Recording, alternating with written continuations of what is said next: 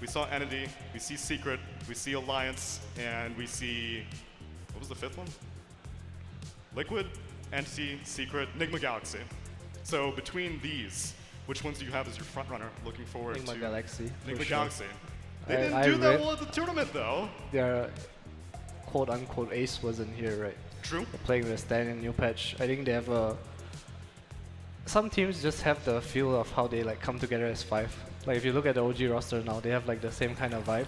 I also want to mention them a bit because I feel like OG Day 1 and OG Day 4, they are different beasts. The OG today looks so clean compared to the OG we saw a few days ago, and I think that's the best quality they have as a team. I think we're going to have a really good finals. Yeah, if anything, being the lower bracket, I felt like probably played advantage towards them because they get to play a lot more games, and I feel like it's even more so because there's a new patch. And if you get to play more games in a new patch, you're going to be able to figure things out faster. I would respectfully probably disagree about the qualifier. I don't think I would have Nigma as the front runner. I think it's still got to be Secret. It's not just recency bias, but it's also the fact that I think historically speaking, Nigma Galaxy and Kuroki's drafting generally gets better and better later on in a patch. True. They have very little time to prepare. Like this is happening pretty soon. I believe I guess in Nigma's favor, I suppose the European qualifier is one of the last ones to get played, if I'm not mistaken. I think it starts in a week and a half, maybe 2 weeks. Yeah, I think they're staggered. So maybe that's gonna help them. If they had the first one, I think SA starts on September 3rd or something like that. If that was Nigma, I would be pretty worried. I think they have the time to prepare, but Secret got a lot of experience here, and I still think Nigma have a bit of catching up to do. Aside from that, don't count out Entity. They look good. They look really good in this tournament. They lost 2-1, and they were, very competitive in their games. So I think in the Western Europe qualifiers, any of those three teams have a good shot, and then Liquid Online, Right. Liquid against Western Impossible European to call teams that. specifically, yeah. How about you, Winter? Which front runner are you taking, looking at the Western European TI-11 quals? I probably feel like Secret has a pretty decent chance still.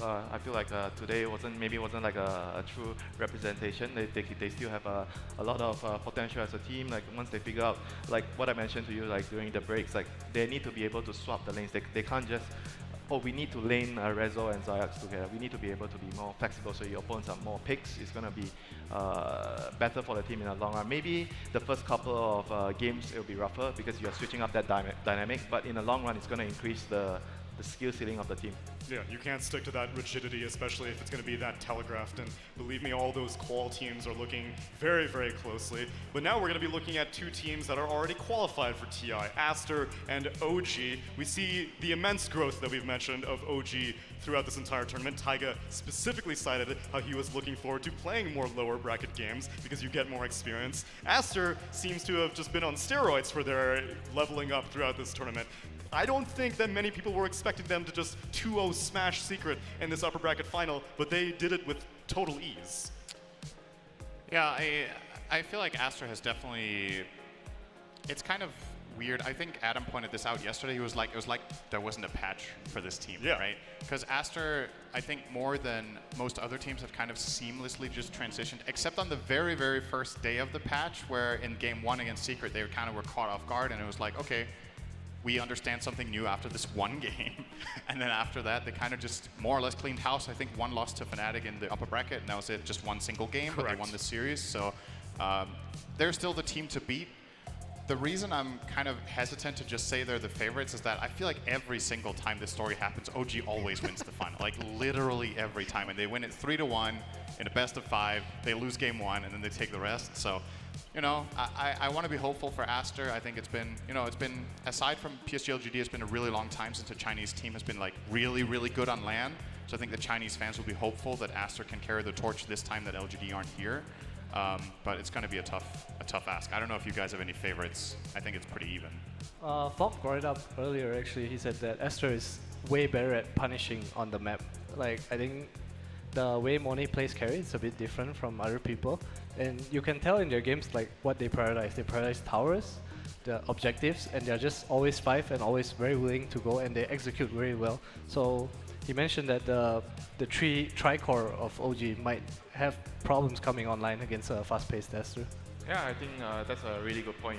Maybe their play style, because you mentioned that the way they transition from the old patch to the new patch, it was like the patch never happened. Maybe it's because the way they played was already so optimal that it doesn't matter if the game is slower, because it's very all-rounded the way they're drafting. They have early game, they have mid game, they have late game.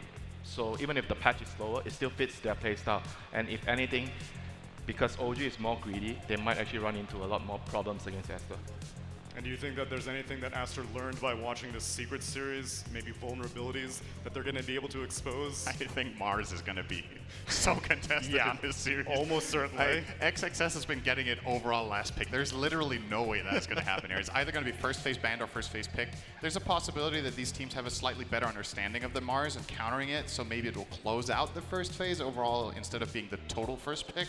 But Mars will be huge, Chen will be huge. I think both heroes are very likely to just get banned more or less every game, and I think OG will not get Chen a single time at least. That would be my advice for Aster. Don't give Chen away, because that is OG's fastest hero.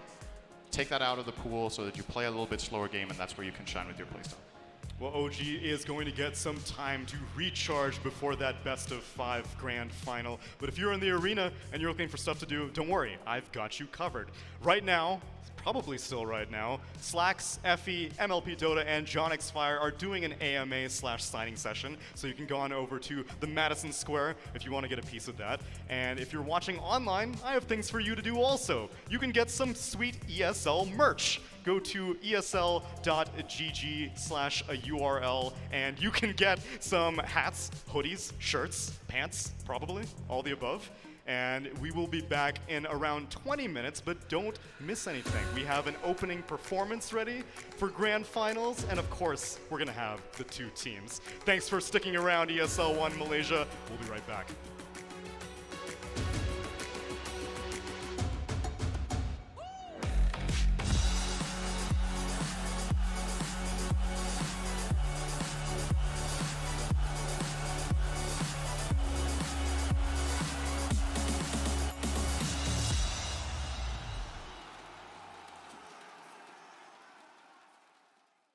In Dota, an instant attack is an ability that instantly applies a hero's auto attack. They ignore attack speed and the natural cooldown that comes with the regular auto attacks, meaning that you can use them between attacks to greatly increase your DPS. Some instant attack abilities consider evasion, others pierce through evasion entirely, which is a huge buff to whatever hero has that instant attack because it means that you don't have to waste an item slot on MKB. All instant attacks, however, do not trigger effects that react at the start of an attack, because there is no start of the attack. For example, Juggernaut's Blade Fury Shard does not proc Untouchable, making the hero an insanely strong counter to Enchantress. Instant attacks do, however, trigger effects that react the moment that the attack hits. So, if you swashbuckle a Centaur, for example, you will take a lot of damage from Retaliate.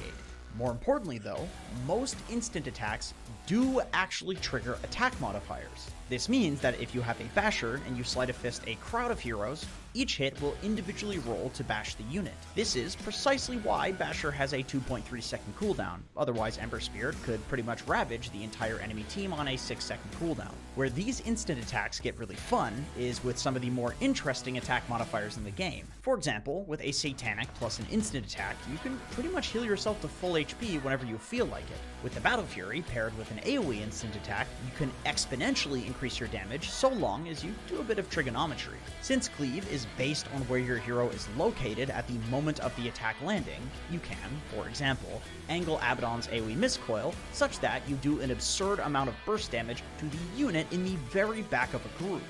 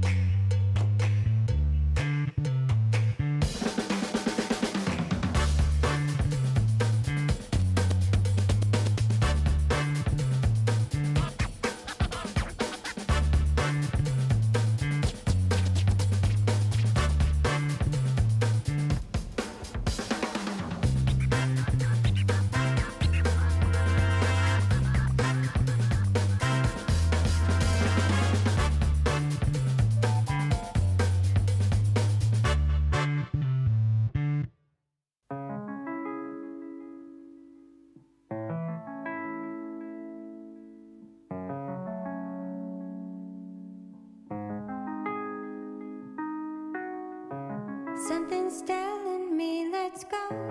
Close the curtain on the show. Follow where the wind may blow. We can go, go, go. Leaving everything right here. 'Cause home is where you are, my dear. Starting over with no fear.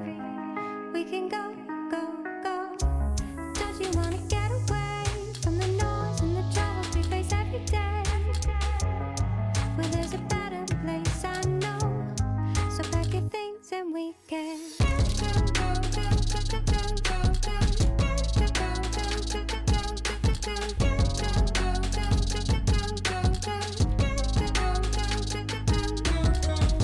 It's time to hit the road. They don't have to know where we're gonna go, go, go.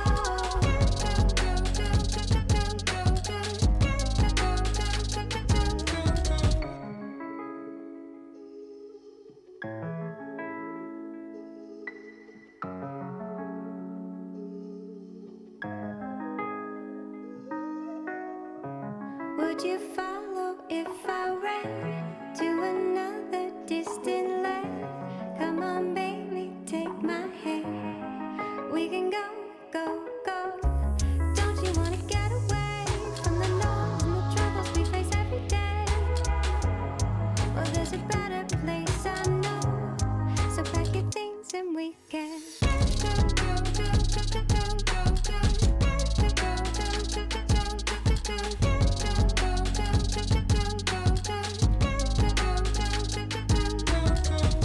It's time to hit the road. They don't have to know where we're gonna go, go, go.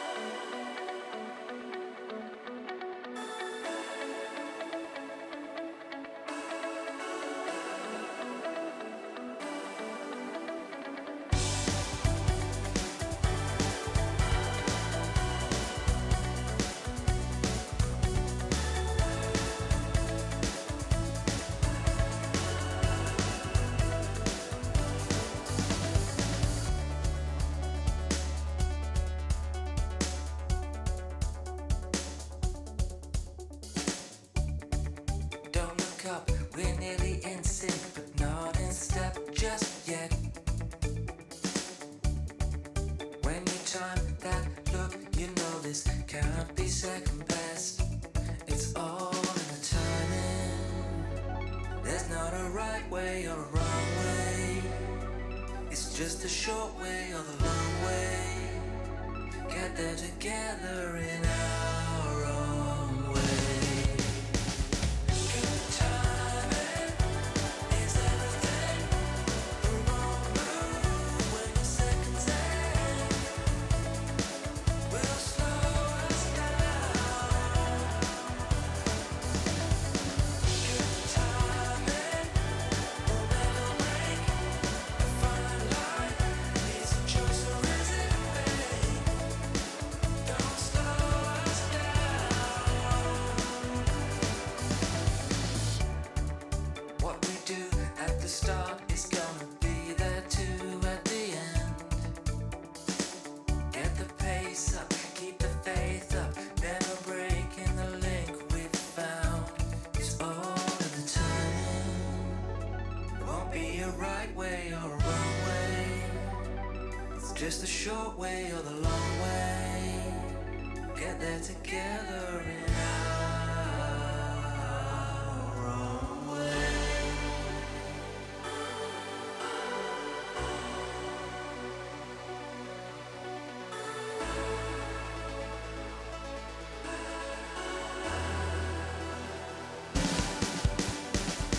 Good timing is everything. We won't move when the seconds end. Will slow us down. Good timing will make or break. A fine line is a choice or is it fate? Don't slow us down.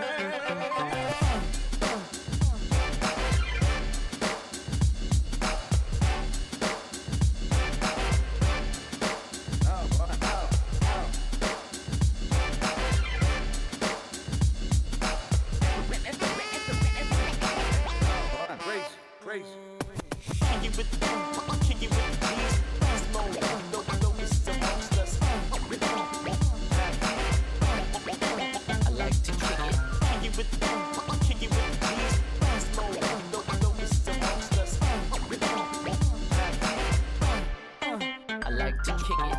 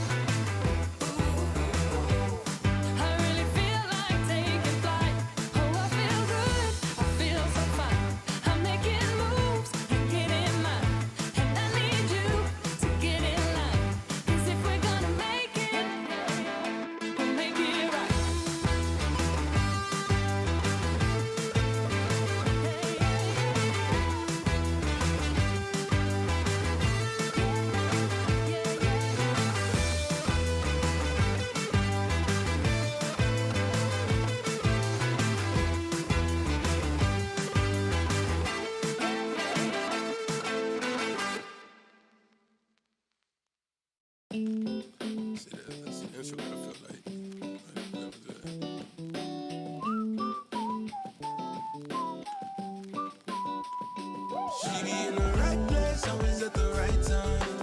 Looking like a dream worth chasing. My place, hit me in the nighttime. Trying to come through and I say, okay, okay, okay. What else I'ma say? Sucker for a pretty face, okay, okay. And she always get away when I say. Never help myself, pretty baby. She like 2020, always driving me crazy. She like spending money just as soon as I make it. Even with the drama, little mama, my favorite. She come with finesse and stutter steps, everything fresh to the death. She ain't gotta flex, she just say less. Come correct her, don't come at all. That girl done it all, run it all, window to the wall. Every time she call, it's a mission. It gon' be a trip, pay attention. I ain't even mad, she different. Just like sunlight in the distance, a little out of reach, ready made for the way. Cause the life is a beach, at least it's a mutual arrangement. with her, it's a mini vacation. Lose track of time like daylight savings. She be in the right place, always at the right time. Looking like a dream worth chasing. And my place and me in the nighttime. Trying to come through and I say, okay, okay, okay. What else I'ma say? Sucker for a pretty face, okay, okay. And she always get away when I say, I say what you have, she say what you got. I say what you need, she say what you want.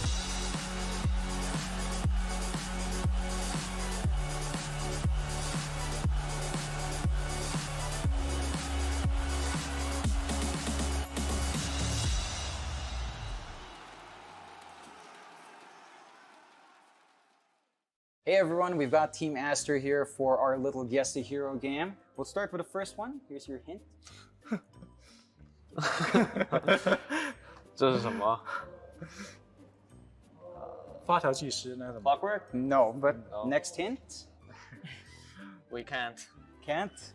So no guess? Yeah. Right, it's Shadow Shaman. Ah. Right, he's like, What? This one, I know. This might be easy, this might be hard. 风暴之灵 Storm Spirit. Storm Spirit No. No? But here's another hint. What? 米拉娜 There you go, it is Mirana. 1 point. Very nice there. You can see. Hey, cat, right? Here, this is.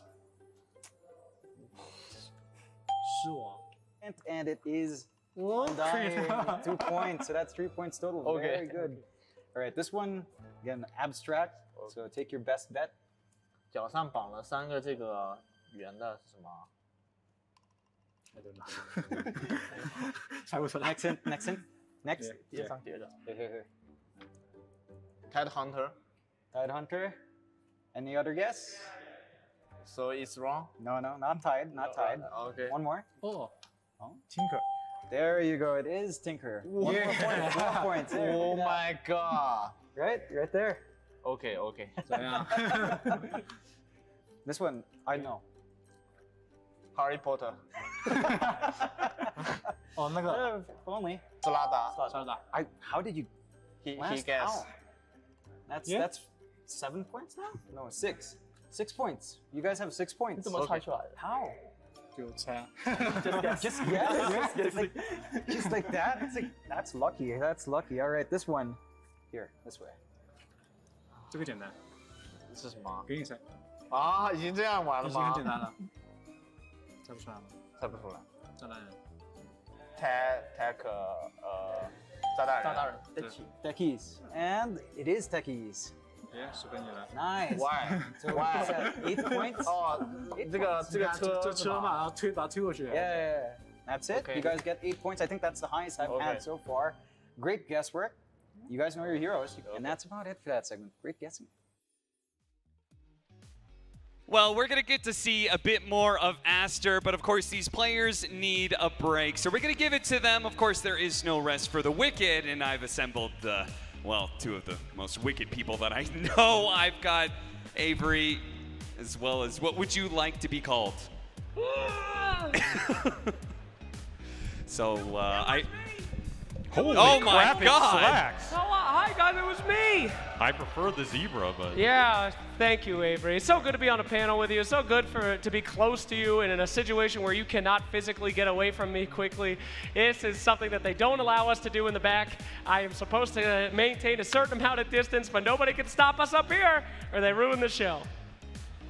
why do I keep ending up with you? I don't That's know. all I want to know. Who did I piss off in the Dota scene? Who's we trying were to ruin asked, my you know, career? it's like, okay, we got a little bit of time. Let's go ahead and have a fill panel. Let's have some fun. Who wants to do it? Of course, like me. It has to be me. I'll take any moment I can to be in front of the precious camera. I love it. And of course, I have so much fun with Slacks. I was like, sure, I'll do it. And nobody else wanted to volunteer. So we voluntold Avery that he has to come up on panel and I mean, join I'm us. always happy to talk about Dota with a respectable Oh, gentleman. that won't be happening All right, here. well, We won't Absolutely. be talking about it any We get a Dota random from the whatsoever. crowd. What do you guys think? We get some random. How about that Yeah, guy? do you right guys there? think you could do this job? Yeah, come up here. Who What's out your name? here thinks they can replace Tsunami? Oh, yeah. That's yeah, what Reddit's you, always yeah, saying, come on right? up. So now's the chance. Not you. No. Right. Yes. Oh, we can only get one. We gotta get the guy with the. There's only one yeah, spot. I was pointing to him. I'm so sorry. Oh yeah, I'm so sorry. I'm so sorry. No, not you. I don't like the look of that guy. Yeah, bring this random kid up here. What's wrong with this look? What? What, you didn't like the glasses or what? Ah, no, he winked. Are you he accepting winked the it. liability here, Slug? Come here. Yeah, here you go. We'll just bring this rando on here. This is What's your name? a great idea. James. Ah, James, ladies and gentlemen, give it up for James, our Hey, panelist. James! Last game, Team Secret, you know, they had 15K gold net worth disadvantage, or the win rate and pick rate of Dark Willow is pretty, what do you think? Team Secret lost. Correct! Hey! 1 for 1. This guy's good. This guy's pretty good. All right, so go ahead. All right, Avery, hit him with your best question. I know Best you've got question. some, yeah. Who's going to lose the grand final? Careful what you answer here. Yeah, there's a... Remember, you have to go sit back down there. Yes. He's thinking about this one. James? Aster. Aster's going to lose? Aster, yeah. Aster's going to lose. Crowd, was that the correct response? Get that other kid up here. What the? All right, no No, worries. do you So actually where think were we? Aster's going to lose? Yeah, Oh, it's hard to tell. okay. No. I Think they're just too baited good? into saying it now. I feel Hey, bad. I mean, that's 2 for 2. An analyst pandering to the crowd, that's exactly what you're supposed to do. Honestly, Well James, done. you're a natural. All right, who is going to drop 20 kills plus in a game in the grand finals? Why Who's are it you going to guys be? just picking Which on- game is it going to be? Which hero is it going to be? Which position is that hero going to get drafted? No pressure, though. Leave If James you answer alone. correctly, you'll be a god in the Dota 2 Yeah, scene if you get for it, all time. If you get it all right, you get to live with Slacks for a year. That's right. No, he doesn't want to answer that. You could He's be a just- second The child. don't want ultimate to win. DHL drop. You get to Yeah. drop into his house and live with him. He's more than welcoming. I've done it That before. doesn't sound like a reward, though. Well, it's a reward for everybody else because we're going to film the entire thing. So Yes. it'll be a good content piece. I like how he's slowly getting further and further away on the panel. You're supposed to look up. There you go. All right. Bring it in. James for TI. This is very hype. All right, so Slacks wanted to do this panel segment, so I assume that you had some ideas of what to be able to talk about while we're up here. Or do you want to talk about Dota? Because Yeah, no, I'll talk I'm a about it. I'll Dota talk about host, it so right now. I will gladly start talking about the upcoming match, but I assume you don't want to do that. I will talk about it right now. I want to know why all these teams are cowards. We all want the Centaur Ags. We've all been asking for it. And they're just greedy. They won't do it. It's all about the money with these boys. It's all about the fame. What about the fans? When will we get the opportunity to see the Centaur Ags in the grand finals? That's what I want to talk about. It's competitively viable, Avery. It is. I like that shake of, it's competitively viable. Well, you know, there is something else that we could do for the fans. In fact, Centaur might actually carry in, say, a certain drop. Oh, Slacks. yes, absolutely. Avery, James, bring it in here. Did you guys know that you could win a trip to the International? I didn't know that. It's true. You actually could. Today is the final day to sign up at the link, which I believe is it will be displayed during the content piece. You So are click on it. It's putting all a good. mag We're gonna play a about little a weight video, on me right and now. if you win this contest, you go to TI and you film the final episode of the DHL adventure. That is right, my friend. So watch this video. It's not cringe, I promise. You'll enjoy it. All right, here we go. Let's take a peek. And don't forget to sign up. All right, Effie, this is it. Take this letter, deliver it to us in the past, and warn us about our dark future.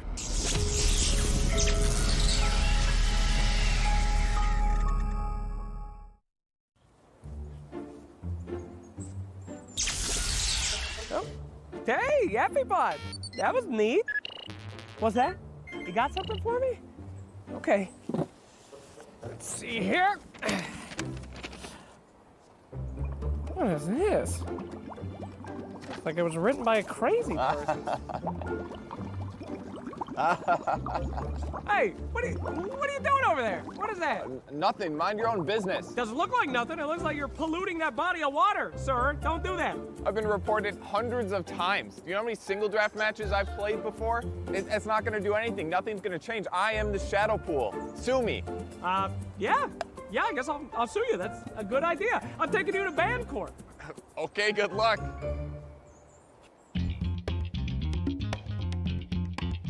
The plaintiff, DHL Man, who still doesn't have a name despite us making these videos for 4 years, is accusing his rival of environmentally harmful business practices, exploitation of employees, and generally being a toxic tryhard. The defendant, the Side Shop Man, says DHL Man is overly sensitive and uses the report button too frequently. That's the defense. All rise for the honorable judge, he who must always be named the best caster in Dota 2, not carried by Cinderin in any way, the man who got second at the International 6, the man who's come out with many very successful custom games, despite what some may say, the round but not square, the very in shape and not morbidly obese, His Honor. Judge Sunsvan presiding. Let the ban court commence. I have the ban hammer at my ready, forged by the great Gaben himself. The defendant, DHL Man, please rise and bow. Lower. You may present. Objection. Yes? DHL Man, he's a moron. Noted. On record. Go ahead, plaintiff. Thank you very much. We at DHL are looking to go green, carbon neutral by 2050, clean energy solutions, sustainable packaging, really having a focus on the environment and the future of us all. In the other side of the coin, the man in this courtroom was recently seen dumping toxic chemicals into the mid-river, as shown, I believe, very clearly by this evidence. If you could, wheel that out for us, please? Be warned! This video has very graphic material. You may need to look away, unless you're a sociopath, in which case, continue watching. Enjoy. You guys went up here to pollute at the DHL facility. I was gonna vandalize, but this seems way more fun. Gonna dump some toxic waste into this river. Like and subscribe for all the best viral videos, because all that matters is how famous you are. Hashtag SideShopMan. Deepfake. That's a deepfake. This is some very compelling evidence. Do you have any more to present, Side Shop Man? Yes, I do. This is very important and relevant to my case here. Now, imagine if you guys could have neutral items on fast delivery and the timing was relative, but in difference, only one person could have that iron talon in the jungle. It could be you. Anyone understand that? What? Only one for $1 million. I've heard enough.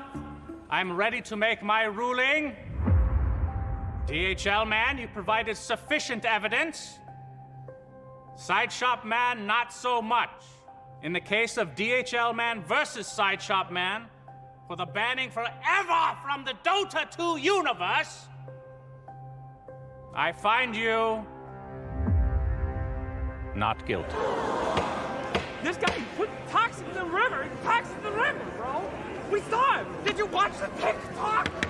But take DHL Man away. He's guilty for life. Okay, this is not how this is supposed to work. He was on trial. I am called the defendant. I am the defendant. This isn't right. I win. Finally. Help! Everyone, help! I'm going to jail again! No! Help! Actually, you can help. Go over to esl.gg/DHL. We'll fly out to the next event, come film the next scene with us, and you can save me in this predicament we created. Help! For real!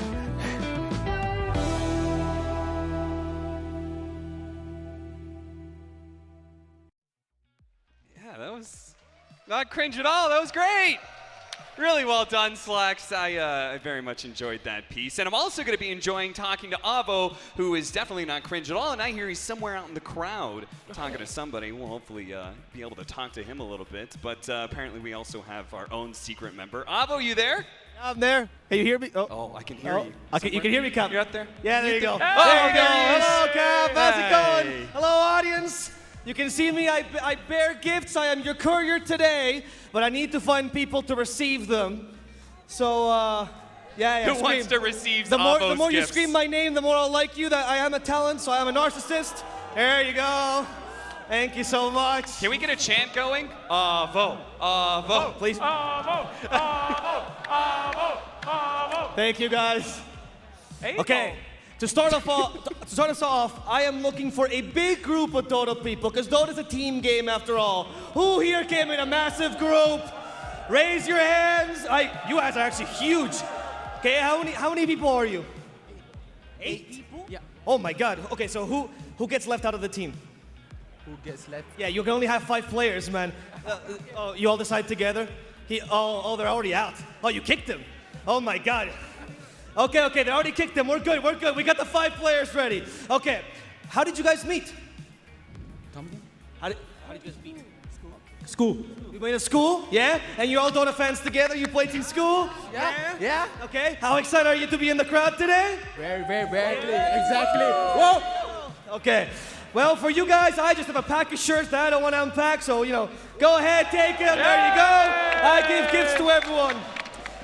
Now, I'm looking for something very specific. I am looking for a bald person. Oh, I got one over here. Please raise your I hand got one if over you're here. bald. Avo, over Me! here on panel.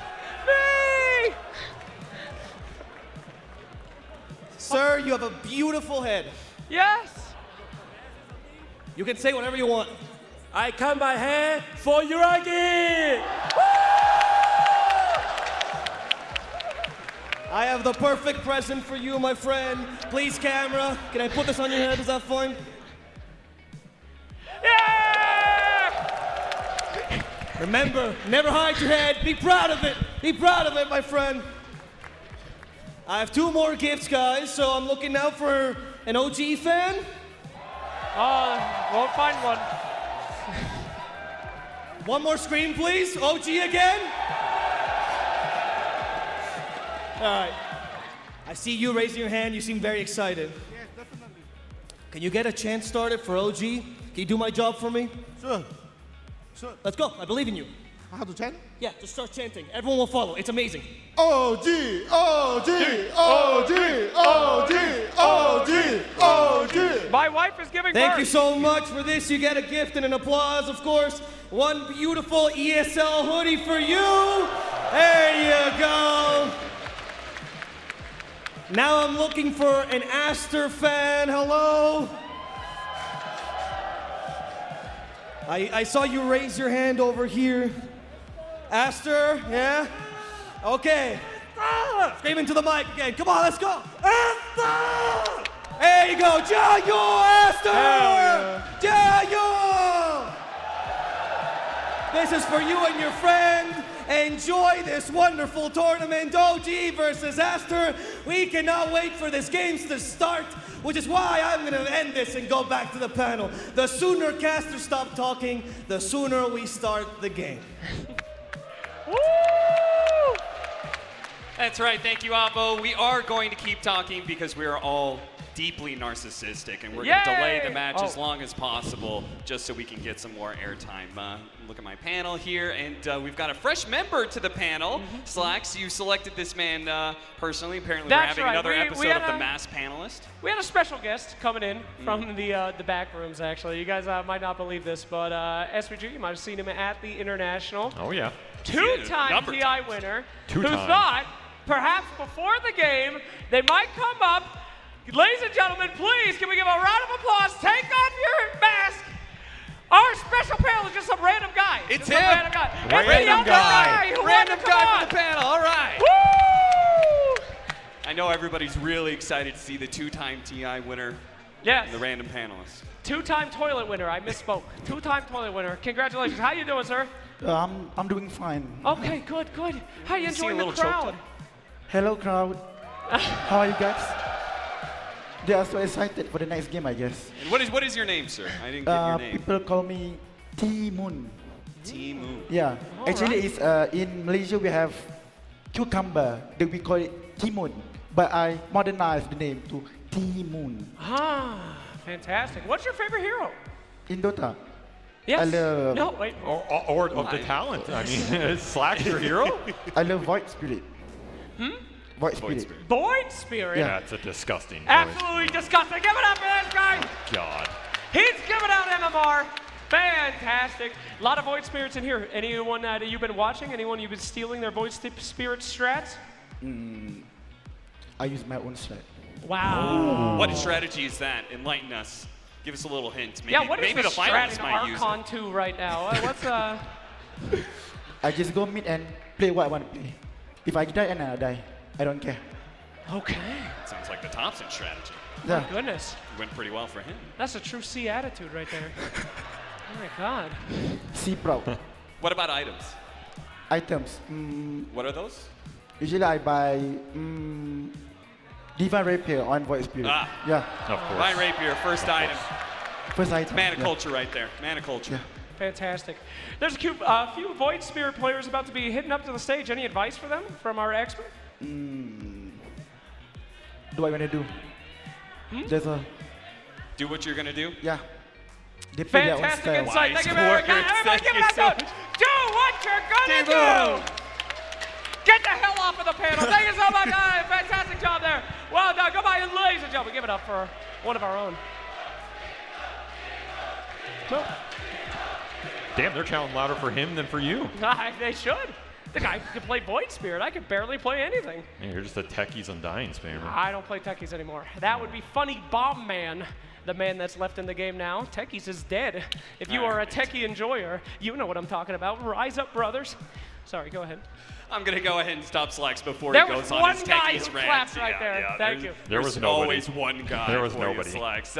Now we didn't get to actually see Team Liquid here in the stadium, but we do have them in a video. We've got them playing another game of Who's There.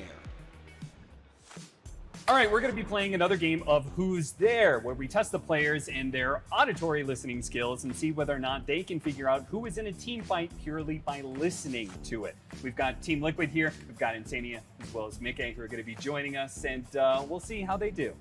Just going through, second time, you're allowed to pause. You just yell out, but just say whatever heroes you hear, and I will write it down for you, okay? I'll try my best. All right.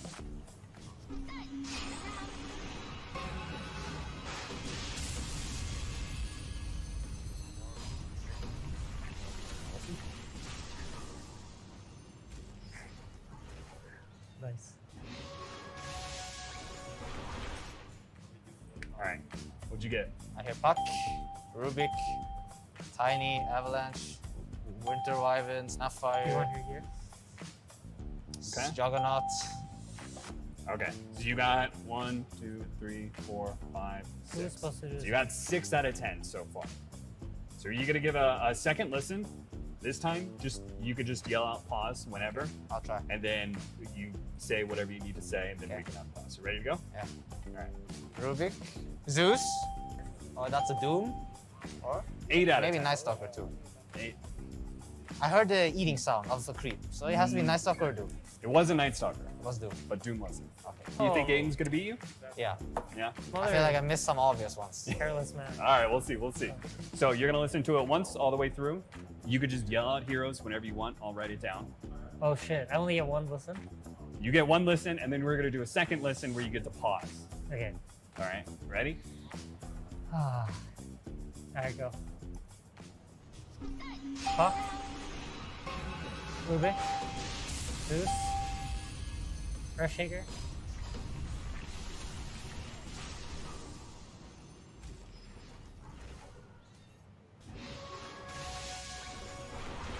Is that like Jug in the end?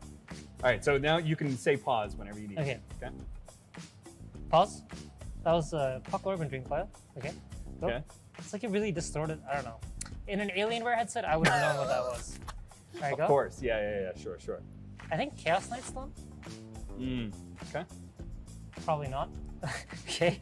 Press play. Pause. It's Doom's Devour. Tiny Stun and Juggernaut. Yeah, Tiny Jug. That's all. Can you say which ones I said and I'll remove the ones I don't agree with? Okay. It's definitely not Shaker. Puck, Rubik, Zeus, Jug, CK, Doom, Tiny. Oh, it's not even 10. No, it's not. All right, so Mickey got 8, and you had 1, 2, 3, 4, 5, 6, 7. You had 7, but Chaos Knight was not on the list. So Yeah, you I have figured. 6. Here's what you were missing. Oh, it's Aster's pick. I knew it was the major games. I leave you nerds alone for a few minutes and you start playing games. This is no time for fun. Actually, it is now, because we are going to play this exact same game. I want you to stay very, very focused. I know I've been asking the crowd to be very loud recently. I need you to be pin, drop, silence, because we need to concentrate. We are going to play our own version of that game. Should we turn away? There's nothing. Okay, I think they will just play the audio. We can all play along, and it'll be a team effort. Production, if you could, play the clip.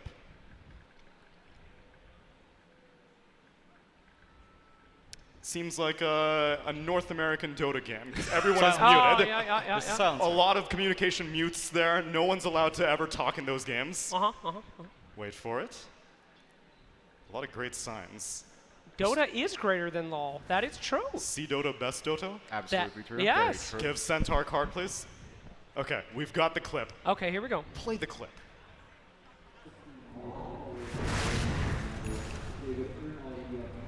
I don't know what that is. You guys are. I. Oh, that's Sven! Sven stun! I got That one. was- You guys all sucked. Sven stun, I heard it. Easy. Okay, we're hearing some things from the crowd. Sven, I hear Sven. Necrophos, I heard a Necrophos. What else we got? We got the Sven already. Say something else other than Sven and Necrophos.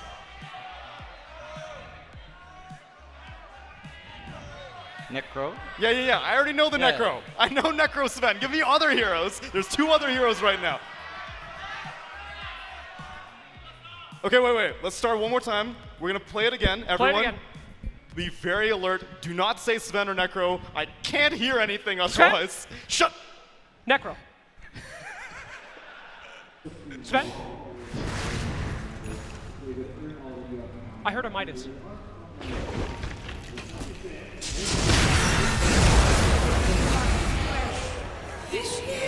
Okay. Was that a Viper Strike that I heard? I heard a Timber as well. A I think. Timber? No, Timbersaw. no, we're getting a no on Timber is correct. So What? now we have 3 out of 4. Sven, Necro, Timber. Who's the 4th hero?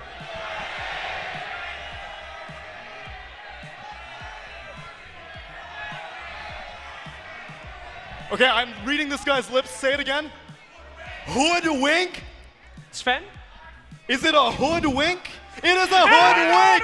We did it, ladies and gentlemen! You guys are on point. Sven, Necro, Timber, Hoodwink. What a terrible draft. It must have been SCA Dota that we were looking at. Oh, it's a Enigma Galaxy game. Draft. Oh, no. Oh, no. They're on other teams. There's the Bushwhack, Necro. There's the Sven that you heard, the Timber. It all made sense.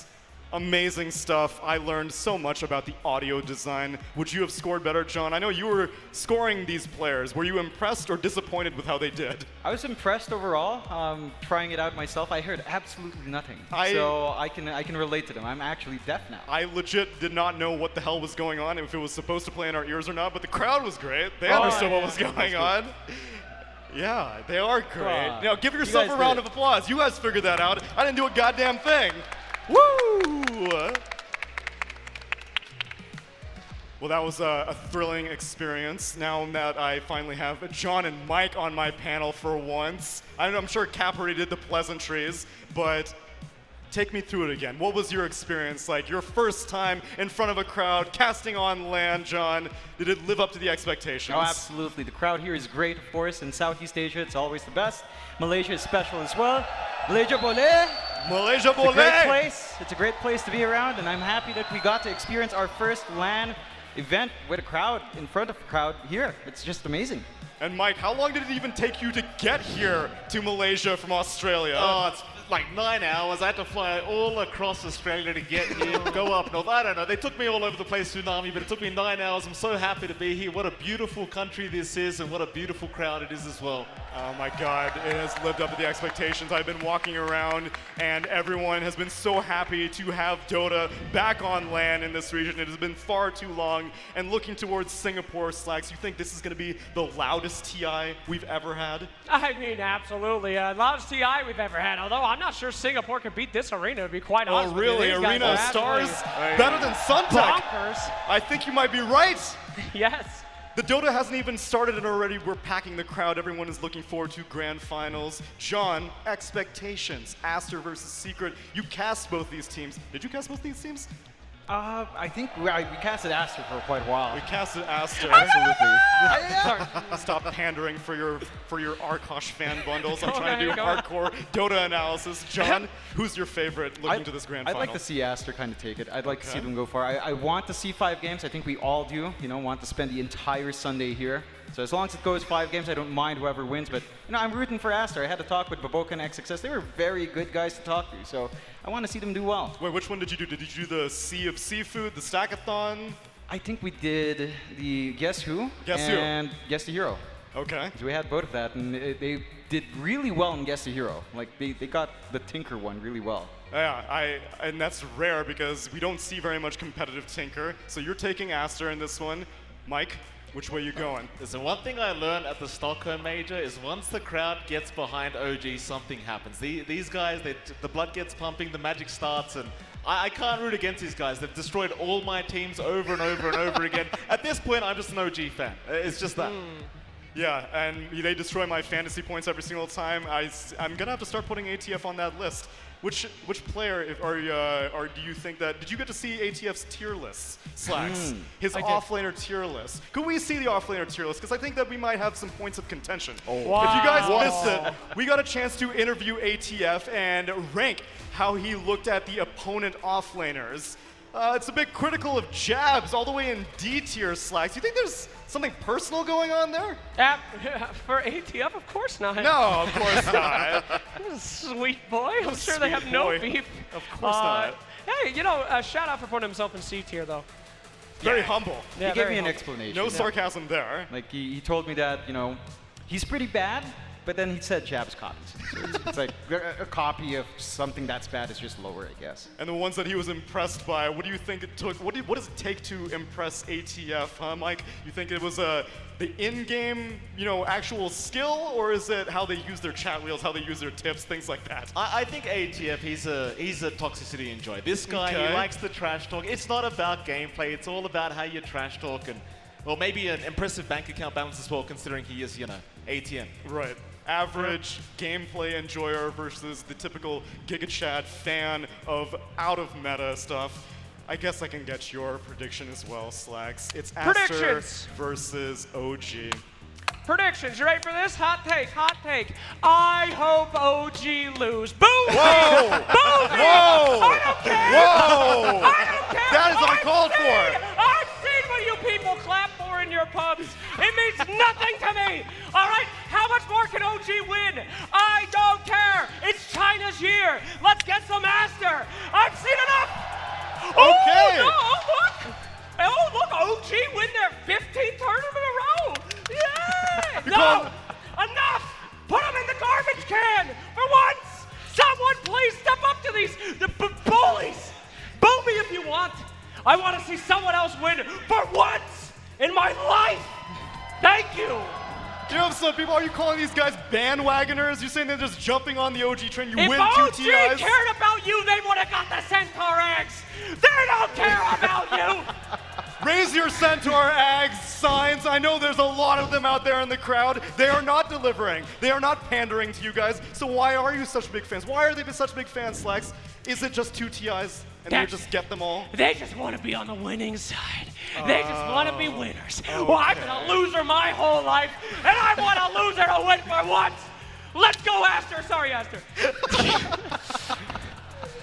Well, if there was ever a time to break the curse, I think Aster are looking to do it probably at TI, but it's a good start if they do it here in the Arena of Stars. So let's get you a grand final. Stick around, Malaysia. We will be right back after the break.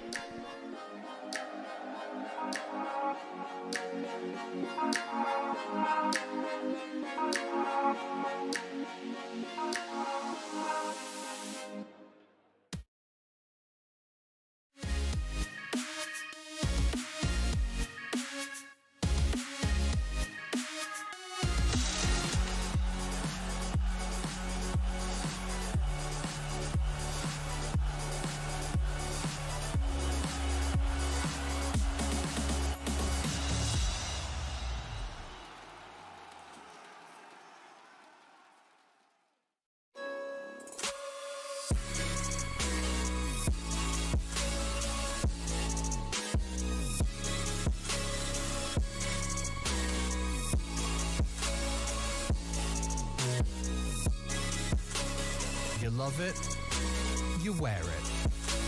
What's your style? Get your merch at shop.eslgaming.com.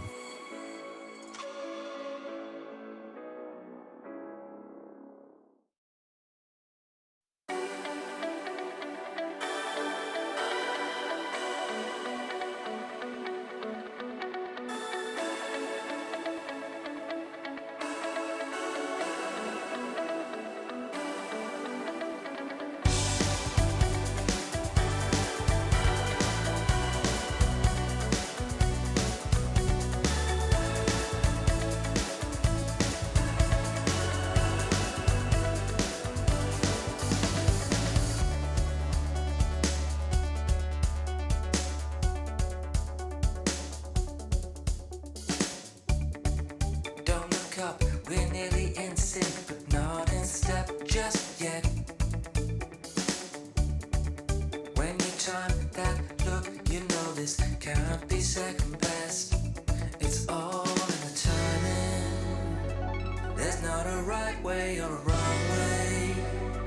It's just a short way or the long way. Get there together in our own way.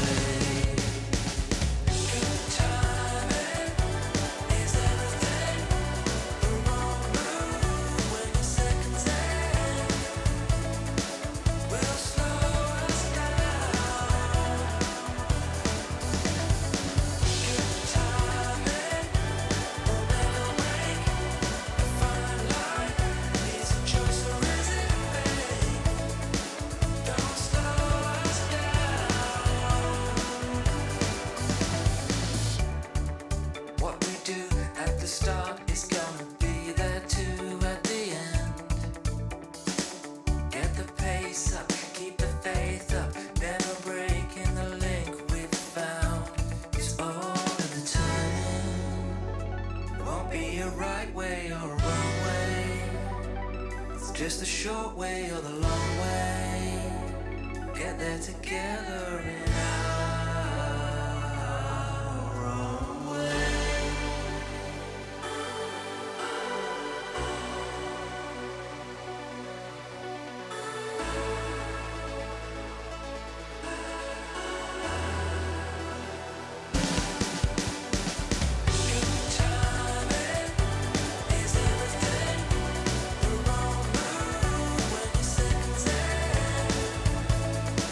We'll slow us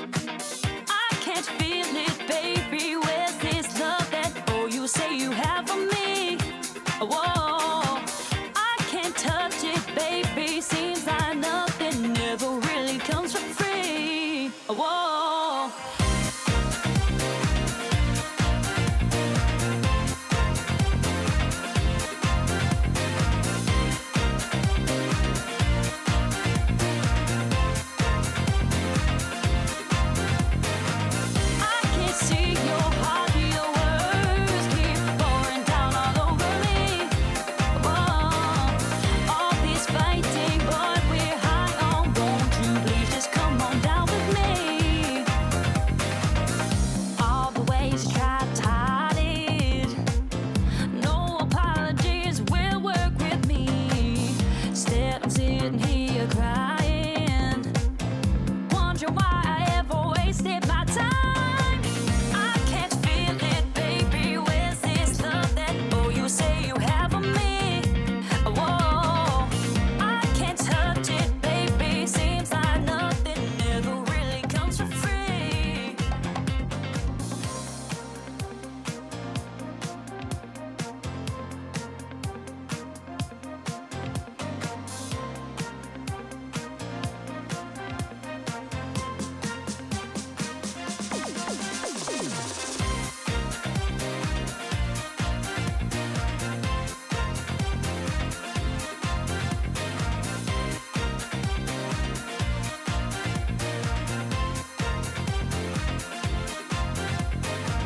I can see your heart, your words keep pouring down all over me.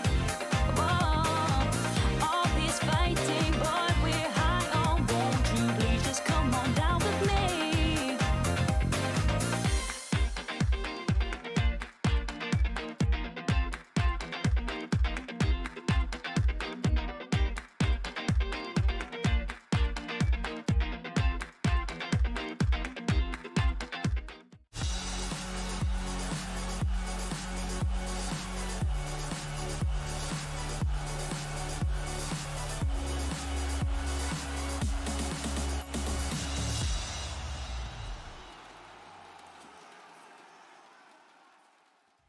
It is almost time for the grand finals, ESL 1 Malaysia. Are you ready? It's Aster, it's OG, and I'm joined by an amazing panel to start talking about these two teams. It is Effie, it is Jabs, and Ninja Boogie had a little bit of a fight with his headset, but he is here. How you doing, Ninja Boogie? I'm good, sorry, I'm struggling a little bit, but It's all good? everything's okay. Yeah, I'm surprised to see Jabs here. Yes! I thought I was going to be pairing up with Insania, but I always love myself a little Jabs. Yeah, it's a bit of an upgrade, perhaps, Jabs. How are you doing? Good. This is my first time paneling, so kind of nervous. Don't be nervous. I think you've got a lot of people in the crowd that really love everything you say. You can say that Broodmother is the best hero in the patch right now, and people will believe what you say. That's how it works as a pro on the panel. How are you doing? Because obviously you see these two teams in the finals. You faced both of them. You went the distance 3 games against both of them. Were you expecting to see these two teams face each other here in the final series? I would say that I think Aster, I feel like Aster might win this because like they're actually playing really good. They are playing really good. Effie, we are going to start talking about Aster first, and I know you are a big fan. It is time. It is their time to shine. It's time for Team 2 to take it home. I love OG. I know there are a lot of OG fans in the crowd, but I mean, this is a storyline and a half. Getting over your mental block and just completely crushing everybody along the path sounds fun. But I do think Aster today have shown us exceptional, or throughout the tournament, they've shown us exceptional ability to play together as a team. It seems like instead of emphasizing on individual player timings, they've just been playing around each other and have just been going for these team fight heavy drafts and out fighting everybody else. Jabs, I have a question for you. Since you played against both teams, which team gave your team a harder time? I would say OG. OG? Yeah. Okay, and then since we're talking about OG, what is this beef you have with Amar? Why were you rated D? Was it something that happened in pub, or was it like you had a game in a major where you guys were up ahead, like 22K gold lead, and I think you did all chat, right? Yeah. I mean, it's just for fun. Okay, but nothing serious. Yeah, nothing serious. Okay, like, okay. You know, Cool. like nothing serious. Yeah. Well, it's always good fun. OG, of course, formidable team. They got here through the lower bracket. OG special, of course, and a team that we already saw earlier today.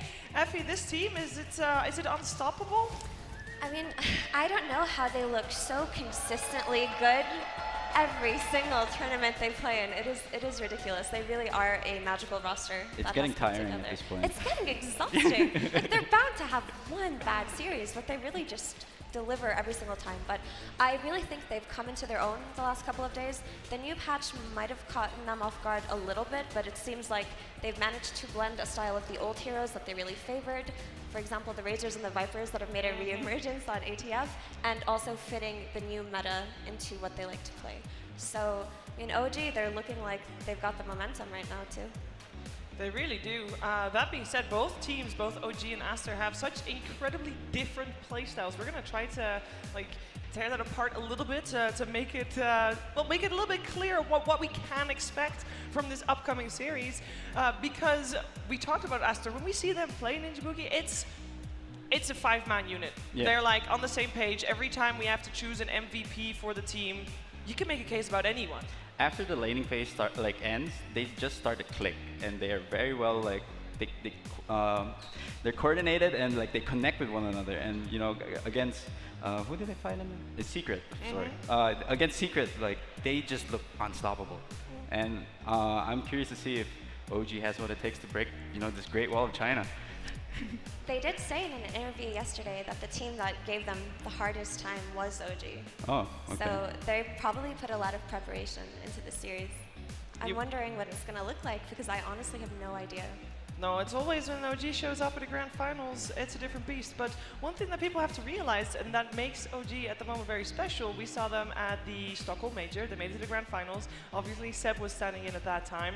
And everybody's like, oh, Orso Arlington, they came fourth. Seb standing in. This is partially because Seb is such a god tier player. He won 2 TIs. They're doing it with Chuvash. How does that feel? I mean, seeing Chuvash, Jabs, as a coach, step it up, basically being the position 5, it feels like this team has a roster that they can sub in anyone, right? I think Shu's playing post 4 right now, and yeah. Taiga's 5, and Taiga Watts is really on point right now. Even game against us, his ward actually win the game. A lot of time. Very unconventional warding. Yeah. I saw him kill Palos at top when he forced the BKB, and then Palos got greedy, still kept going. There's that one ward that was just in front of the tier 1 in Dire, and OG have a lot of lane wars. They really do. Sorry, I have a question. If Sunby would stand in for Fnatic and the same situation, He's already sweating. you reckon you guys could reach the same? Just say yes. Just say yes. Probably not. Doesn't believe it's going. It takes a special type of coach to be able to do that. That's for sure. It also takes a special type of person to play with the same person for 7 years straight. I want to talk about this a little bit. We mentioned it at the very start of the tournament, but maybe you guys don't know. In 2 weeks, 7 years ago. All right, we're almost there. September 2015. Math is great. BO5 and XSS played together for the first time, and they never stopped Effie. This duo has got great synergy.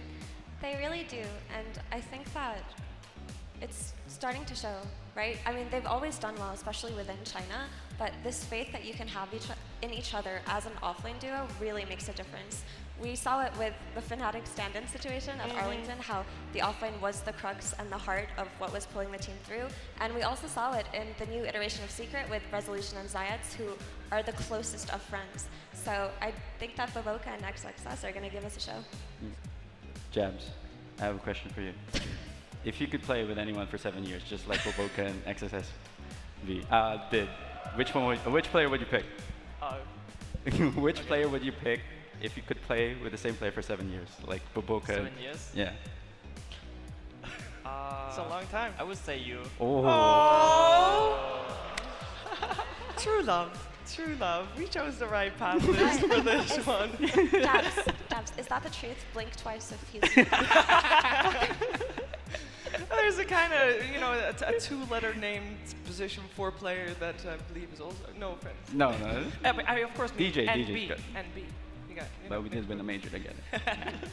All right, it is time to get this grand finals starting. Of course, we want to do it in style. We're going to take a quick break, but then it is time. So make sure you find your seat if you haven't yet. If you have snacks, get them later, but get ready for this grand finals. It's Aster versus OG.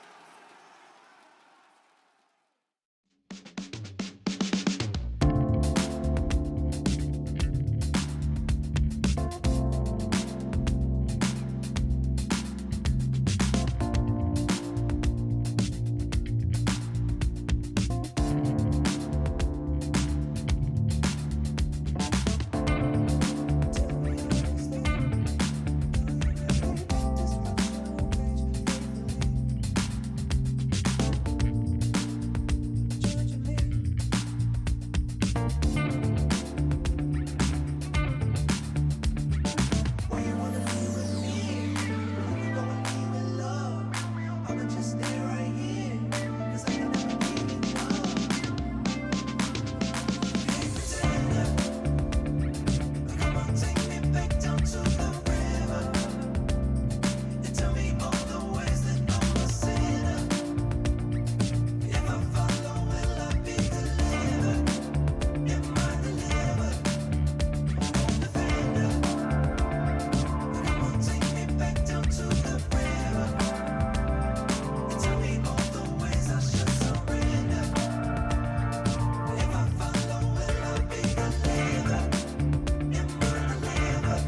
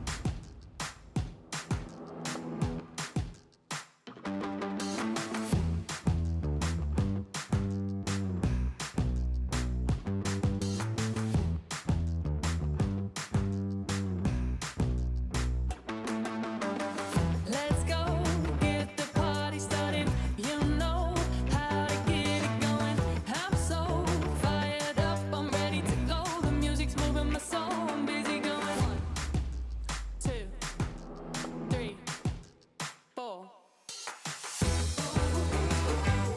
I really feel like dynamite. I really feel like taking flight. Oh, I feel good, I feel so fine. I'm making moves and getting mine. And I need you to get in line. 'Cause if we're gonna make it, we'll make it right.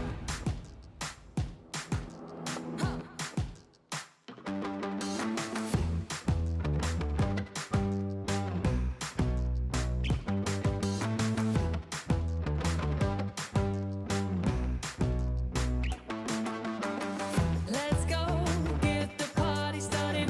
You know how to get it going. I'm so fired up, I'm ready to go. The music's moving my soul, I'm busy going.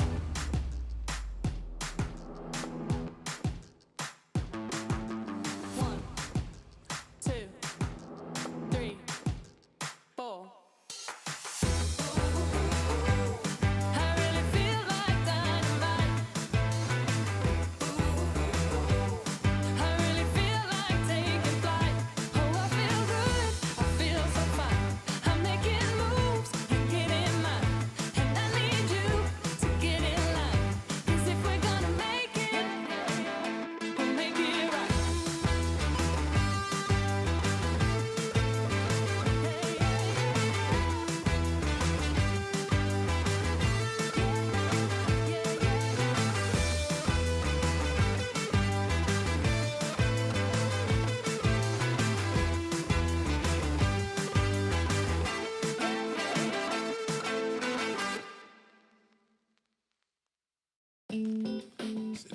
That's what I feel like.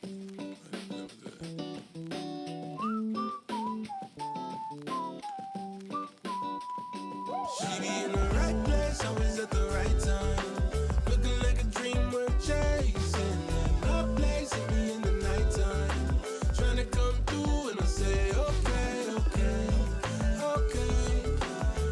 someone say, sucker for a pretty face. Okay, okay. And she always get away when I say. I can never help myself, pretty baby. She like 2020, always driving me crazy. She like spending money just as soon as I make it. Even with the drama, little mama, my favorite. She come with finesse and stutter steps, everything fresh to the death. She ain't got a flex, she just say less. Come correct her, don't come at all. That girl done it all, run it all, window to the wall. Every time she call, it's a mission. It gon' be a trip, pay attention. I ain't even mad, she different. Just like sunlight in the distance, a little out of reach, ready made for the way. Cause the life is a beach, at least it's a mutual arrangement. If I'm being honest with myself, I wouldn't change it. Every time I'm with her, it's a mini vacation. Lose track of time like daylight savings. She be in the right place, always at the right time. Looking like a dream worth chasing. My place and me in the nighttime. Trying to come through and I say, okay, okay, okay. What else I'ma say? Sucker for a pretty face. Okay, okay. And she always get away when I say. I say what you have, she say what you got. I say what you need, she say what you want. I say what you on, she just say a lie. She could have the whole world on a string in a pocket. Stage dive with it in a mosh pit. Everybody watching, she don't care what gossip. She stirred a pot cause she just a little toxic. She know she the plug and the charge in the socket. I would say it's love, but it's more catastrophic. Defies logic, a little obnoxious, but I'm so far gone like a Drake tape. Never had a chance in the first place. Maybe that's a mistake. I just had to know how her lips taste. Body talk letting her fixate this way. She knows she my favorite escape. That's why she hit my line when it hit me. In the right place, always at the right time. Looking like a dream worth chasing. My place and me in the nighttime. Trying to come through and I say, okay, okay, okay. What else I'ma say? Sucker for a pretty face. Okay, okay. And she always get away when I say it.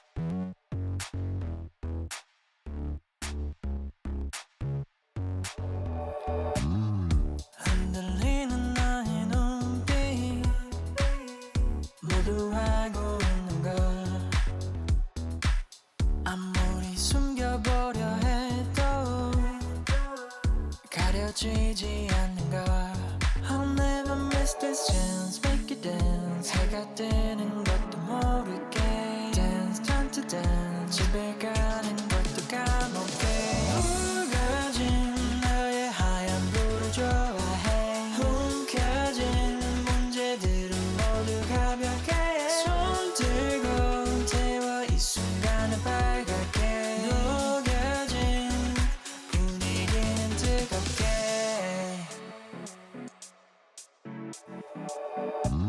아무리 어렵다고 해도 시작하면 되는 걸 처음이 어색하다 해도 이미 익숙해진 걸 I'll never miss this chance make it dance 해가 뜨는 것도 모르게 Dance time to dance 집에 가는 것도 까먹게 붉어진 너의 하얀 불을 좋아해 움켜진 문제들은 모두 가볍게 손 들고 태워 이 순간을 밝게 녹여진 분위기는 뜨겁게 우리 둘이 눈을 마주보고 춤을 춰보자 우리 둘이 두 눈을 마주보고 춤을 춰보자 I'll never miss this chance make it dance 해가 뜨는 것도 모르게 Dance time to dance 집에 가는 것도 까먹게 붉어진 너의 하얀 불을 좋아해 움켜진 문제들은 모두 가볍게 손 들고 태워 이 순간을 밝게 녹여진 분위기는 뜨겁게 우리 둘이 두 눈을 마주보고 춤을 춰보자 우리 둘이 두 눈을 마주보고 춤을 춰보자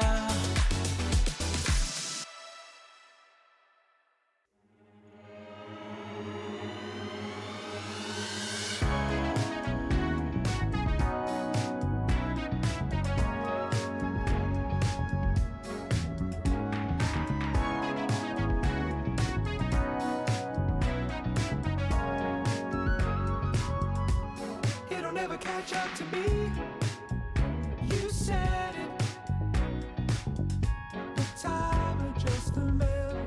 There's a warning in the breeze. If you got it, then maybe you understand.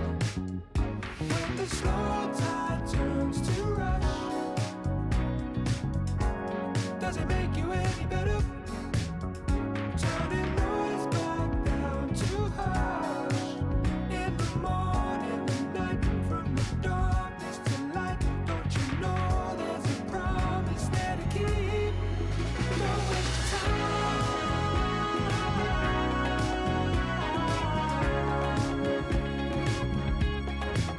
Don't waste your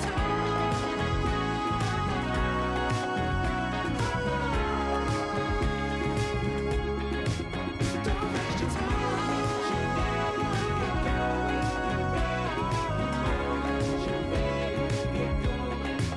Don't waste your time.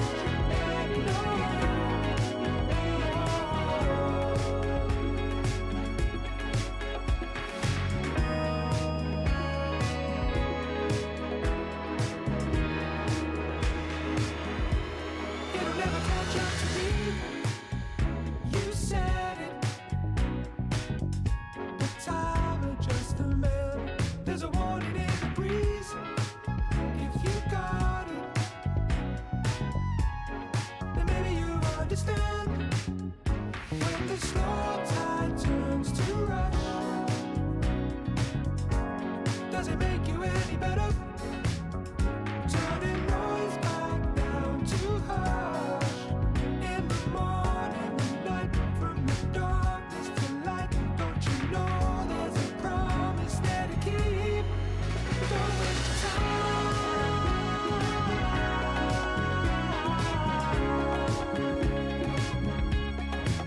Don't waste your time.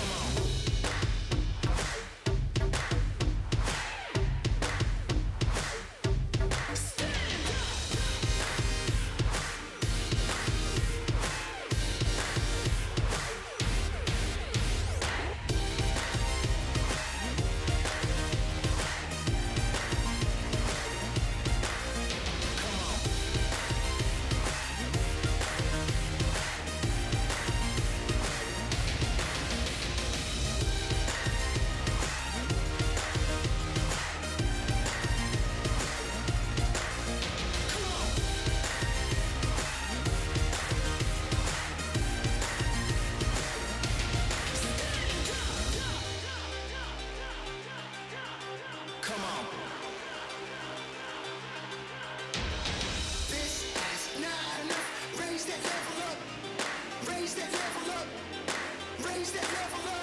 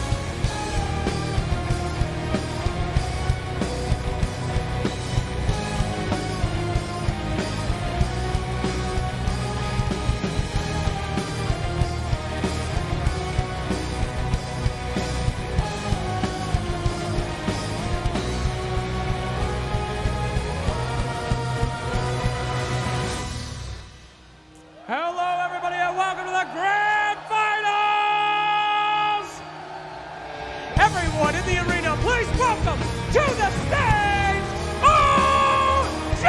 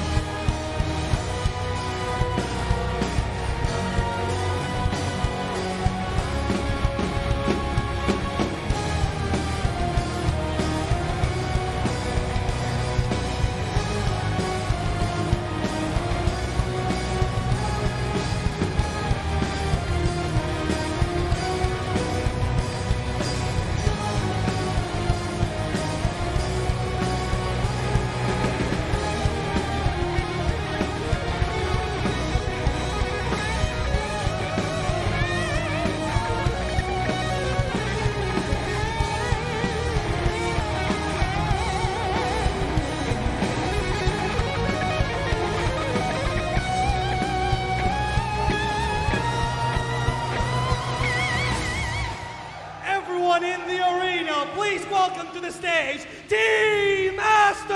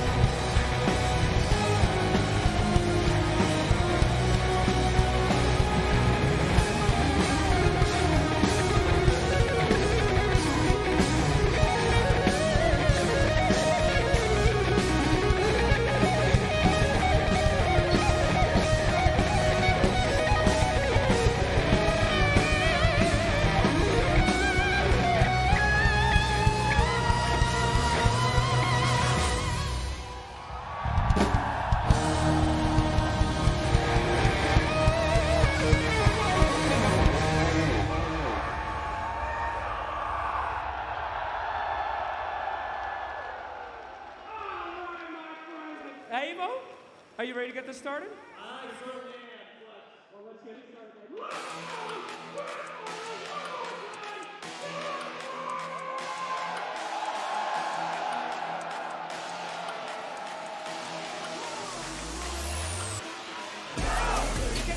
Crystals have used the black hole on XXS resolution.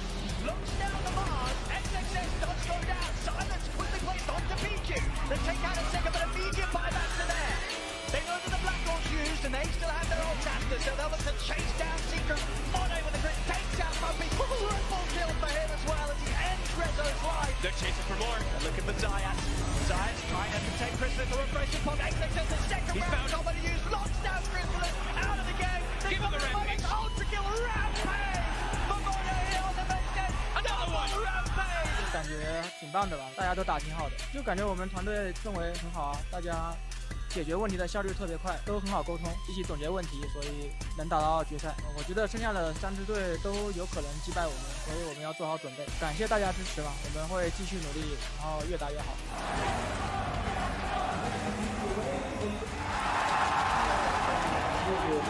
Does have the BK. He puts it out on the egg. High ground egg as well. Secret not able to deal with it at all. They're stuck inside the arena as well. Amar soaking up the damage. A beautiful terrorized combo off, but a snowball save. He picks up everybody. Does Sonic Wave on 5. BDM comes through to wipe Team Secret out of this one. Resolution's going to be chased down. Nisha's caught by Uragi as well. Inside of the brambles, one by one, they will get chased down. OG losing nothing for that team fight. I guess they were easy games this time for us, not like the last series. And yeah, I do feel great beating Secret. I mean, our performance, it was after patch, it was kind of shaky because like new patch and like everything changes and like the way we draft and the way we pick. But I think we could be back at it again. Yeah, Aster is a good team, and I think I want to smash them. But they're a good team, so we'll see. 不管谁上来，我们都会全力以赴去击败他们。大家一起打一个精彩的决赛吧。We're ready to smash some people now. Let's go.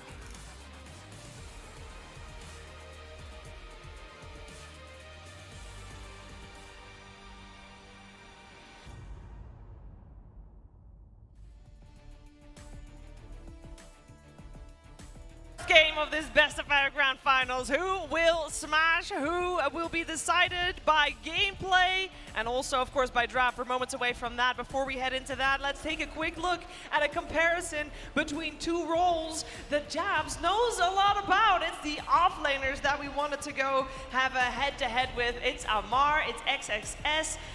Jabs, your opinion on these players, please. I would say that XXS is like pretty good farm right now. Like he can play like a both like carries type or like a he not like greedy as a Ama. Yeah. Not as greedy as Amar. Amar definitely one of the more greedy offlaners. Smash. But I do agree with Jabs there. Like one of his biggest benefits is while he can handle that core role if you need it to be, he also just excels on these Mars-type initiating heroes who can do so much for his team. We've seen Aster time and time again win these team fights, collapse on the mid lane on the back of XXS's play. And we have going into this first game. What is, Ninja Boogie, according to you, the thing that you are going to keep the closest eye on for this match? Well, for me, I think Mars is going to be highly contested by both teams. Amar has been playing it very well, and you know, XSS with great success as well. Yeah. I think we have to look at the Aster +5 hero, because like this guy only play like a defensive support. If you look at it, like he play a lot of Wyvern, Abaddon, Dazzle, Oracle. Like I think how this team works is like this guy gonna play a defensive support and be like behind. Yeah. Well, defensive support, undying support already removed. The Chen as well. Respect there towards Chuvash that we saw earlier, and actually Taiga plays it as well. We got the Shaker removed. OG, and this is something that I would love to hear, Jabs, your opinion on. Going into bonus time for this second ban, how unusual is that? I feel like Aster, maybe OG didn't think like Aster gonna ban the Shaker. I feel like Aster gonna first pick Mars. I don't think they want to give him Mars. Oh, never mind.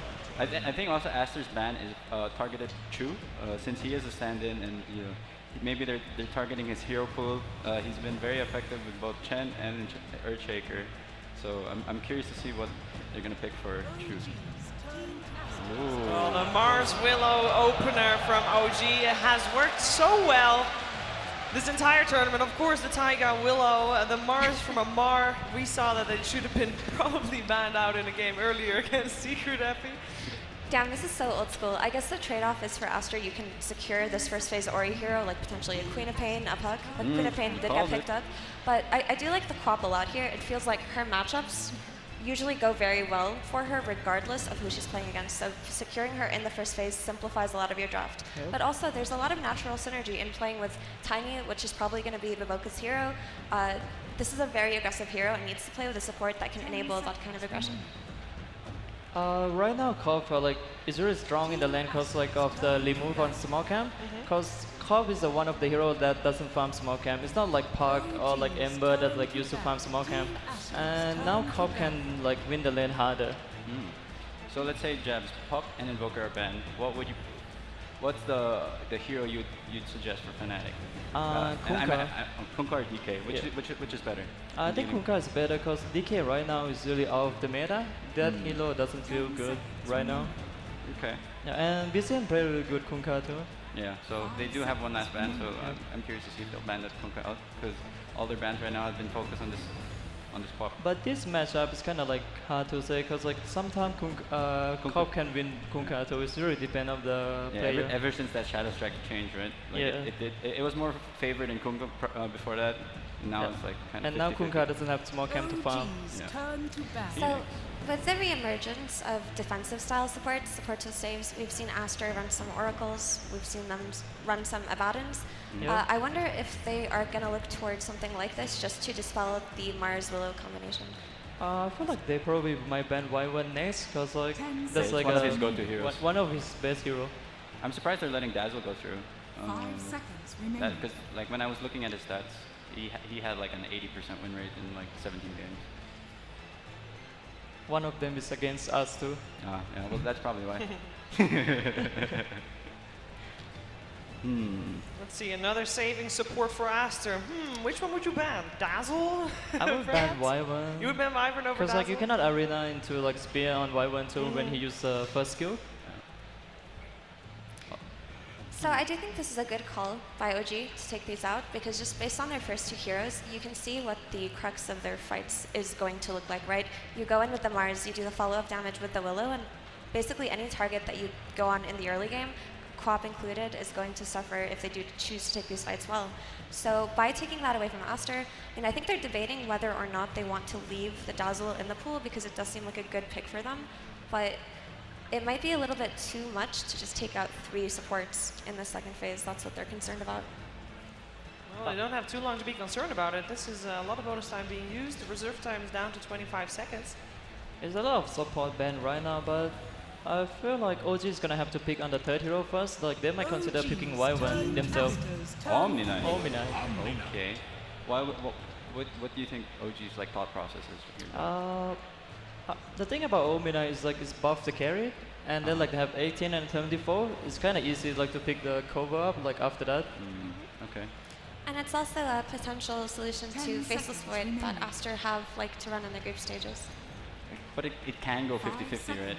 If the Omni Knight gets caught in a chrono, he's kind of But Janwell did play pretty good Omni Knight. He was able to cast his spells before the chrono came up, and there was no burst. A lot of support got banned. Yeah. So Shadow Demon is a support that looked really good yesterday, especially when OG played it. That new spell, Disseminate, has a lot of potential, especially on tanky heroes on your side of the team, right? Like the Mars, it is simpler to just cast it on an ally before they blink in and potentially make it discouraging to go on him. Also, the disruption would have just countered what OG want to do with their Mars here. Yeah. Dazzle is still in the pool though. I would like to see XX as Brewmaster, because Brewmaster can dispel everything on Ominite, and it's one of his best heroes too. I remember at the last major, he's played really well. But don't you think a tiny Brewmaster lane is kind of weak and can get punished? Since they have overall aspect in space. Yeah, but it's Ominite, you can try to pull. Okay. Like that person's wife. MVP? What do you think about Enigma for Aster, Jack? It's pretty decent too. I think they're lacking a little bit of team fight. Yeah, Brewmaster. Oh, I would does. like Enigma more than Brewmaster, Yeah. because like you can buy Red Pack and like it's pretty good landing with Tiny. I feel it's like one of the more stable offlaners now. Yeah, you're not gonna lose the lane. And Boca does love to like roam and pressure mid and help Ori secure those runes. So Aster do pick up the Dazzle. I suppose that time they spent deliberating on the side of OG was just the decision between are we giving away the SD or the Dazzle, and potentially banning out the SD could be Old school matchup. Yeah, Quap versus SF. That's a classic and a half right there. Now it used to be that Queen of Pain was had a little bit of an edge there, and of course Shadowfiend got a little bit of a buff. What do we think about it now? It's like Tiny, like the Aster have Tiny roaming to SF. It's so very like, scary. Yeah, it's for very SF. scary for If he's SF. out of position, and why Boca else? is definitely going to be roaming mid. Yeah. Okay. I got a small chance this SF might be carried with Ominite in the lane. Ooh, that is interesting. Yeah. If like Aster picks some melee hero that like weak in the lane, I think they might put SF as a mid, and like there's still a Kunkka for them. I would love to see OG ban Enigma just because I feel it will cause them a lot of... And I feel it's like the missing piece in Aster's lineup. Like they need that kind of like team fight hero that's not so weak in the lane. Troll is pretty good against Ominite and Dark Willow later on too when he get to Aghanim, because like it's will debuff everything like Dark Willow and Ominite. Yeah. And we did see the potency of the Troll Aghanims that we got to see once during the group stages. It actually ended up carrying the game. Yeah. I'm actually a little bit scared about the SF. I know the hero got buffed a little bit recently, but if you're starting off your grand finals game with a series that can be so hit or miss, I worry that if it goes wrong, the SF gets stomped, right? Chased from the jungle by this Queen of Pain and Tiny. They pick some kind of control on their last pick for this Omni Knight so that he can't be much of a factor. And OG just go into the next game Yeah. So kind far, of kicking themselves, right? yeah, so far I'm favoring Aster in lanes. Like I would favor Dazzle and Troll versus Mars and Dark Willow, right, Jeb? Yeah. And then Quap versus SF. You know. It's really like hard matchup. Like it's really depend on like who's play better. But this game, as if like if you get to like, I remember BCM played a use builds like use dagger BKB. If you get to that point, this game like he can blow on the up Aster doesn't have like a BKB control this game, so like he can burst anyone in the game.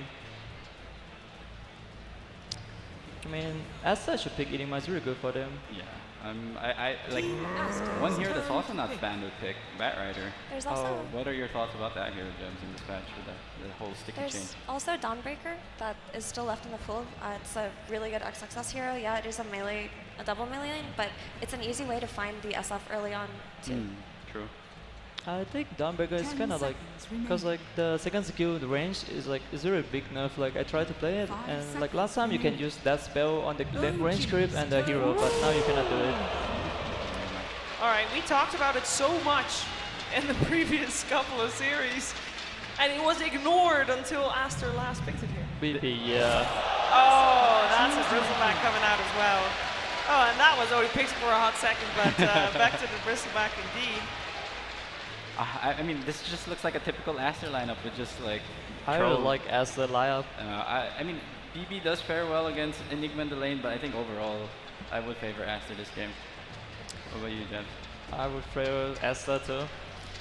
I also like Aster's draft, but I think the bristleback last pick actually gives them a lot, and it's an easy way for OG to enter this mid game. But I'm mostly just concerned about the Shadowfiend. I feel like there's so many ways for this hero to die early on, and I don't think the Omni Knight's gonna be enough for him in the first 10 minutes.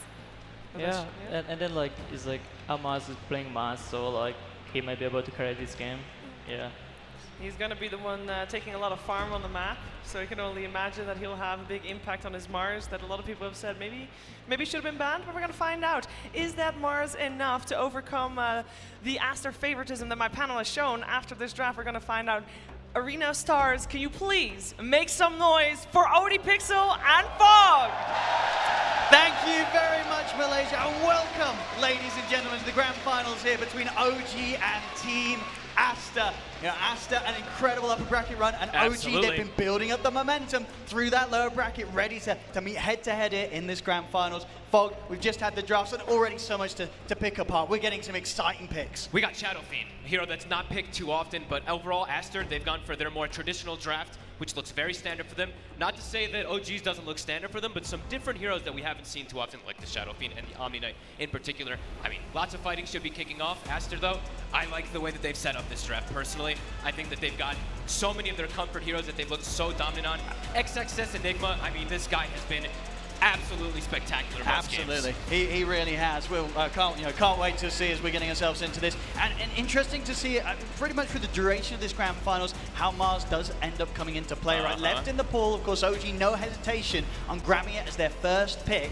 Well, we'll see if that's going to be something that maybe Aster regret, as both teams have been insane with this hero. Yeah, absolutely. And it's, again, OG does have this style that they tend to go for, is this triple scaling cores, the Shadow Fiend aura with the bristle, viscous nasal goo going around, the God's Rebuke as well from the Mars. Lots of physical damage that's going to be amped up, so we could potentially see Amar playing that kind of carry role as well from the offlane, while BZM maybe more of a place like fast style with that Blink Yule's BKB like the panel was saying.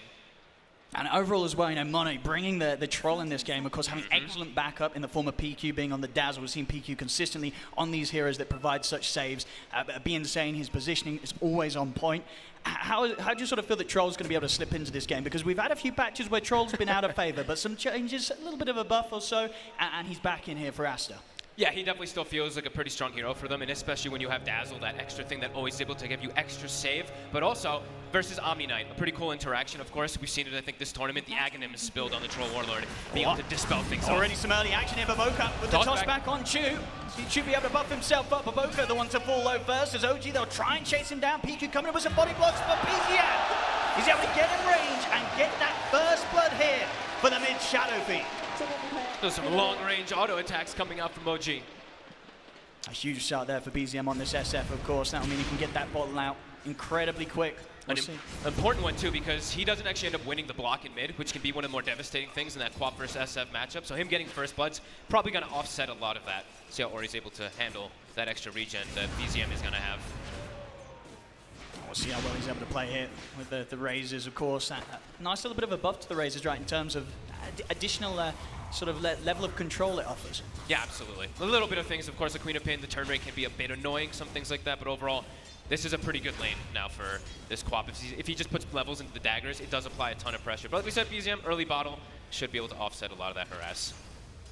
And looking at the other lanes, Troll should be able to farm really well. Monet, he has the luxury of always being able to secure the range creep, of course, with Whirling Axes, and it is versus double melee as a Troll Dazzle lane, so quite strong.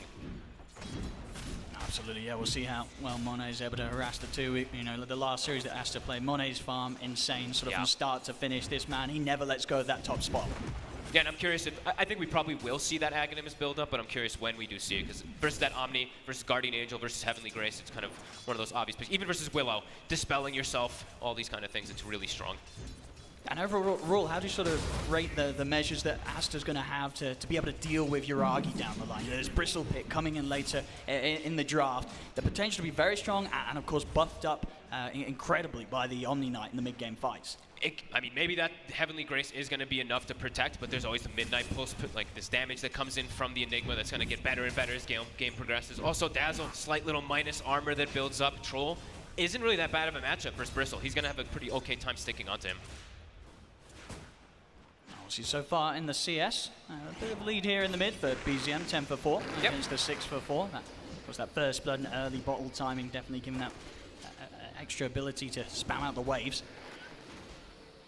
Ori, they're playing actually, Ori's playing this mid lane so smart. He was standing on the hill of BZM to make sure he blocks the runes away. He's going to have to force BZM to TP over, but doesn't mean BZM will be able to get down towards rune on the other side. No other movements coming from the supports quite yet this early towards mid. Yeah, it was really smart, actually. We didn't get to see it, but he was literally playing on the hill, watching BZM. He was dancing between both the runes, just waiting to blink right in front of him. So a nice play from Ori, even though we do see, like you said, BZM ahead in the lane because of that early bottle and first blood. But mid, Baboka's actually coming in. He's coming, but he will be spotted by the tower, and of course the high ground vision here up on the cliff, so no chance of catching BZM by surprise. That's preparation. You know, OG, they've watched Aster play this kind of similar draft so much, the Tiny Enigma. Baboka very active on his Tiny, so putting that defensive ward early, knowing that he's going to make the rotation. Nicely done. Now, overall, BO5's movements been completely on point in the games that he has been able to get the Tiny through. He's always the one that's able to find that catch to start the fight, so you've got to be super aware of him.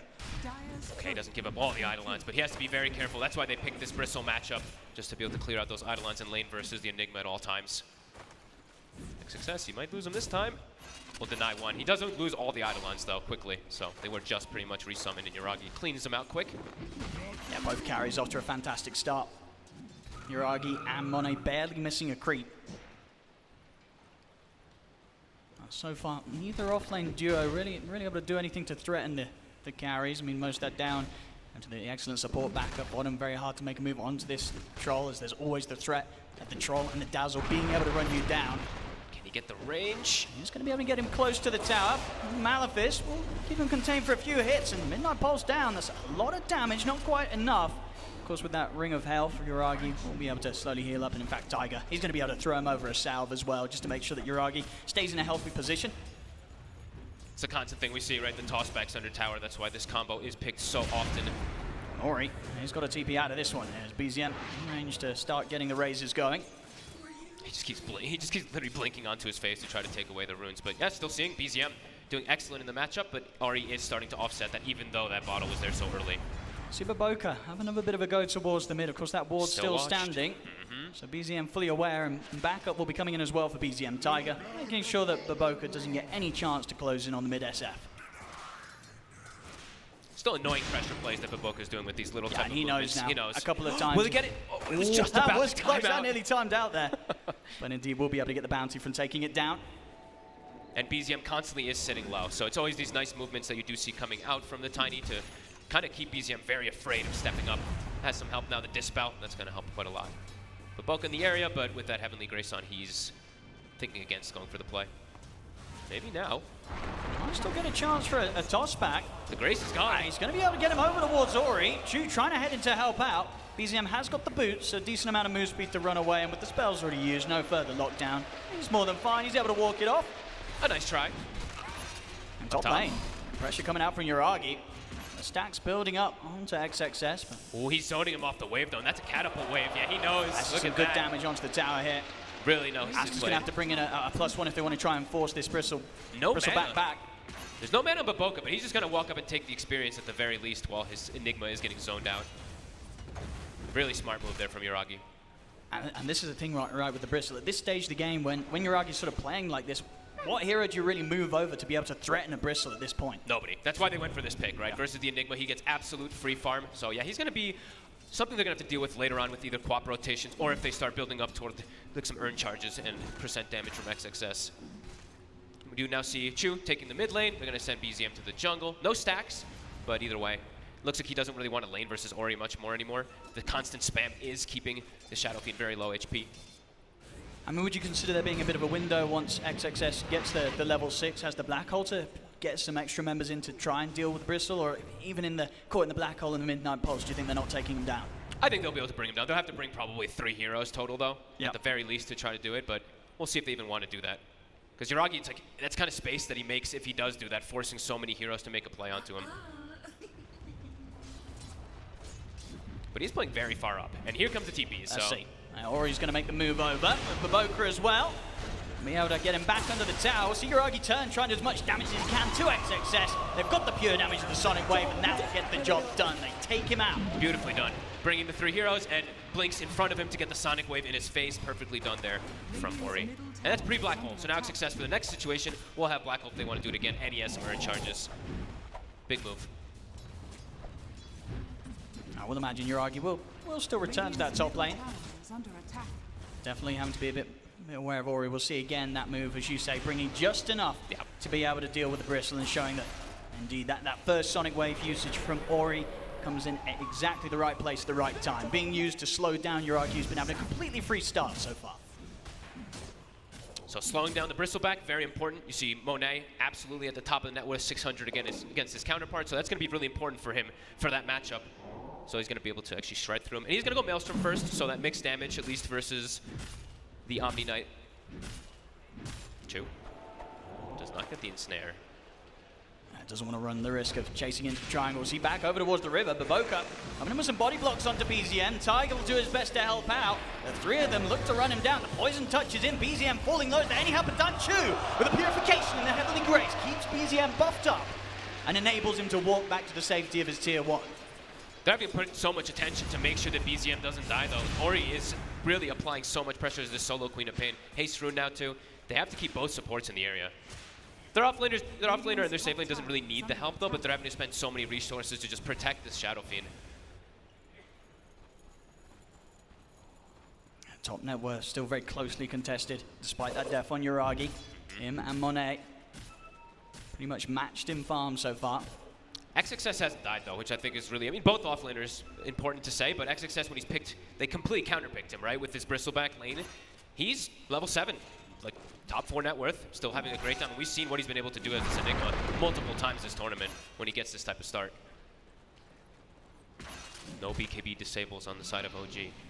So once he gets to those points later on, of course, too, you know that Aster's going to have some great advantage in the later stages. We've seen how effective XXS has been multiple times with the black holes that he uses. They're always perfectly done. So there's not that much that can disable him, really. It's the Mars and the Willow, but the Willow is actually just the fear. So, yeah, pretty easy game, I would say, for Aster, for XXS at least, to set up a lot of these black holes. Going to be difficult. Taiga has to be in position every time to stop it.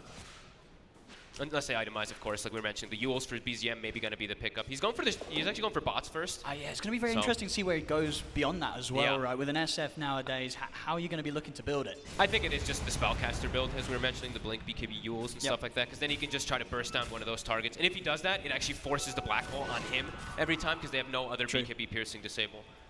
I guess they have Ensnare, but we won't count that. Of course, great team fight combo between the Fear of the Requiem and the Arena of Amar. Huge amounts of team fight control if OG's able to land the combos. Yeah, they've got the double, right? Two different fears that they can output. But very low level supports, Taiga level 3. Does get the book coming out, but they're going to have to give him some space in the mid lane at the moment. A very controlled start here from both teams. 10 minutes in, 1-1. Little to if any mistakes being made by either side so far. Very calculated here in their movements. Pretty much everyone just playing their lanes, except for Baboka, who's moving around a lot, just constantly trying to pressure that Shadow Fiend. That's dead even. Exactly what you could ask for your grand finals. Absolutely, and no way to really tell which direction this is going to explode in once the fights start. Important thing to point out, though, is the stacks. Looking at Taiga, he's been prepping them over and over again, so a pretty massive one that's going to be set up for that bristle timing. Does get that. Won't quite be able to get the Ancients stacked again, but still a juicy amount of farm. Ready for the taking then. Indeed, as you can see, already 7 done this game. He's getting a lot. And yeah, BZM after the bots, looking for the Blink Dagger. To be that first way to get himself in position and find the opportunities for the big Requiems. I guess he can also stop the black hole early on, so a little bit of things that he can also do with the fun fear that comes down. Here we go, Ancients time. Not a really easy way for Aster to contest over here. Kind of suicide if they actually did. They walk over here, the Mars walks over, and then it's just easy fight for OG, so they're just continuing to play their lanes. They probably know that these stacks are going on, but yeah, not worth trying to contest. This will allow, you would imagine, XXS to start putting some pressure onto the top tier 1. We already see from OG down bottom, Amar pushing in with the siege creep, but Monet will hang around the lane to try and hold onto this tower as long as he can. Some good damage, though. I mean, wow, this tower is already down to less than a third HP bottom. I mean, they're looking for an opportunity to fight with the ultimate here, Amar, and he's going to go for it. He's going to get the setup on a PQ. Quick Shallow Grave comes out. Monet, of course, being held outside of the arena without the hit in the back. Ori jumps in with the screen, turns towards Amar. Amar being bumped up by the Heavenly Grace of Chu. They're not even going to be able to get PQ. Oh, PQ's still alive. We'll see rotation from BZM turning with the razors over towards Monet with a Sonic Wave, pushing them back. Means that OG, they cannot get any kills out of this. They will also stay all alive themselves. See if Aster's able to get a jump back in on this, but looks like the Sustainer chews too much. Oh, and every little thing. PQ, the Grave, the Fairy Fire, the stick, he hits 6. I mean, right OG's ready to go back in though. Oh, wow. Monet. He's getting caught by the razors here. One more from BZM could do it. Has to be and Monet will look to turn. He has to pop it. It's his only chance to have any sort of fighting chance. It has been pushed into the side, but he's able to life still off the crease. That might just save the success. He's in with the black hole under the two of them. Catches Jude, catches BZM. Oh, Monet, he's able to walk away. Every little thing coming into into play. The heals from PQ, resetting him a little bit, then he runs away, gets the He trance gets off. away. I mean, I know Oh my ATMs are God. supposed to give you money, but that's exactly what happened there. Gives it straight back to Aster. He's able to walk it off. Oof, and Amar knows. He says the sorry, tries to get the spear to latch, but it actually just harms so much. We'll see it again here. Trying to get an angle to catch Monet, but as it was, pushes him far enough away from his team. A little bit of lifesteal off the creep as well as the ult comes to an end, and they just weren't ready for XXS. Oh my God. That's just such a crazy series of events because of like the Dazzle surviving the initial initiation. He hits 6, he gets these little extra heals onto the troll to survive. Love when you see those type of little things make such a big difference in the early game. And that's the blink reveal, of course, too, for XXS. That's a huge one. Doesn't get much better than that from him. No, it does not. For these early game black holes. Yaragi still, of course, incredibly This farmed. Bristol's going to be huge. He's going to have an excellent timing on the Aghanims. But a big hit, really. That was like OG's first real aggressive move, and it gets countered quite heavily. They still do get the tower, but Boca, little jump with the Tumbler's toy. Takes him out of the arena, and he'll be away. That's a big cooldown. It was an Arcane Rune, so 55 seconds till we'll be back up, but nice move from Boboka. See if they might be able to still get Boboka here. Once again, another bounce with the Tumblers. And Yuragi and Shu, they won't have the catch for this. So Boboka free to just watch them. Keep an eye on the progress that Yuragi is making. And we'll see that Axe will be done very shortly. They're starting to swing over. Yeah, Chu just has to stay right next to Yuragi when he's playing this aggressively. Less than 1k lead right now for OG, but you'd expect them to actually be more ahead because of these stacks that happen. Like Aster, I think that they're in actually such a good position in this game because of that. Like having this pretty much even net worth right now after the laning phase is pretty amazing for them for this Enigma lineup. Oop. PQ. Amar. He's got the ult back up because of that Arcane Rune. I mean, you know, the PQ's relatively alone, so fair enough there. Drops the ult, secures the kill. And why not in a game? 15 minutes, only 3 for 2. You drop your ult every time for a kill like that. No, absolutely. And yeah, that's literally because the Arcane Rune that happened earlier. Yep. Sure, he whiffed it, but then the faster cooldown. And quick moves as well. Maybe catching Aster off guard where they might not expect to jump whilst the arena's just been used. Smoke up from OG. Has been scanned out, though. Yep. Aster, they read OG and they know that it's likely that they will try and catch them by surprise, and it's not going to happen. Nice attempt from OG, just trying to take advantage of Dazzle being dead, Black Hole being on cooldown. Can't find it though, so Black Hole back up in 20 seconds. Aster gonna look to recontrol, and since the scan was successful, they're gonna look for a ward that was maybe placed as Taiga. See if we can buy some time with the Shadow Realm and see if OG want to fight this. BZM and Chu, they're watching from the side. Curse Crown will kick in Tiger, pushing back Boboka with the fear, they'll take him out. Azori caught in the bramble, but not by the spear, he'll be fine. OG sees the opportunity to group up and take the fight head on there. Getting a kill and looking for the tier 1 mid. The full Aghanims, it's on its way out for Yuragi. Yep, it's time. And is that max level? Yep, it's max Heavenly Grace as well too. So pretty massive. It's going to be pretty impossible for them to kill him, and they have no way to actually remove it just yet. They might be able to even like try to force like Roshan and stuff. Like right now into Black Hole, maybe not. Maybe want to look to just continue to get some type of more control of the map, but the threat of Roche is definitely there. BZM pretty far up bottom. Extremely far, actually. They're going to definitely go for that jump. Boboka and Ori waiting in the tree line. His TP's on cooldown, and even if it was up, there's no way to get away from this too. BZM. That's a very weird death, to be honest. Very far forward by himself. Quick moves from Aster, though, being able to find that Boboka. Halfway toward his Blink Dagger. Who got the last hit also? It was Ori. Okay, an important last hit too, because he is falling slightly behind those cores. That's some great farm for Monet, pushing him towards that BKB beyond the Maelstrom. Once he's got that, fully able to just commit in these fights and only have to really worry about the physical that will build up from Yuragi, but outside of that, he can get on top of his target. If he closes in and gets on top of BZM with his ultimate, Shadow Fiend's not going to stand too much of a chance to survive. No, they're going to actually hit a pretty even timing on the side of Aster. Their triple BKBs are probably going to hit all at the same time. Looks like Ori's might be slightly delayed, but XXS, his is nearly done. Same thing for Monet. So I think as soon as they have those, that's probably when you're going to see the speed of the game really ramp up. Because this is one of the quieter games we've actually had. Really, 17 minutes, 4 to 3. But I tell you what, it's not been bad. You know, there's been some great moves from both teams. very much showing that they're bringing their A game here for the grand finals. And now we see Taiga, he has a Veil finished up, and now they're going to start posing this Roche threat themselves. BZM, BKB done. Same thing for Amar. So they actually have the faster timing here for their BKB timings in comparison, but they are playing into Black Hole, so have to be careful. Just a little bit of a usage here with the smoke, keeping OG able to hover around the pit. Amar, look where he's sitting. And Amar, ready to lead in. They know that BO5's got his eye on them. Dying. And they'll have to make a move soon, Aster, if they want to put a stop to this, but they're not going to be able to get in. Uragi, he'll secure the Aegis. So very much ready to start barreling down these lanes and looking for some fights now. With his full Aghanims, the Aegis on the bristle, OG, they're hitting a very strong point. Yeah, it's time for them to try to control the map a little bit more, because, yeah, they still, you know, they got Aegis, but it's not like they're not far ahead almost at all. Like, Aster's still a very even game, and when they have these BKB timings, like I said, I think they're still going to be able to look for these fights versus OG. They're just going to have to kite the bristle, try to kill the backlines, take control of the Omni Knight in particular, and then kite the bristle in the fights. We'll see again, this time BZM pushing pretty far out the lane, but he's got the backup.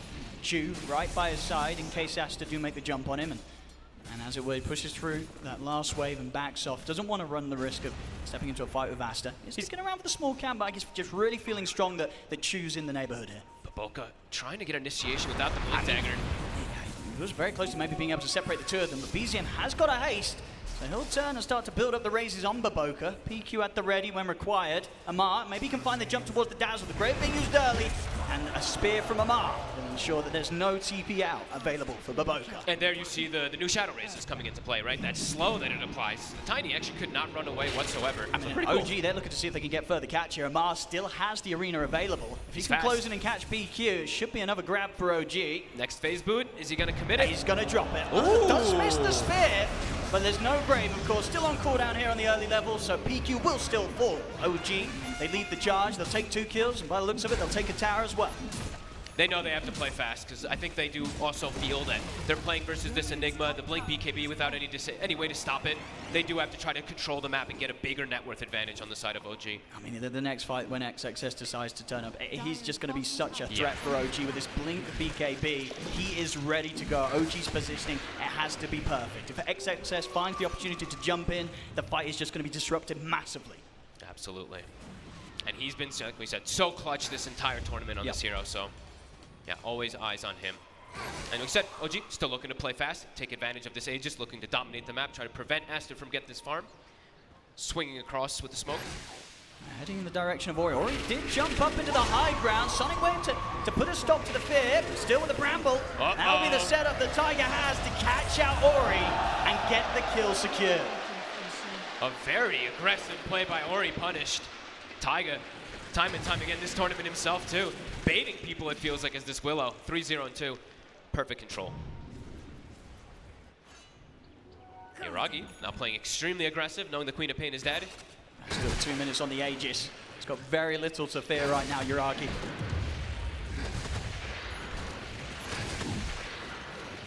The rest of OG smoked up behind him, just in case Aster do try and take a fight into this. Unlikely, of course, considering the state of the Aegis. It's smart, fast plays, though. Just continuing the map dominance. It's these quick, fast smoke rotations to just to swing across the map and look at this. We'll see how good of a read Monet has. He probably will TP out, knowing that this kind of movement's likely. He's going as far north as possible. We'll see if he risks hanging around. He's The been scan. scanned. They know he's there. Has got BKB TP. And he'll opt for it. And of course, between these heroes, nothing to put a stop to that. So Monet's fine. Do they have any smokes left on OG? The BKB is on cooldown. I don't think they do. I think they just used like all 3 in the last few seconds. So You see here as well, of course, Aster didn't quite see the whole of OG reveal, so smoked up themselves, maybe seeing if they could find an opportunity to catch one of OG's members out alone bottom. As it is, OG playing pretty tight as a group. trying to play around Ori for the next few seconds also, just ensure that he can finish the BKB after he did die last moment. And he will have it done. So 1, 2 BKBs, 3 BKBs ready for Aster. On the side OG, as we said, they do have the 2 BKBs done. And the blink now from EZM too, so he can initiate easier onto backlines. That fear is no joke, so really important to point out is just how big the Requiem fear is really going to be. So massive as a whole screen. Yeah, and I'm going to be watching PQ because it's really hard to play a lot of these saving heroes when you are playing versus the Blink Shadow Fiends who blink into the middle of the fight and just separate you completely. So it's a lot of lot of hard tasks really Absolutely. for PQ. And that's why we see the build that, of course, he's going for here. The ether lens, the blink. He has to have everything to make sure he can sit right back and still be able to offer up his support. I mean, that would be so cool if we do see this kind of play come out where he gets his blink dagger and he sees the Requiem So here he jumps and he over it. blinks over it. Yes, Exactly. I think that's kind of the style maybe he's looking for. Or, you know, you see the Mars running at you, and I don't think Amar does have a blink dagger, so he always has the read of when the arena's going to get dropped, so he can blink out of it and stuff like that, because a couple times he's been caught in it, so could be a cool pickup. I actually really do like it if he's able to get there. Aster grouped up here. Maybe he's looking to set up for a smoke. They will. They have all the ultimates at the ready. BKB's all ready too. What's the timing of the Aegis looking like? It's gone. It's Just gone. comes to an end. So Aster timing this perfectly around that Aegis expiration. And we do see the blink on Baboko was finished up, and Monet, as we mentioned, very likely he's going to go for Ags, so he's got that next, he's got one of the components finished. He does need it versus the Omni Knight. Yeah, I'm talking about the Omni Knight. Blink dagger done on Chu, so. Good timing, honestly. Like, he's so quiet. You know, Omni Knight doesn't farm or anything like that, but yeah, getting it at this point in the game. 0, 1, and 2. Such a quiet game, but still finding some space on the map to get the farm. Able to find the opportunity they would hope for with that smoke, Aster. Start to split back up a little bit and might give a chance for OG to get the jump themselves. So Yuragi leading the way with a full halberd done. And another way to really mess with the damage output that Mono is going to try and deal in his team fights. Oh, delicious idlers. Aster, you can really feel it. They really want to fight. I think they probably feel like they're getting a bit out-farmed on the map, so they definitely want to try to find something here. Certainly showing in the gold. 7K lead hovering around here for OG with how much Yuragi and BZM are able to stay at the top. Standard OG, right? Farming incredibly hard on the 3 cores. Even Taiga trying to find any type of space. And Amar, of course, just building up this gold so he can just straight up buy the Aghanim Scepter. And the build that we've seen him have great success with. Not versus that like typical ranged carry or anything like that, but still we saw how much damage he was able to actually apply, just becoming that 3rd carry. And with the Requiem, or sorry, with the presence of the Dark Lord, with the Viscous Nasal Glue, like we said before, his damage is not going to be very low. You've got this AoE armor reduction coming out from the Bristle, and you're following up with this huge area that you're just dealing these right clicks. Definitely means that if Aster don't find the jump, find the team fight control, you know, if OG somehow is able to mess with the black hole in a team fight from XXS, definitely a large chance that Amar will be able to have the superior amount of impact in the team fight. Now, how about when there's 2 BKB black holes? Because it's going to start building to this point. Aster is still going to keep getting tons of farm on the map too on this Enigma. Definitely, sort of overall in terms of how impactful a spell and a hero can be. Sort of the slow down in kills, you've only got to sort of look towards XXS, and indeed, as you say, if he gets the chance to play with 2 rounds of his spells and items, you know, there's not many players in the world that can deal with that. No, not when they don't have any BKB piercing disables. BZM, though, is getting a lot of farm, and he only has died twice this game, so he's actually going to have this timing on his Arcane Blink that's really nice. So he can actually act as this pseudo-initiator in a way and just disrupt the fights before the BKBs or anything go off. I'm actually surprised that he's only died 2 times this game, so finding tons of farm on the map. That's the one problem with Shadow Fiend a lot of times, is you're just very susceptible to just dying, but he has gotten a lot of help, right? Chu always being behind him to bail him out of some situations with Heavenly Grace. So he's going to have this very good timing on Arcane Blink BKB. I mean, and do you sort of imagine overall that the feel from OG is that they have this lead, so they don't feel under pressure? Like, who are we going to see try and step this up? Because still 26 minutes in, 4-6. This is probably going to be the lowest kill game at this point in the whole tournament. I think both teams probably feel like they have the late game, because OG always kind of builds this like style of this triple core that's always going to be able to contest in later stages. But Aster's, as we keep saying, no BKB piercing for Black Hole. There's a Troll that can have these good matchups as he gets bigger and bigger too. So. And so, you know, talking about Monet on the Trolls, got that Aghanim's done. So what sort of the big spells this is going to interact with in the team fight that we've got to watch out for? Heavenly Grace, Guardian Angel, and the Willow spells in particular would be kind of the big ones. Aster. I mean, even actually just, I mean, it's like everything. The Viscous Nasal Glue. There's actually so many different things that he's really going to be dispelling off. You can definitely see what they're going for here. And regards to the Aghanims, Amar, he's also got his done. And now OG, they will be the ones to start to try and look for an opportunity to fight. Of course, Roshan's back up. It's another like triple timing that they have. Sure, they have like 4,000 gold on Yuragi, but Arcane Blink was done, Ag's done on Mars, like you said, and also the Willow has, I believe, a Yule Scepter too. So a couple different timings that they're trying to take advantage of. Aster seems to know something's up, though. Look at Monet's positioning. They're ready on the high ground, Aster. They see him. Do they want to commit for Monet? Spear won't connect. Catch him in the brambles, but they will hold back on the fear for now to decide. Baboka toss back on Yuragi. Midnight Pulse drop down as well. Chu offering up the heals, so Yuragi's fine. Aster, they'll back off. Neither team able to quite bite in as they wish to in this fight. That was a lot of abilities he dispelled, though. 74 bonus strength on the Bristle at the moment. And now Aster, after sort of seeing OG reveal their hand to them, they're ready for fight. Of course, both teams yet to expend an ultimate in this engagement, so everything's still ready to go. It's all about who gets the jump.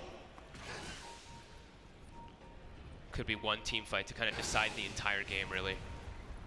Now, both of these teams, they've had their games where they've entered into team fights. They've all survived. The enemy has been completely destroyed. They have vision right now. Baboka, he's thinking about it. Do they want to head up into the high ground? He does. Baboka, he's going to look for the leading. Gets the toss back onto Amar with the BKB and the Rita damage up against the forward. The PQ and XXS falling like the Fears coming out. PQ taken down. XXS a bit of time more for the shallow break, but he still goes out. 2 dead on Aster. They've got to run. Monet incredibly low. Ori trying to hold the back. The spear from Amar. This time it gets the kill. Takes the Monet as 3 dead on Aster. Oh, big mistake from it. They didn't get the BKB off on XXS. I thought he was just going to BKB Black Hole on top of the Mars, but a big mistake coming out, and OG heavily capitalized. Amar gets a free initiation. I mean, Amar's, he's like, I don't need Blink Dagger if you're going to toss me in. I think he was over the moon with that toss there. Oh, boy. Gets him put right into the middle of it all. They put pretty much catching the 4 of them in the team fight. They'll secure Roshan. Once again, Yuragi's got that Aegis, and now thanks to that team fight and that series of events at an 11,000 lead, we're seeing the toss back, but he said XXS just wasn't ready to go. He didn't get the, yeah, he just didn't BKB. I guess he just really wanted to try to get a secondary target or something, but yeah, then we see everything, right? It's a free initiation for Amar and BZM. He's on the cliff, but he gets a good fear off anyway. And of course, this is sort of the thing at this stage of the game, right, for Monet. He has got a lot of value to his hero. You know, he's pretty farm, but especially when the BKB is out, in terms of damage that he can do to a target, it's not that huge coming out from a troll as a hero at this stage. I mean, they didn't have 2 heroes in that fight, literally. Like, the Enigma and Dazzle, everyone died before they got anything off, pretty much. So, a disaster for Aster as OG start to run away with this game. Yeah, huge lead now, 11,000 gold, and the ability to play around this age is to look to push for more. Or maybe not, because we've seen, you know, both teams have been taking it very carefully.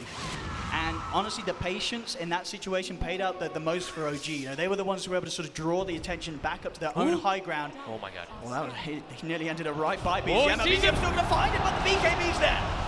Or he pops the BKB, blink up, and a TP out will get him out of there. Oh my god. That was close. Living on the edge, and you know, BZM having his number. And BZM now gets another amazing talent for the Shadow Fiend when you do this build. The fear is actually crazy how much it does apply with the Arcane Blink, since it does amplify it. So it's what, it's like 5+ seconds of fear that it catches on most of the heroes. It's actually very difficult to play these saving heroes, as we were prefacing before for the Dazzle. PQ has his work come out for him.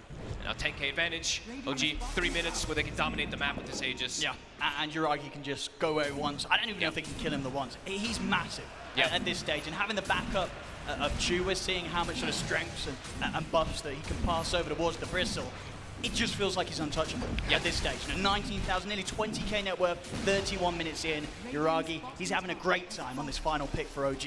And with Chu having such an early Blink Dagger, he always has the position he can get Heavenly Grace off, and there's so many things. Also that he's dispelling and just buffing this Bristle up. It's usually like 60+ strength in most situations. Baboka, a bit of a toss back onto Yuragi. And already Baboka looks to be paying the price, and Shallow Grave gets him a minute. It's a 4-man! Beautiful black hole! It's got the 4 of them already in position for the 4-man Sonic Wave! 3 down, the Aegis taken out of the hands of Yuragi's OG! They fight too close to the base! Monet's in with the ultimate, will get pinned back to the wall of the arena by Amar with the spear. OG, they've got to be careful how they continue this fight. Chu is trying to stay alive as Ori will focus him. Quick reset as Ori blinks back, BKB up for Boga, in with the toss back, gets Monet in position. They got him! And that's going to be him out of the game. Yuragi dead for 70 seconds.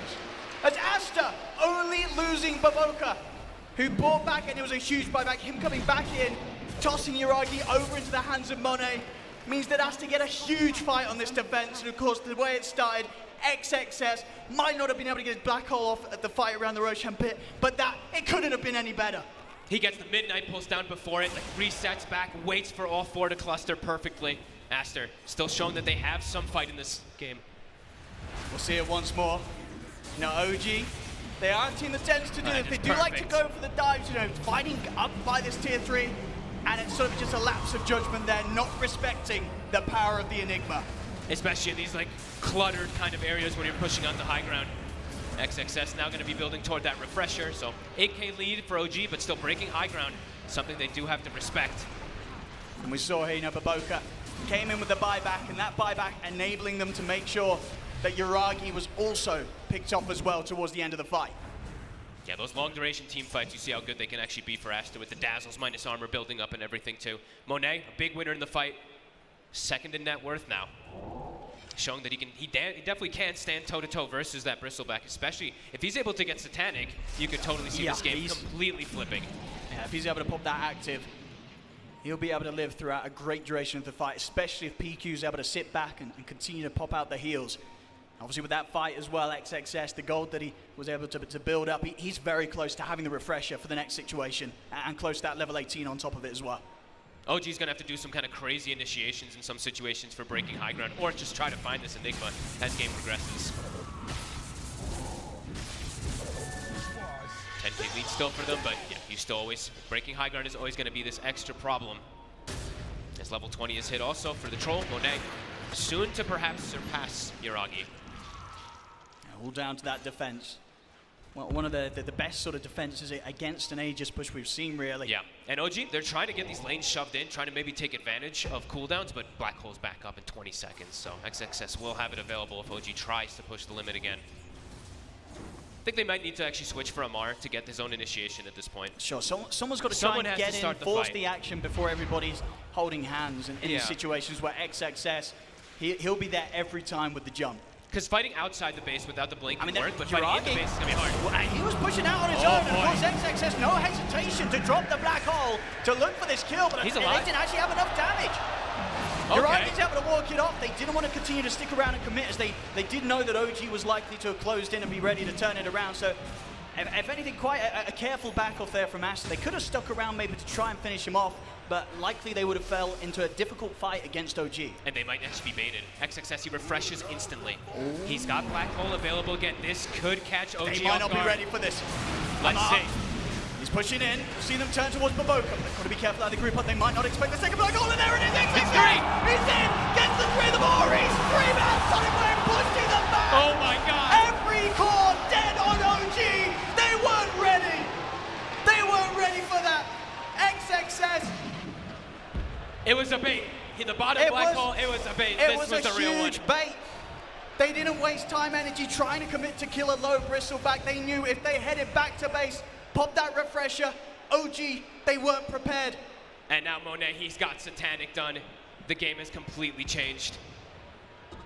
No black hole available for the next 120 seconds, so OG, when they do respawn, are gonna have to hit hard, but Aster, they might even be able to break high ground here.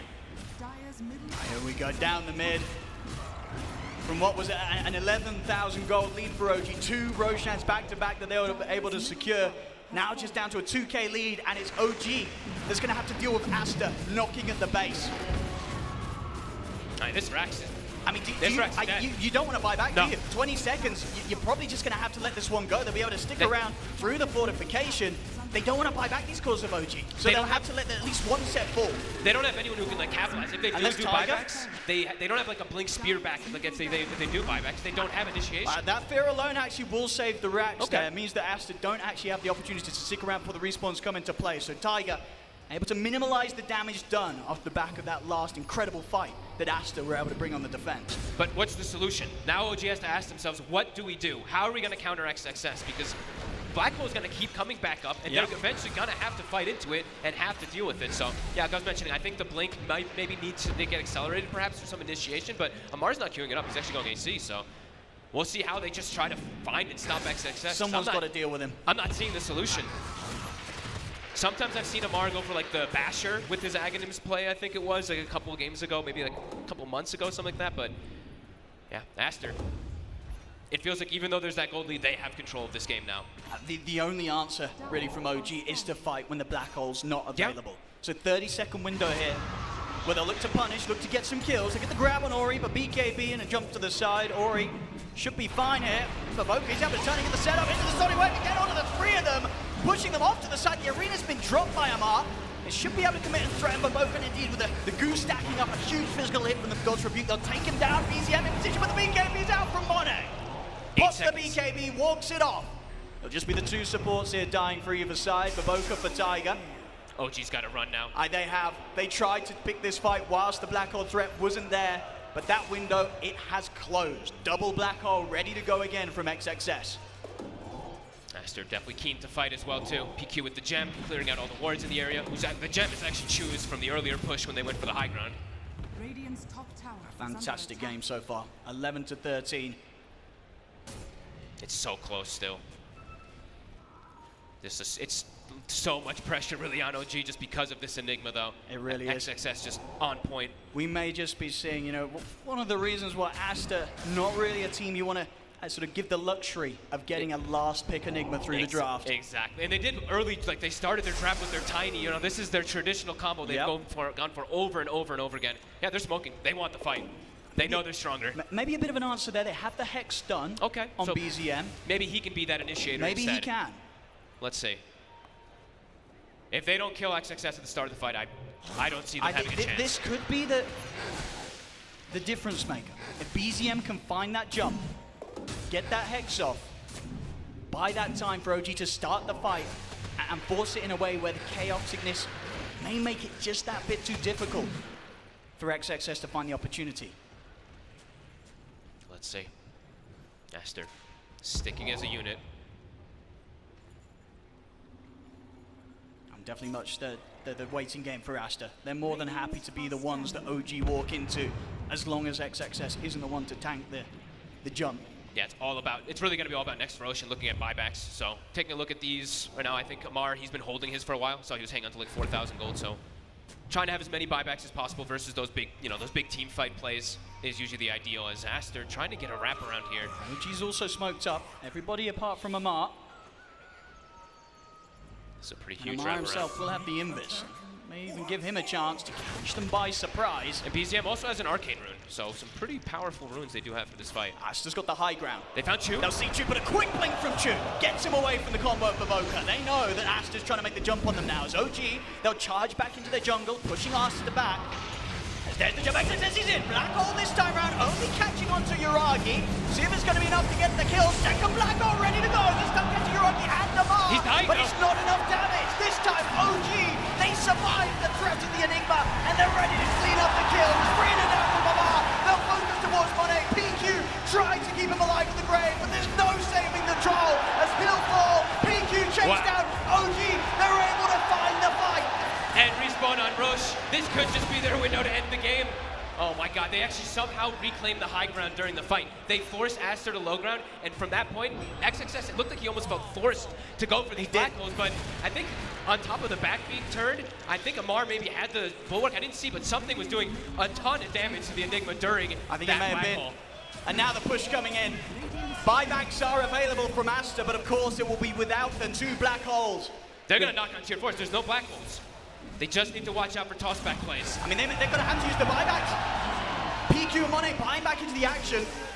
We'll see if the four of them can hold back OG as indeed with the push they've got, the right click building up for Yuragi. The Aghanim's of Amar, they're beating down with the tier 4s. They'll force out the fortification. They're continuing though. Here's the jump for Baboka. They'll try and get the toss back. The Hex there from BZM. BZM jumps in quick with the arcane, leaving the red win. That's Baboka out of the game. Aster held back in the fountain. The ancient exposed OG. They're looking to close it. They might be having to take it to a final where, but Ori, good angle from the side. Close the back to the side. Wait, Monet. He's in on top of Yuragi. Yuragi getting mashed. Yuragi in trouble. He's trying with the big game. He's out in time. Yuragi's alive. Chu keeps him safe and sound. As he'll back off. Ori still continues trying to clear up with the bar. The arena's back up. Yuragi's got to be careful. Incredibly low. But he's ready to turn the look on him with the grave. No, Ori another kill. He's picking them off one by one. Ori looks towards Chu. Ultra kill for the Queen of Pain as Aster. They're holding. OG, they're throwing the buybacks into this fight. But I'm going to think and save Amar. He's trying to step back up the fear over towards Monet. Amar will live. He's still alive. He's back up to full HP. Ori, he's got his eyes, his heart set on the rampage, and he may just get it. Amar, he's been left behind. Ori's in. We'll give him a pseudo rampage for that one. Holy moly, There's what so a many hold. buybacks. OG, That was 4 buybacks. That was versus the 0 black holes as well. They couldn't end it. And They now- will get the Roche. But oh my god, next fight now there will be that double There will black be hole. 12 seconds until the initial black hole, 30 seconds until refresher. And that is terrifying for a team that doesn't have buybacks to fall back on. Somehow Ori, like in this fight, there's just so many like distractions. Ori's just doing, look how much damage he did. It's He did insane. 12,000 damage in that fight. I mean, we've seen sort of the setup from XXS, but even in that fight where the sort of huge AoE team fight control wasn't in play, he's just hitting multiple, at least 3 heroes minimum every single time with every Sonic Wave. And they had the control too in particular, right? Yuragi, he got stuck facing the Troll Warlord because of the bashes, which just allowed Ori to kind of go to town in the back line. Oh Smoke my from God, this OG. Crazy game They're going right to look now. for a huge play here around the Aegis and the cheese, but it could be their last. If they die, no buybacks, it will be game over. It's a risk to be taken, but of course the buybacks that are on cooldown for Aster, they're also the big ones. Monet and Ori, they don't have buybacks available. They kill. You know, whichever team loses the 2 main cores, it's going to be game over. Yeah, Glyph on cooldown as well. Aghanims goes to BZM.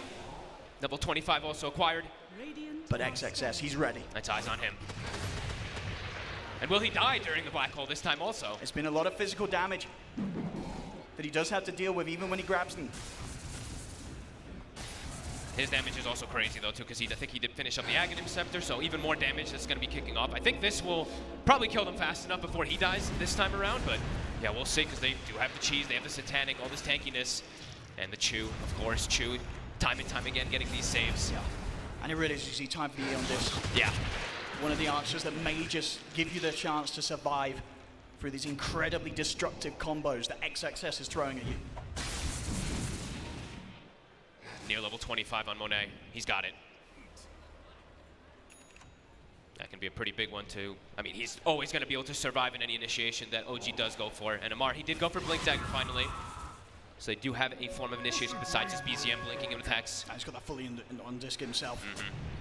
So multiple heroes getting close to having the abilities to survive through the jump if Aster does catch them. Aster though, feeling the pressure of that lack of buybacks versus this Aegis, giving the respect, staying in their base for now. See how much OG want to try and push it around this Aegis. This is still like, I'm sweating right now. This is such a close game. Anybody can take it at this point. OG's ready to reveal themselves. Up to the high ground they go. Yuragi pushing forward. 2 minutes left on the Aegis to look for this fight with. Ancient exposed. Who's going to start? Who's going to make the first move? It's Baboka. Look at the toss back onto Yuragi. Big damage there. Holy. And the Bristle falls so quickly. Dandy just got an extra Solo set. black hole. He'll drop the black hole. He wants the lockdown of Archu. Will throw in the heels from the side. Refreshing pot. But Memix is there. Onto XXS. He's out again. The throne. No buyback here for the Enigma. As OG now look to close it. Onto the Ancient they go. It's game over. It's GG. And OG will take game 1. The Glyph still being down. Amar, the Aeon Disc was available too. That black hole again for XXS. This time not working out as OG. They persevere. Had the lead kind of the majority of this game. Some amazing plays from Aster, but OG, they had this one pretty much the whole game with their farm. I think only at one point it did dim into Aster's favor on that win probability, but damn, what a game 1. I mean, I don't think you can ask for much more from an opening game in the grand finals. Both teams bring in the top stuff here to start this series off. And yeah, at the end, that Hex, it was what got him in the end. BZM able to make sure that XXS didn't get that second set of black holes off. I mean, what an opening, what a start. Ladies and gentlemen, I hope you enjoyed this one here in Malaysia. We've got many more games to go. Aster not able to deal with OG in this first game as OG will take the lead for now.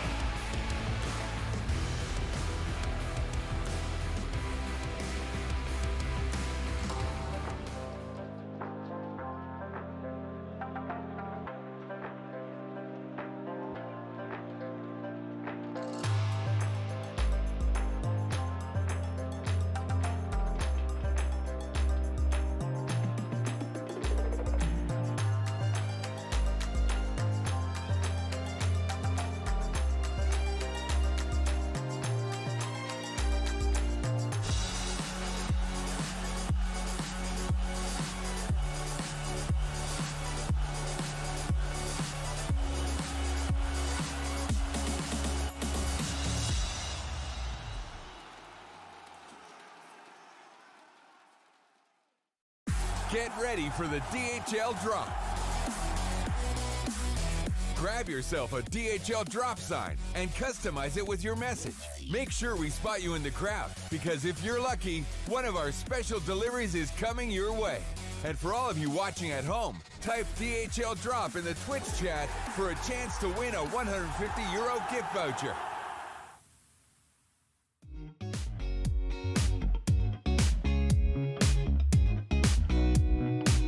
The kind of love I got for you. Don't take no for an answer. It's like you came out of the blue and moved me like a dancer. And now I'm falling for you every time you keep your eyes on mine. I'm seeing stars for you. I'm just hoping I don't lose control, 'cause now it's personal. There's nothing I can do. Just give me that love, love, love. Don't give me up. Give me enough gold dust to fill my cup. You make me dance like there's no way to stop, way to stop. Give me your love, love, love. Can't get enough, get enough, can't get enough. Ooh, yeah.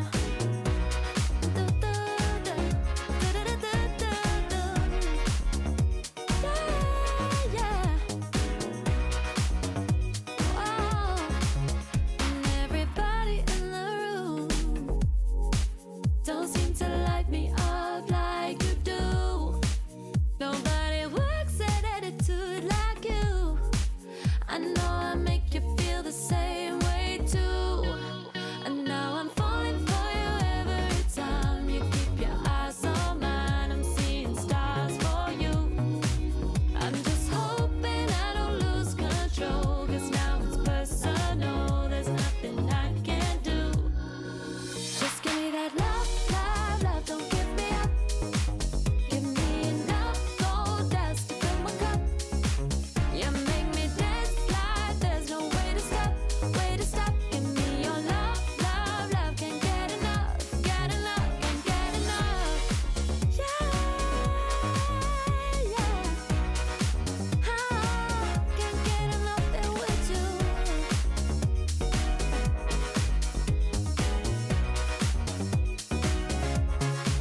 Go break the rules like you do, and we'll keep shaking together. We're making moves like we'll be dancing forever. No time to lose, we're taking what we're given.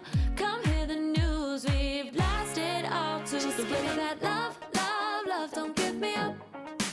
Give me enough gold dust to fill my cup. You make me dance like there's no way to stop, way to stop. Give me your love, love, love. Can't get enough. Just give me that love, love, love. Don't give me up. Give me enough gold dust to fill my cup. You make me dance like there's no way to stop, way to stop. Give me your love, love, love. Can't get enough, get enough, can't get enough. Love, love. Don't give me up. Give me enough gold dust to fill my cup. You make me dance like there's no way to stop, way to stop. Give me your love, love, love. Can't get enough, get enough, can't get enough.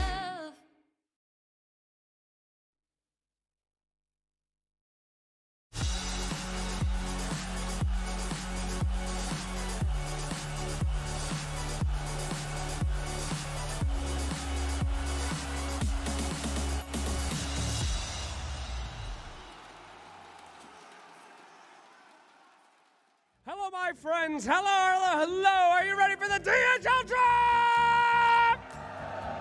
Fantastic. That's right. We are looking for the best signs out there in the crowd. Today is the last day, by the way, to win that free trip to go to the International. But today you get to win this very heavy box of goodies provided by our friends at DHL. So let's get it started. Let's find ourselves some signs in the crowd and pick ourselves a winner. Second hypest thing to be happening for the next 4 hours. Besides, you know, the Dota games. All right, let's take a look. Mom, you are the best. Don't tell Dad. Oh, that's very sad. That makes me, my heart hurt. Your poor papa. He loves you so. We're here for the OG. All right, pretty good. I like the Observer Award, and that's looking pretty hype. What else we got anywhere else? Let's keep looking. We do Sand King battle. Oh, beautiful. I like Sand King.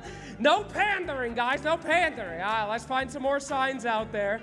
Let's keep looking. I'll tell you some signs I see in front of me. Let's see. I didn't choose to support life. The support life chose me. That's beautiful. Dota is bigger than Mobile Legends. That's just a fact. I mean, you're just writing things down. Let's see. You need pick techies. Where is MGod? Forced 50% to the myth. That's just not true. Sorry, Val. I mean, I know the secrets. Anyway, keep looking, keep looking. Do it for Seb. Yeah, a lot of Sebs out there. Lots of DOTA2 players are forever alone. Okay, that one's too real. I don't want to make you win. That's depressing. All right. Let's get somebody up from the top of the crowd. Let's go back. Yeah, that's a lot of signs. Zoom me in over there. Let's see what we got. I'm gonna pick one. It's time to pick a winner. I've seen many.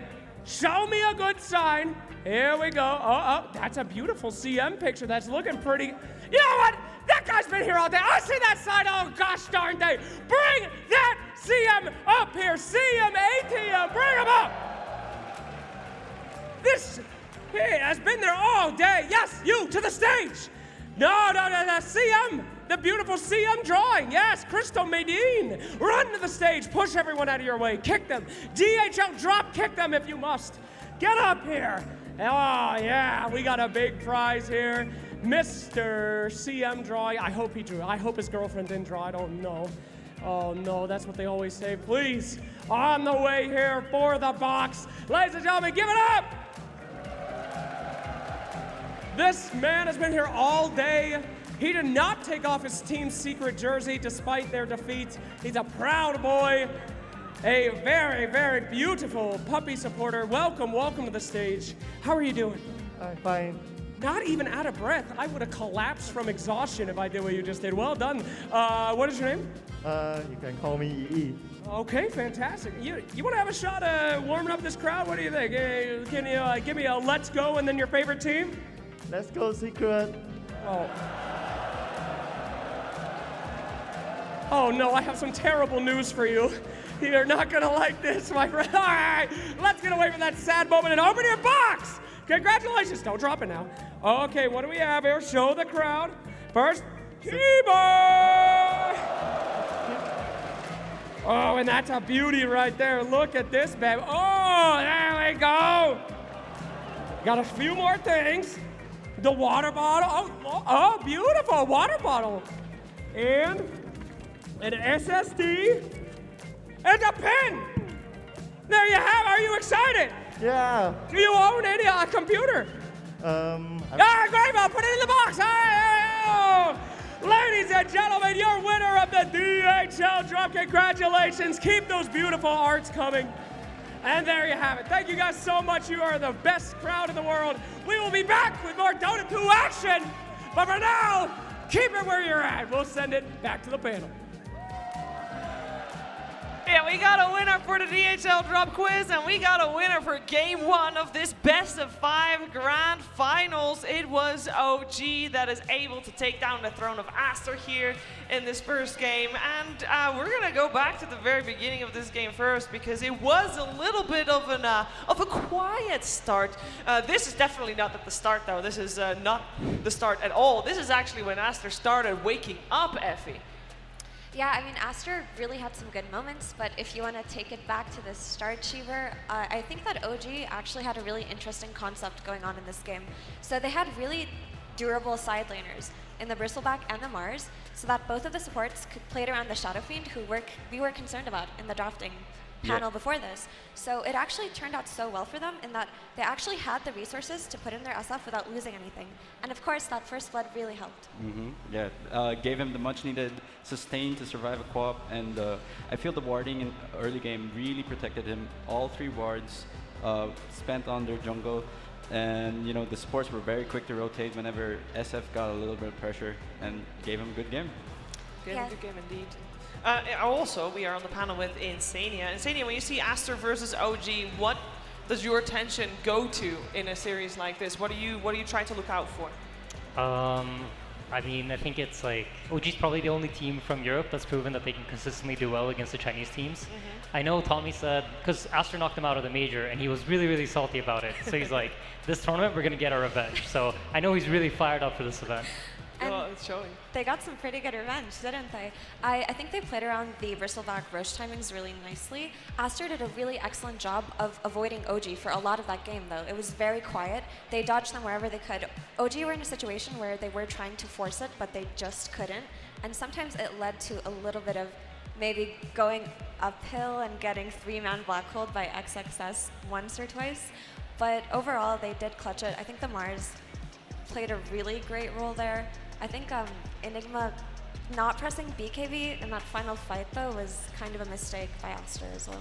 Yeah, it was a rough time. Aster did a really good job in Ninja Boogie at the start to avoid those fights until they believed they were ready, and which was that first pre-Roche fight, I guess. And you saw Aster running in, and then they lose 3, they don't get anybody in return, they don't even get the black hole off altogether. Yeah, but Boca had a wonderful initiation, tossed back the Mars onto the, no, I think he meant to toss it to the bristleback, but it ended up to his teammate, and then XSS wasn't able to react and pop his BKB, and then he ended up being speared, and they lost the fight just because of that. But that was very clutch by the Mars there. Yeah, and how many times are we gonna do this? I believe we're gonna do this maybe, well, at least 2 more times perhaps if it continues like this. If they continue picking him, Mars, if they continue letting Mars through, Amar is the MVP of this first game of the finals. Insania, does that come as a surprise to you? ATF being the MVP when he's playing Mars? Yeah. Absolutely, yeah. I could not believe it when I saw it. No, of course not. I mean, ATF plays a really good Mars, and I think he's one of these players that just does not hesitate. When you play against OG, what you really feel like is these Zoomers, they don't hesitate, and they're so fast. Like, you miss that for half a second, you're dead. You're just gone. And I mean, he showed it in the last fight, right? Enigma comes up slightly too far, go. Insta. No hesitation. And No hesitation. I think the Mars also ended up, even when he got black hole, did a lot of damage, right? There was this one time where Aster were the aggressors, and they smoked into OG's jungle, and they got the good black holes off, but because of the Mars Aghanim Spear and the Bristleback Quills, XXS actually ended up killing himself in the black hole, both of them. So that was a little bit of unfortunate synergy there, too. It's like an old OG concept when you're playing against a lot of stuns. They used to play like Spectres and stuff. They just dealt damage while they're locked down. So it's cool to see ATF like, you know, bringing back a similar concept but with a different hero and in a way that isn't really that popular. No, it's not that popular. Another thing that's not that popular was, I believe, the item build that we saw Monet go for on the Troll. It's something that Ninja Boogie, you wanted to highlight for this one. Yeah, it worked out pretty well, and they really needed this Aghanims up. Otherwise, Omni Knight was a great pick, but with this Aghanim Scepter, you know, you can dispel both the Heavenly Grace and the Guardian Angel. And yeah, that was one of their strong timings that they were waiting for. And unfortunately, you know, when they didn't go for an aggressive play with that smoke, you know, XSS was just a little bit too slow to pop that BKB. Yeah, of course, I mean, great itemization. Did not play out the way they wanted it to, of course, now being a game down. And I wanna look forward to the second game and talk about lessons learned from this, because we want to see some adaptations. It's not the first time that Aster has dropped a game this event, but they've only dropped 2, and it was during the group stages. They've had an easy road thus far. Obviously, it's a best of 5. It's a little bit different. But what would we like to see changed going into game 2, I think? So I think that Aster actually, they were trying to inflict a little bit of mental damage in this game 1 by giving the Mars away and beating it, because they went for that first pick Tiny, which isn't really that contested when they play the Mars and they're also dependent on the Mars. So they wanted to just take out OG's Mars from the beginning, show them that they're not scared of it, but it kind of backfired. So I do think that in game 2, this Mars will probably be banned by the side that does not have first pick. All right, well, that seems like an easy enough solution. What do you think, Insania? Will that be enough to sway the chances for Aster? I missed the drafting phase, unfortunately. I was being shuttled over here, so I didn't really see it. But I think put Ori on a hero that buys BKB and then just goes around and kills people. I think that's like, when I think of Aster, I really think of Ori buying BKB, and then, you know, he plays the Ori game. Let him play some Razor, some Storm, some first item BKB hero. I feel like Quap isn't quite that. No, and it was a first phase Quap in this time as well. It was also one of the first times we saw Shadow Fiend. We don't see it that often. We are moments away from the draft. Ninja Boogie, I would like to have some quick thoughts on that Shadow Fiend, because It was the first time we saw BZM play it. I think maybe once before he played it, but that was when they were already secured in the groups. It didn't really impress me. It was kind of set up for success based on the first blood and the supports playing around it. But Aster's a team that always fights man. So I don't really think SF's that great of a pick. What do you think? It's Insania. I mean, it's a pretty good matchup against Queen Mid, and I think with the changes that has been made in this last patch, I mean, you want to play on side lanes more, so SF's not going to get rotated on as much as he would have in the last patch. So potentially something good. Like I said, unfortunately I missed the first half of the game, but I think it's a cool hero. It can definitely be good. I think the Arcane Blink was it's pretty cool. Like, but just didn't really. I think it was more like Aster made a couple mistakes towards the end. I have to ask Aiden, don't you feel like letting this Mars through again and proving you can beat it is a little bit stubborn? I think Aster can call GG right now. It's over. But, I mean, from your experience, when a team kind of runs back the desire to beat a hero, like a certain team's pick? I mean, usually when you come into a series, you've done like at least 15 mock drafts. Okay. And you've gone through all the scenarios and you looked at which scenarios can we approach properly. Like, they probably figured out that, you know what, Chen and Shaker, we can't draft our games. We cannot play our game against these heroes. So we have no choice but to give them the Mars and try to beat it. You might see if they lose this game, for game 3, maybe they shift it up, but I think usually that's kind of what happens when you go into a series and you end up picking something like this. So this, to me, signals that they're confident in whatever idea they had prepping for the series, which is a good sign. Aster still believes. I can see that, and I think by shifting the Queen of Pain to the Puck, which is a hero that naturally does better against Mars because you can phase shift dodge these spears and you can make his game a little bit harder, that may be another take that they have to it. Yeah, we got a couple of respect rounds coming up from previous game as well. The Dazzle and the Enigma removed by OG, as well as the Willow removed by Aster. Don't want to face that Taiga Willow again.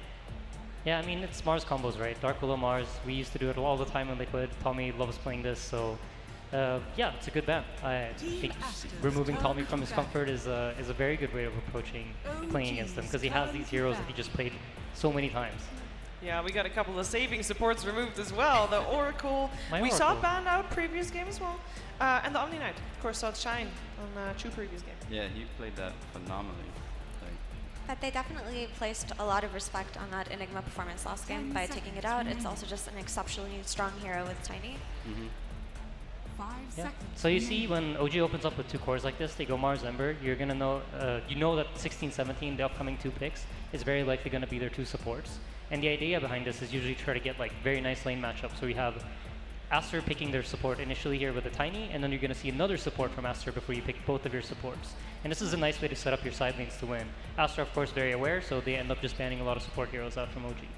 Would you also want to remove any heroes that might do well against, I mean, the Ember is a flex pick, but we've seen it mostly on Yuragi, actually, for OG. Yeah, I mean, I think BZM plays it as well. A hero I'm concerned with, if I'm Aster right now, is TA. Yeah. I feel like it could be a very tricky puck game. If Mars also buys like Yules, you have Ember to slide him and poke him off the lane, you suddenly have like very, very good answers to puck all across the board. So I think they surely are considering banning it. I also wonder if OG are looking at Phoenix for this next phase, because it does feel like it's a pretty solid Phoenix game, right? You see this Tiny, so you know that you're going to get value out of your Sunray. You're going to have your Mars combo. You don't get the Willow again, but Phoenix is one of the natural heroes that is picked up with Mars. Thing is, OG did play Phoenix twice during the group stages, I believe, and both games were losses, so I'm not sure how confident or comfortable they are on that hero. Well, they won't get to play it. Aster bans it out. It's a good ban. It makes sense. It's a Mars combo. Strong against Tiny. Can deal with the Phoenix right now. Yeah. I mean, Puck can't really kill Phoenix as well. Phoenix was a very high hero HP pool at the start of the game. So. Can I get a Paiku? Did I say it right? Piku? Paiku? Piku? Yeah, Piku. Piku Winter Wyvern. Yeah, plays it phenomenally. So since the patch dropped, Aster actually put high emphasis on Wyvern, especially within the first phase, and I think what they really like about this hero is, regardless of whether it's being picked to counter something, they like its ability to just skirmish early on. Like one good Winter's Curse can dissuade an entire push and maybe shift the tides of a game. So because of... crowd's definitely happy about this pick. I mean, they might not be picking Centaur and building an Aghanims on it, but they do get a crowd favorite in getting the techies on board here. It is a position 5 techie still, because, I mean, It's true. It's true, techies. He's a techies extraordinaire.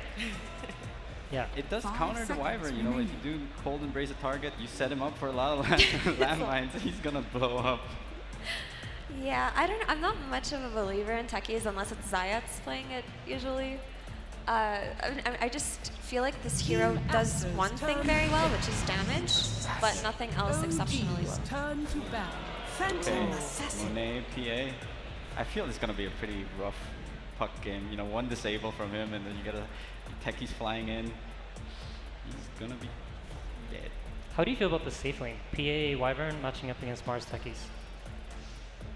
10 seconds. It can be rough, but I feel like there is some potential for success here if you do jump the techies. I just feel like Amar's gonna buy 2 bracers, Yeah. or maybe even 3, and he's gonna sit in that lane, and he's gonna get every single CS. And at some point, this Winter Wyvern is like, my spells do nothing. He just regions it passively, and this techies is out trading us super hard on the lane. So I feel like Aster's safe lane, I'm really worried for right now. It's also just a stick dispenser lane, right? You just buy sticks on both of these heroes, and you can probably Goes win both ways, the too. skirmishes early on. But I think potentially they could look towards tri-laning the first couple of levels with the Tiny, getting those quick kills on the techies, and then maybe going top. Yeah, I was gonna bring up, like, they're definitely gonna just play safe until Boboka rotates top, because he does love, rotating around and setting up some kills.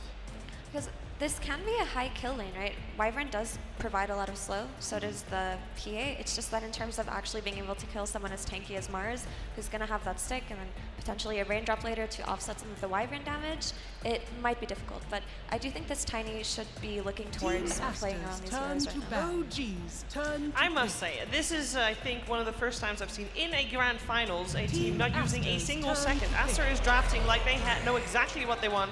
We got a Terrible 8 coming out for OG, so that will be Iragi's hero, and then BZM will be on that Ember.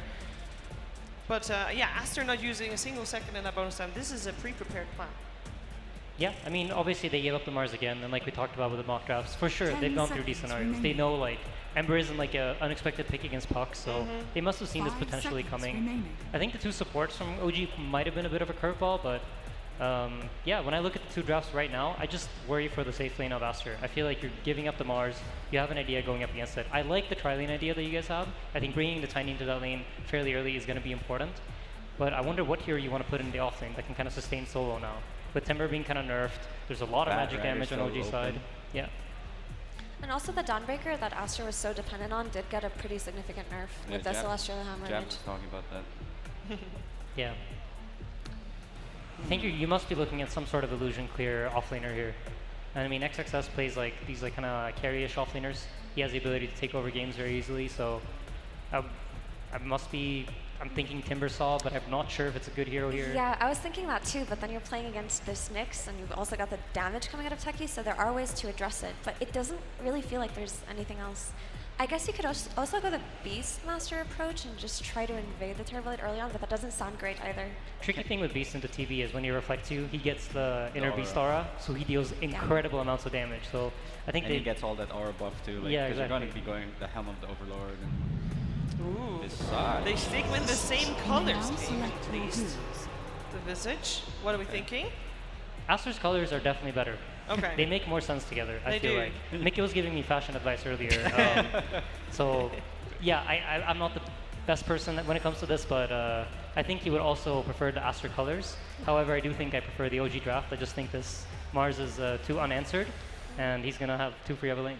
Well, we've seen the power of Visage in the hands of Fnatic yesterday. Even though they didn't exactly win that game, we know how well that hero can scale and what it can do if it gets a good start. So hopefully it's enough for Aster, because I do not want this to be a 3-0 Grand Finals. I believe in them. They're going to bring it back. Yeah, I do believe Aster's going to win this time. I know we have maybe a little bit of a bias panelist on the panel. I mean, What do you mean? What do you mean? What do you mean? I don't know if you guys can see, but I don't that's think they can. and But I got all their signatures on my shirt. all the so signatures. Of maybe a little bit of OG. bias. A little bit of bias. We're gonna find out if, well, if OG is gonna be at match point after this game number 2, or maybe Aster can tie the score. Let's head over to our commentary duo. It's OD Pixel and Funked. Thank you very much, Shiva. Yes, we were given quite the delight with that game one here between OG and Aster. Of course, OG being able to take the lead so far in this best of 5. This game 2 draft fogged, again, lots of exciting things that are standing out. I mean, what's sort of jumping out to you most out off the back of this draft? There's Amar's first pick, Owen. Amar's getting it again. He's going to get to do his beautiful stuff. But looking at the overall draft, we do have a PA versus Terrorblade. We saw the other day the PA, Monet especially, get the double Rampage in particular versus that Terrorblade lineup from Secret. But he was addressed a little bit more, the TB, in that matchup, because the TB is the counterpick for the PA. But this game, the TB only really has to worry about the Wyvern in particular. So we'll see how Aster's going to be able to apply that pressure, because OG, as usual, triple scaling lineup, very strong into later stages of the game. Aster, lots of team fight to kind of round things out and maybe try to dominate. Because I'd give Aster a little bit of advantage in the overall team fight aspect of the game. Okay.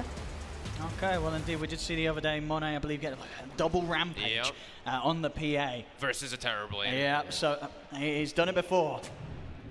Yeah, and let's see how this the Visage is going to do. We saw I think the exact same picks, right, from Fnatic, if I'm not mistaken. The Tiny plus Visage, they actually put a lot of pressure. Don't think they ended up winning the game, but it was still a really strong draft that we saw.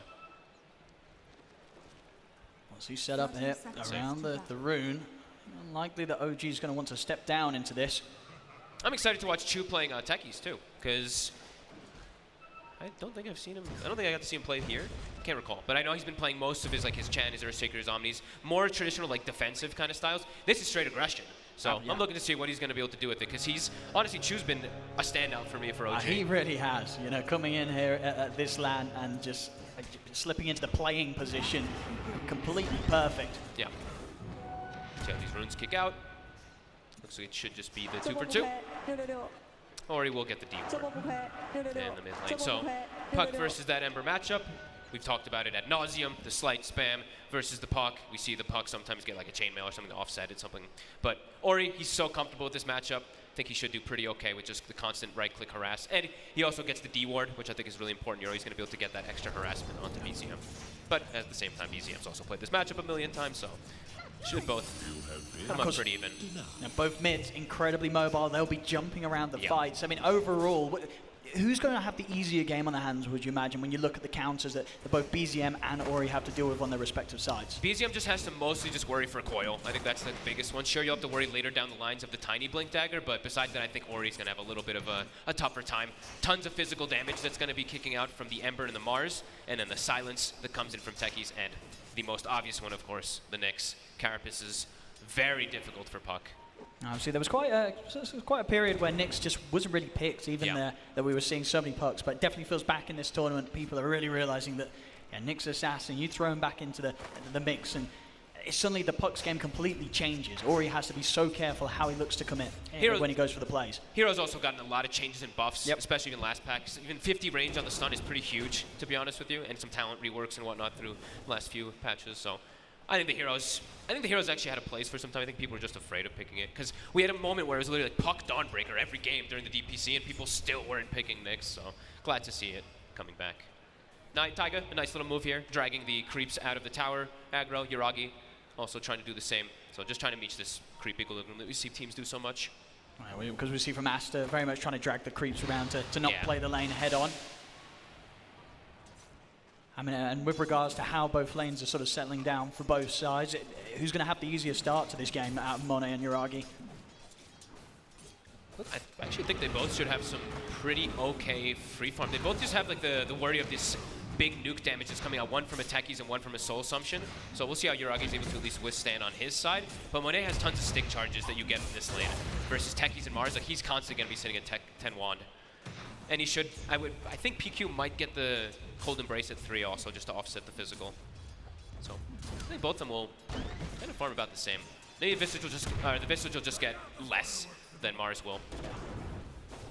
And of course, talking about the Visage, the last pick this game for Aster, what does this hero sort of offer here in this situation? Why do you think they fell on this? Of course, it's something that we see a lot, but what is its strengths in this type of game? I think it rounds up their draft to have some push. I think they didn't really have any way to actually take objectives very easy until they had this hero. And he's going to buy these auras that's going to be pretty nice to counteract like the physical damage that OG does have. And for Aster, a lot of times when I see the way that they draft and they play, it's, you know, lanes are, they make sure they have like decent lanes, but their game is usually all about the team strategy. Like when they group up as a unit, how strong is it going to be? And Visage is, you know, one of the better ones to group around. A lot of denies. Yuragi, 9 denies versus Yeah, the he's Visage. been playing fantastic with the illusions. Bit of an attempt here on towards Monet. Good harass. So it's definitely going to get less fun this lane as the levels start to roll in for Chu. Massive amounts of damage output that he can offer. It's going to be too much fun for Monet to try and survive through. He's actually just sitting very low. Like he really has to be careful on Has Monet. to. It's a huge amount of burst that these two can offer. He'll jump to the side. Cold Embrace will give a bit of a heal. No further spells for Chu to throw out quite yet. But we'll have a final mine under the tower. Won't be enough damage, but still Monet just kept so low on this bottom lane, and they're running out of regen. All right, yeah, so there we go. We get to see it. Yeah, Yuragi's going to get the much better feed. But also, interesting to point, Yuragi went Bracer. So, like we said, some type of maybe way to offset the damage that comes out from Visage. So, yeah, Monet, going to have to find a way for him to get some better secured farm. He could still just die. He's sitting so low HP. It's dangerous down there. Like a spear connect on the tower. He does. Amar able to find the angle. Cold Embrace gives a bit of a heal. Chu, tower's hitting him. I mean, Chu might die instead if they're able to find some sort of jump in, and the deep one is going to go for it. Gets in, gets the first blood. Can Amar find the trade? He can. The spear comes in. Amar will be able to take down Monet in return. Back over in the mid. Good toss back onto BZM. We'll see the body blocks as well from Ori. Keeping those towers coming in hard. Inside of fifth though from BZM. He's the one that gets the kill, and he's able to walk away. Cool itemization, the Blades of Attack build with the Blightstone. Don't really see the Blades picked up early, not the first item. I mean, obviously, yeah, That's cool. those two items, that combo, that gets the kill. Yep. Without that, he's probably dying there, BZM, and not able to walk away with the life of Ori. Uh-oh, all 3 lanes going OG's favor already. Sure, they get the first blood on Monet, but you just see BO5 is going to try again. Let's see. He's got another toss, but not quite able to toss it all the way back to Ori, just over towards the creep wave. Maybe a bit of miscommunication there. I think he didn't have range. Or he tried to use the Waning Rift to pull him closer to tower, but... Top lane. XXS. Body blocks from Tiger. He's in trouble. Causing some issues. So see him be able to walk it off, but again, another lane where the cores just all across the map are getting incredibly harassed here by OG in this laning stage. We'll see once more this play. I mean, it looks like Ori's got a decent amount of HP, but as we say, with the build that BZM has, this sleight of fist hurts so much at this early stage of the game for a puck. Yeah, level 6 so early now on this Ember Spirit. You can just go back up, reset, and kind of continue to apply this pressure onto Ori. Yeah, so far, all 3 lanes looking great for OG, even slowing down Monet quite heavily. And this is Boboka making, look, he's the one who ganked. That's the scariest thing. They He's started the one it. who made the They move. really did. They tried to see if they could catch BZM by surprise, but I mean, as you saw in sort of game 1 when it came to the laning stage, very clear that OG, you know, they were prepared for these sort of mid plays, these mid moves that Aster try and hit the enemy with early. And I do want to point out also, Ori, I thought he was going to pick up Chima first. Wait, Monet. I mean, he's looking pretty dead. He'll try and run with the blur, but again, OG able to take him down. A second kill for Amar. Relentless aggression. And Chu, we're seeing this techies working out really nicely. But yeah, pointing out Ori, he went for Gloves of Haste in the mid lane rather than going for that chainmail that we talked about to offset the physical damage that comes out from Ember. It So doesn't feel like that early attack speed is going to really offer him sort of much. Maybe a bit of an extra opportunity to get the CS with the right click, but it's definitely not, as you say, that sort of impactful 450 gold item or 550 gold that could give you some sort of help against an Ember. And in both, I've seen him now multiple times. He played versus the Kunkka, he went the chainmail. So yeah, Ori maybe trying a different approach, but yeah, maybe it was a case of buying when he was dying, wanted to spend the gold. So this time round, Monet will get back up. See the spear, hold back Monet for now, but with the rotation of Ori, Amar should die. He'll have some stick charges, pushes back the 2 of them. Nice coils there though. Ori making sure to hold on to it until Chu jumps in so we can grab the 2 of them and secure both of the kills. An excellent rotation from the puck. And he gets the courier as well too, Ori. Very nicely done. Perfect phase shift. Has just waiting long enough for the stream coil. See that BZM, he's come over in return. And he's going to look to try and find some kills back himself. He should get PQ as Cold Embrace comes to an end. Oh, actually, that's a slow remnant, but it's just fast enough to close in. As BZM managing to get one hero out of this move. Not quite as big as sort of the golden XP that, of course, that Ori was able to pick up with that rotation. But he's able to refill the bottle immediately from Amar, so he's able to keep his impact and keep making his way on the map, make his match toward Ori, and contest this rune again. Let's have a look. Power Rune coming in. Chu gets in with the jump. Silence onto the two of them. There's a regen rune. The BZM's going to be able to bottle up. And he'll definitely try to run down these two. The sleight of fist is hurting so much Ori. He's got to escape this, but a remnant's at the ready. But Ori baits it out! He doesn't jump to the orb. And yeah, BZM weren't ready for that there as Ori bluffs his way back to base. I mean, that was a little lucky there for Ori, gotta be honest, but a nice play baiting out at BZM's jump away. They will lose BO5, but again, another rune. They're just consistently protecting BZM to get all this type of advantage. Yuragi under no pressure whatsoever after laning phase. Yeah, he's having a great time in his jungle. This is a pretty big concern. As we mentioned, the TB pick is kind of that counter pick versus the PA, and him off to this start. Looking pretty good for OG. Giving Taiga the lane top also now. Aster, they do have level 6 on XXS, so Taiga does have to be a bit careful. They want to get in under the tower.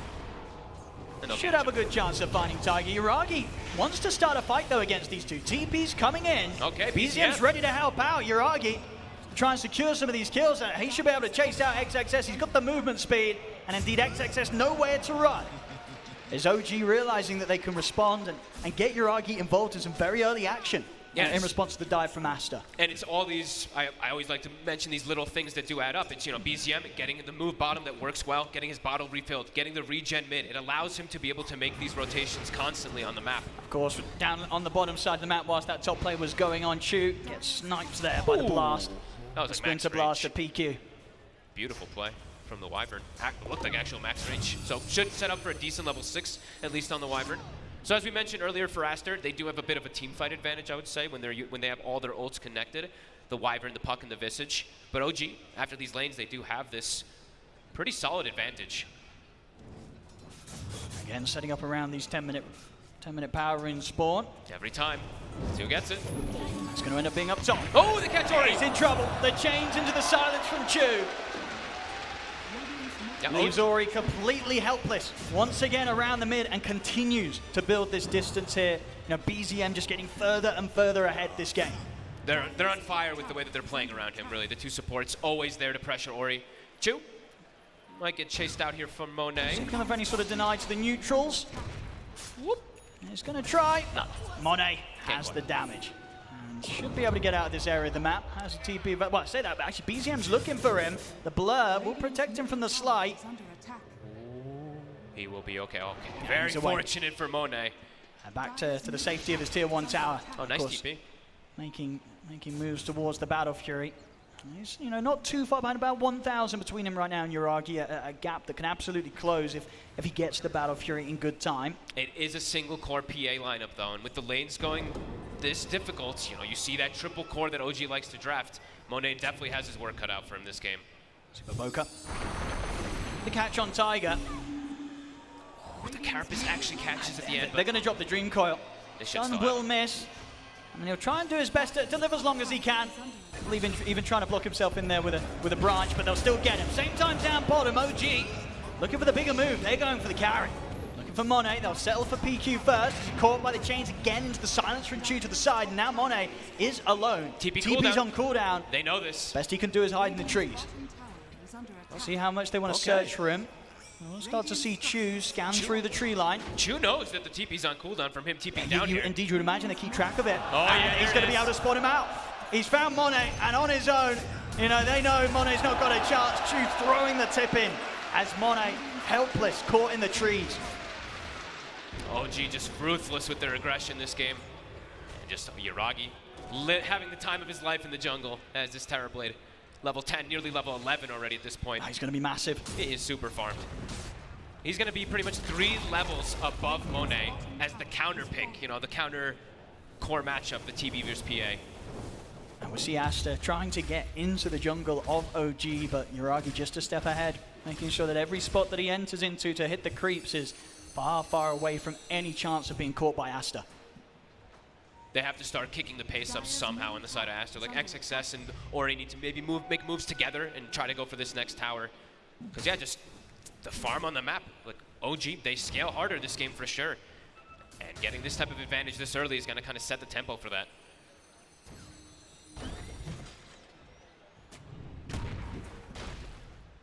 I might look to get back into this area. I mean, they're going to jump straight in. Off the mark. BZM will get held back by a curse momentarily. Baboka looking for a toss opportunity onto Amar, but he knows he can't do it. He tries to step back, but the setup's there with the arena and the spear. TPs are coming in though. Aster, they've got the numbers to get the kills out of this one this time. They'll take down Chu. I think XXS has to start doing this. He has to start getting involved because the two supports on the side of Aster, just very limited damage that really comes out from them. The Tiny does okay damage when he has his full combo out, but yeah, they need this third hero. Now they can start pressuring the mid tower. I think this is exactly what they needed to do to kind of react. But OG, not too fussed. Gonna just continue farming. BZM gonna try to slow it down. That early Maelstrom will help slow down that push. I mean, they're going to bring further TPs in. Yeah, OG don't want to let this one go down for free. Already Tiger trying to set up with a Vendetta. He's looking for the opening, but the phase shifts there. Jump back in from Ori. He'll go for the Dream Comet. He gets caught by the silence of Chu. Ori's down. As again, the techies catching him by surprise. Double kill in for the side of OG. As there's two dead, ready to clean up more. BZM runs down PQ. He'll get the double. Stun opening from Tiger. Allows Jiragi to step in towards XXS. He'll try and get out with the boosted movement speed. He's under the tier 2, but BZM, he's ready to dive. Slight and change. OG, they get a 4. OG's just powering up over and over again. Everything's working out in their favor. Chu, as we mentioned, his techie's one of the first times he's playing with it. He's very aggressive, but a perfect silence. It actually goes past the point where Ori thought he was going to dodge it. It connects onto him in the backline anyway. Yeah, he's landing them every time. Chu he's got some great setup, of course, from his teammates, but even in these situations where it's coming in a little later, he's always compensating for where the key heroes are going to be. He knows where to land Chu. OG just, one step ahead always, it feels like, knowing that they can do this big defense and literally losing nobody. Not even Chu dies. And getting Jiragi involved. You know, not only still sitting at the top net worth, but now at this point of the game, very early, 13 minutes in, where the TV's able to step up to these fights and start to pick up some of the XP and gold himself. When you're able to get this many levels on TV also, it's like now he's going to accelerate so much faster. He's already got max conjure image, he's got talents, he's got etc. And back in action, Ori's dead again. Oh boy. He won't even be able to get back into the game before he dies another time here. OG just catching him out countless times. I'm playing in a bit of a dangerous spot here, close to the tier 2. I mean, how dangerous though, that's the question, because BZM has got an arcane rune. He's tempted. You know, but he won't do it. He'll hold back. It's his last a little remnant. bit of control. I was going to say, that's his last remnant. That would be pretty over-aggressive, Tiger. He's jumping back in, though. And now that Tiger's been able to start the fight, BZM, he wants to join. They have a curse set up, but it doesn't matter. Curse comes to an end. The Sleight of Fist gets another. BZM, godlike. At 15 minutes in, they've got to kill this man. Dodging the Dream Coil with the Sleight of Fist, but he will finally die. A big kill for Baboka there, as he gets a huge influx of gold as they finally end BZM's godlike. But the space that he's creating, like he's forcing everyone to react to him. The gold lead just continues more and more as Jiragi's free farming. Baboka trying to find Tiger, but looks like Tiger might be one finding him. He's got Jiragi by his side, but same to be said for Baboka, who has XXS and Ori. Baboka able to step away, and with the setup from the familiars, see if they can chase Tiger down. Tiger is being such a nuisance. They can't get him. He's playing around BZM perfectly from the start of the game, securing rooms and whatnot, and just ruining Ori's life. Like, Ori just keeps getting caught from him time and time again. Yeah, this spectacular stuff, really. The team play from OG on point. We'll see again here in that last fight. I mean, this was before we came back, where Ori gets caught out. Of course, you know, as we said countless times, the Nyx Assassin, such a counter to even the best pucks in the world, you know. I mean, Tiger, of course, he's definitely one of the hottest Nyx Assassin players. You know, he'll be there to trip you out. You've got to be so cautious when throwing out your spells. Chu walks up very far, no coil available. They're going to see if they can get the setup on a BZM. Can they burst the Ember? He's getting low, but he's going to be fine. Remnant's out, jumps back to the safety of the river. As OG are fine, spear from Amar. Finishes off Baboka. Aster still continue to push forward. The Dream Coil's down. But Amar's alive. Chu jumps in with the side. The arena's going to go out. Amar, he's going to be able to live. Finally, the curse comes in. Will kill Tiger. Amar dies the soul assumption. But again, it's OG with the greater cleanup.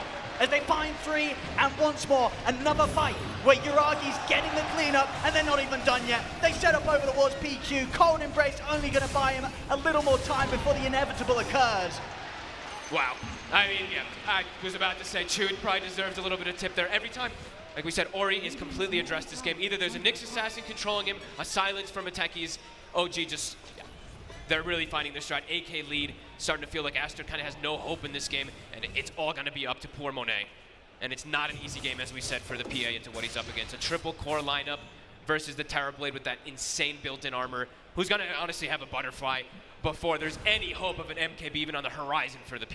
Yeah, he has done it before, Monet, on his PA, but without a doubt, this is definitely going to be one of the tougher, or if not toughest, situations to try and pull the game back on his shoulders. Especially, yeah, it's a single core PA versus this tri-core scaling lineup that has so much disable. Aster looking for the hunt onto Mar. Can't quite find it. Mar might even be happy to jump in himself. Has he got Arena for 15 seconds? He's tanky though. They'd have to expend so much to just bring him down. And now he's actually gonna have BKB done, so unlikely he's probably gonna die in any of the next situations on this Mars.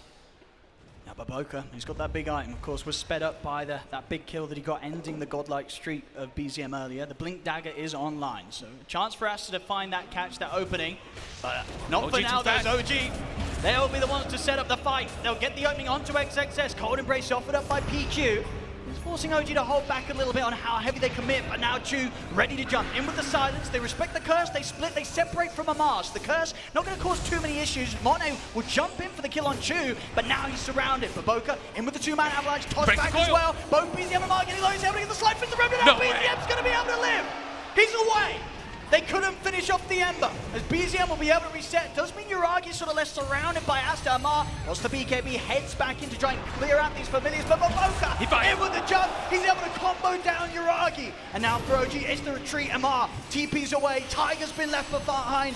Finally, Aster able to find a really solid fight there, taking out Yuragi. This time round, the TB not able to freely stand in the team fight. A beautiful dance really coming out from Aster and BO5 in general.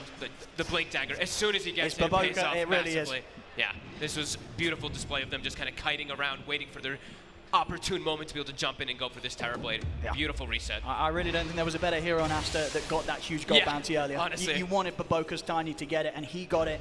And making the moves there with the fact that he was able to get that Blink Dagger at a decent time, considering the early state of the game for Aster as a whole. Yeah, XXS also, I think he ended up surviving, what, with 20 HP on the high ground. It was so close.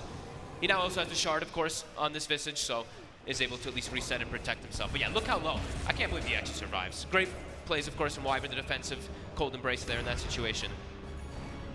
I'm very close to being even worse of a team fight, of course, for BZM, for OG overall, because BZM, he got so low there. He did. I cannot believe that he last survives. moment being able to remnant away after the Sleight of Fist. Because they break the coil perfectly too, but BO5 like so on point with them trying to come back in this team fight. And indeed, at the end of it all, you know, Yuragi tried to push on, but couldn't stand his ground without the full lineup of OG backing him up, back in action.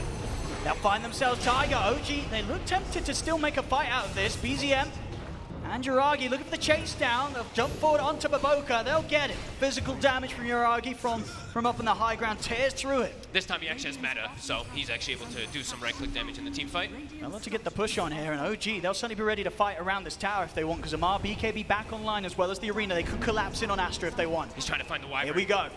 Amar, see what sort of a catch he can get. Will miss the spear. He get caught by the silence as well. Aster, they can jump back to relative safety here. It does mean XXS is left behind. Chu looks to get him with the silence, but Ori able to dodge with the phase shift. Buyback comes out from BO5. They're going to try their best to help XXS, who's caught in the arena. BO5, he jumps in, he tanks the spear from Amar, giving the chance for XXS into the Cold Embrace. XXS still alive as OG, they're having to back away. The Winter's Curse holds back Yuragi. As the saves there coming in to make sure that XXS does not die, at least for now. Maybe BZM can still find the clean up, runs him down. XXS still alive. He's going to be able to live. No way. Oh, what a beautiful display. These defensive moves from Aster somehow able to withstand this pressure from OG. I mean, it's literally like everything. Oh, Cold Embraces, little Gravekeepers, everything. That was beautiful. Some crazy fights.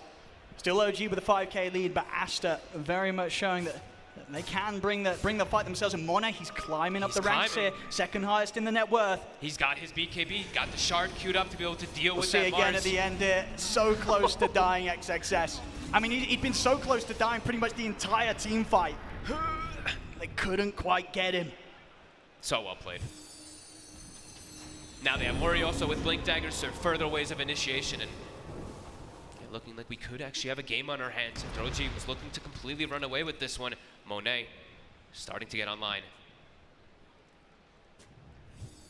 OG might have to give a little bit more respect to how tanky XXS really is. What, both situations surviving with sub 1%, 2% HP. Yeah, definitely doesn't seem like he's the hero for them to jump right now. No.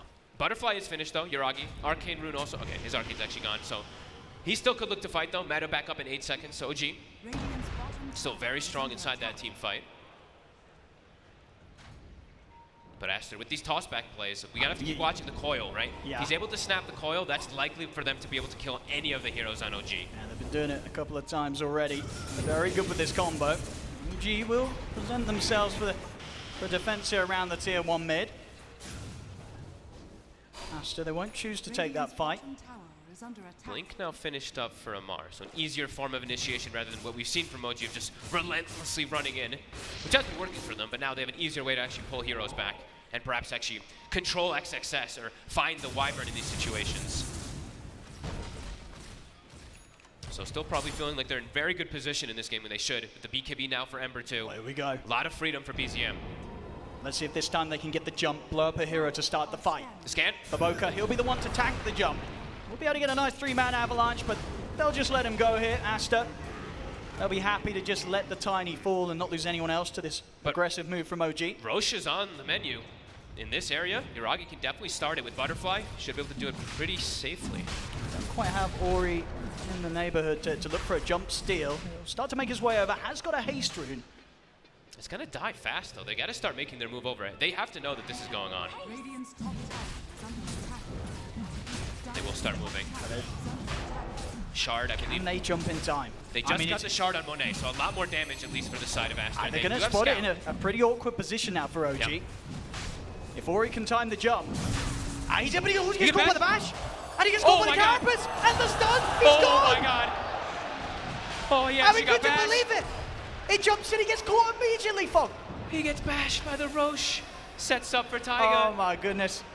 I mean, as it is, does seem to still have shaken up OG a bit. They're careful, they're hesitant at committing to finish the Roshan. They probably expect that he has buyback, but he actually doesn't have it. 30 seconds, BO5 jump to the side, he's trying to burst through Chu, and Tiger Money's in with the backup, commits in with the BKB, jumps onto Chu. Chu's gone, now turns over towards the bar, past the BKB, the arena as well, and Money, he goes to the Aegis, Money! He steals the Aegis! Can he get out though? Jump to the side, if BKB comes to an end, huge physical damage here for the Slider Fist of BZM. That's the Aegis taken out of the hands of Monet. Can he take a fight with his second life? They'll keep him in control with the stun, but the heals are there from PQ. Cold Embrace, buying Monet the safety to buy time to jump back up. Oh, what a clutch play, really. I mean, BO5's not done. He's back in with the combo. Might cost him his life. Jump back actually from BZM. He doesn't want to commit in from BO5, but he doesn't need to. The illusions from Yuragi chase down the Tiny. Ori's back. Can't quite find anything though. Oh, Monet kind of just saves the game a little bit there. He really did that. That's huge amounts of chaos kicking off to the side of the pit, but being able to blink strike in and get that Aegis still, making sure that OG, whilst they might have financially benefited more from that engagement, they don't have the Aegis in their hands. And you got to give Monet the credit, but look at XXS. Look at the familiar. He's given the vision. He kept the familiar near the pit to give that vision for Monet to jump in. And if OG gets this Aegis, the game is probably just impossible for Aster. Now, they still have fighting hope to be able to get this farm, this next item onto Monet so he can actually stand toe-to-toe versus the Terrorblade. It's still a very uphill battle, but at least some chance. Yeah, they're starting the climb. And yeah, you have to really feel for Ori how it all kicks off, right? Getting bashed, dying before the fight even starts, my goodness, and then somehow not losing the fight in a total blunder. He's, he's having to deal with this Nyx assassin already. Seriously. He's having to deal with a Roshan on top of it. It's not a lot of fun for Ori on the puck. Gaben definitely not blessing Ori today. Let's see what OG's plan is now. They didn't get that Aegis that they planned on. Still very happy with the state of the game. Yuragi's still massive. Yeah, Satanic's going to be done here on top of the Butterfly. It's a full item over the PA, constantly. Let's see what sort of itemization we're going to have from Monet after the Deso. I saw he actually was queuing Deso. I was a bit surprised that he didn't just queue up the MKB, but I guess wanting to assassinate the supports he is wants still to kill always everyone valuable. else, right? Exactly. And with the Deso, he gets some sort of setup onto the Ember. High chance you have the physical to shred through him. Yeah, absolutely. And they also have like the extra minus armor. Yep. That's always going to be kicking in. So it's good. Taiga has his own Wraith Pact now, so a little bit more damage negation on the side of OG in the next fight. Yeah, I'm just still looking at how overall they're going to be taking down Yuragi. Because like you said, he's so massive and he's got this big item advantage over the PA, which it's going to prove to be a big issue for how they isolate him. Because the team fights, OG, they're just so tanky. The 3 cores survive so long in the fights. Mar finds Boca.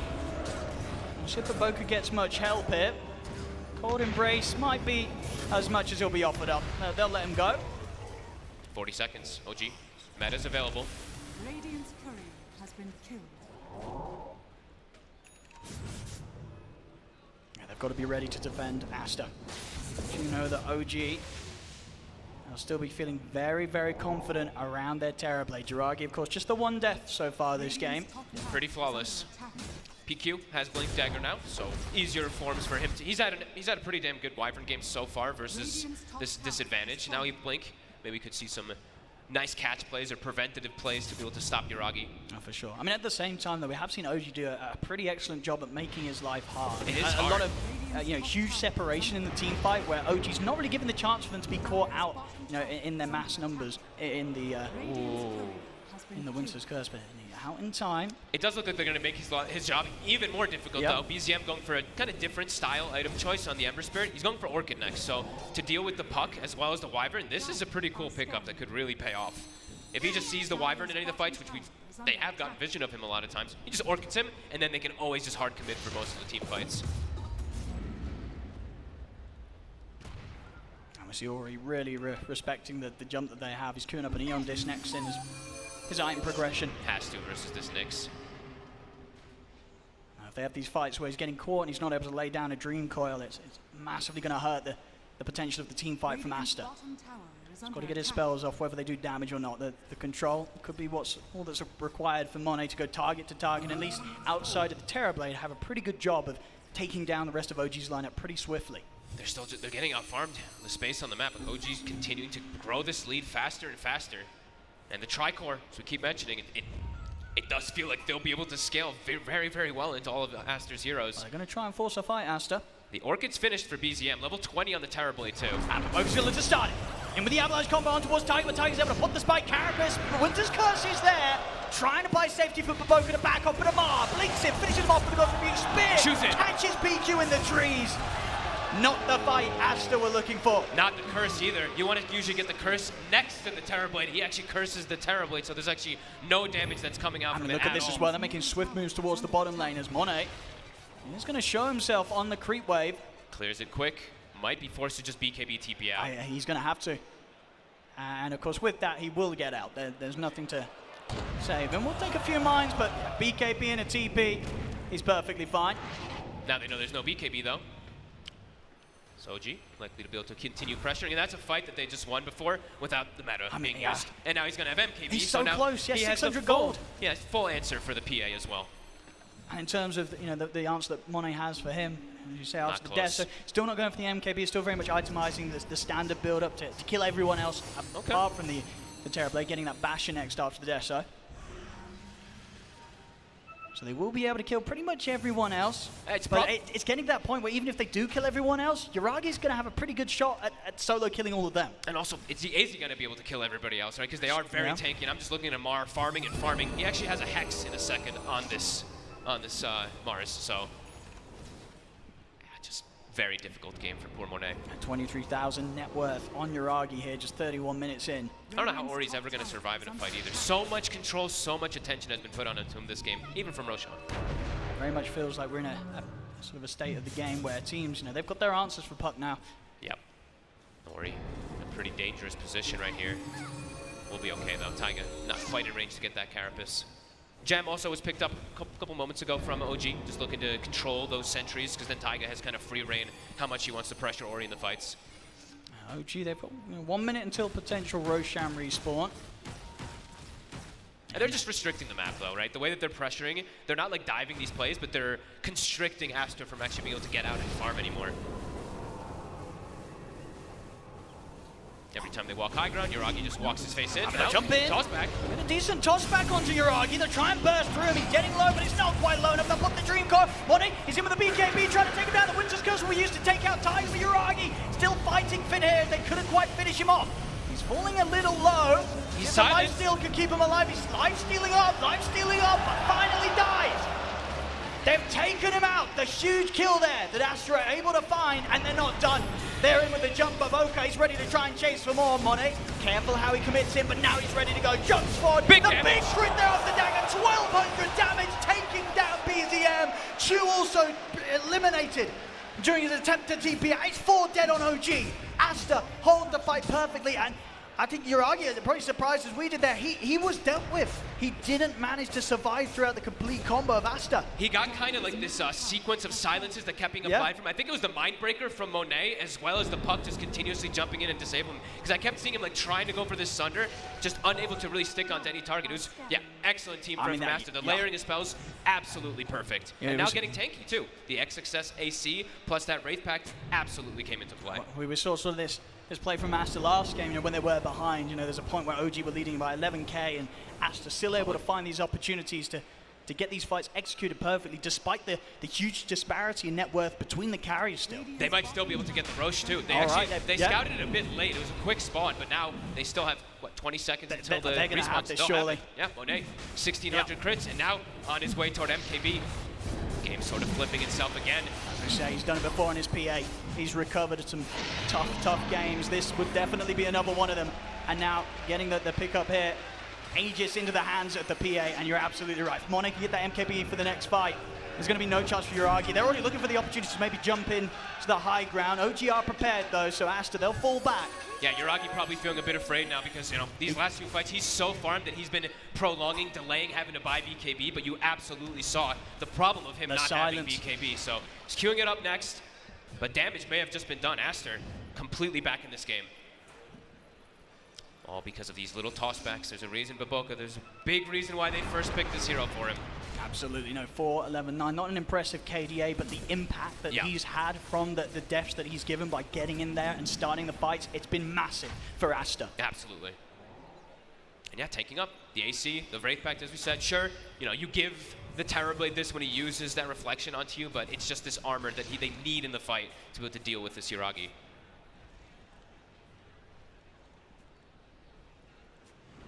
Yeah, without a doubt, OG to be incredibly careful with the next move they make into this Aegis of Monet. A couple of 100 gold, and the MKB will be on its way out. They have to find the backliners, OG. They have to stop either the Tiny or the Wyvern from getting these They're free TPing casts. over. They want to fight. The BKB has just been picked up by Yuragi. The ward, it sees Ori. He's going to see Ori. They'll get the opening, the chains into the silence. He's got an Ori's Aeon. got backup. Spear won't catch him. He's able to get the face shot on. In fact, Baboka's in with the jump. They burst through Tiger. Yuragi trying to enter the fight from the side. They look towards Baboka. Amar in with the arena. He'll catch out the turn of Monet's in. He wants to fight. He commits it with the BKB, but actually decides to back off. He doesn't want to get near to Yuragi for now. As Yuragi takes out XXS, turns towards Baboka. Double kill for him. This time with the BKB on the Terrorblade. Aster, they don't have any way to jump him to stop Yuragi from getting to play his fight. And Aster, despite the ones being the team with the Aegis, they had to fall back. Monet makes the call that this is not a fight that they can take. Yeah, smart play from Yuragi. I think he sells, his Dragon Lance to be able to have the money to purchase up the He BKB did. for this fight. So a very quick move from OG to react, having that ward up prepared already for Ori. They don't get the full control on him, but the initial just disruption to stop the puck from anything, that allows OG to kind of just clear onto these two. DD also now in BZM. So still feeling pretty good. Now Blink also. I mean, we're getting close to these 6-slotted territories. TB is starting to run out of space. Okay. And with the Blink Dagger, what's the plan? Who's Yuragi going to look to try and jump on top of in these team fights? He's got to find Wyvern. I mean, PQ is being so disruptive. Absolutely, yeah. If you can get sort of in the face of PQ, force him to panic curse onto him, the Terrorblade, that's going to be a very nice ultimate that Yuragi can tank and deal with. Yeah, they still do have, it's very back and forth, still very close. They have a lot of ways to get to this Wyvern, so it's all very important just being able to find him. The 3 different cores being able to bypass to the back line could still be difficult for Aster, but the way they play the fights is so patient. The way they position themselves has been pretty perfect, even though they are behind. Now, knowing when to cut their losses, as we saw in that last fight, Monet, despite having the Aegis, you could tell that they were making the call to head back. They know there's a smoke probably here, though. Those bombs, boom, boom. Nicely done from Chu. And see if Aster can still find something. They're going to still look to push on. Chu's trying to break it. Look, he's walking up, just trying to push the limit of breaking that smoke. They'll show themselves now in the mid lane. Yeah, Aster know they're not getting a jump here on OG. Baboka still lingering around the Remnant for a second. Double damage empowers me. I mean, yeah, there's no way BZM jumps for this. No. But DD Rune is on the ready for him. He'd be pretty happy himself to fight. Of course, they are tanky though. XXS. BKB done on top of the AC. OG also just can't get vision into the back lines because they can't keep wards down because of that gem. You know, they did pick it up earlier. It was taken away from them by Aster. So that's usually one of the big things that helps you find these wyverns is just having deep wards inside of lanes or something like that in preparation for a fight to start. But yeah, into gem, you're not going to be able to do that. So it's up to Taiga, really, to try to find the opportunity to find this wyvern in the back lines to give the information for his 2 cores. And without a Blink Dagger, probably a bit difficult, so maybe Taiga does opt to go for that himself too soon.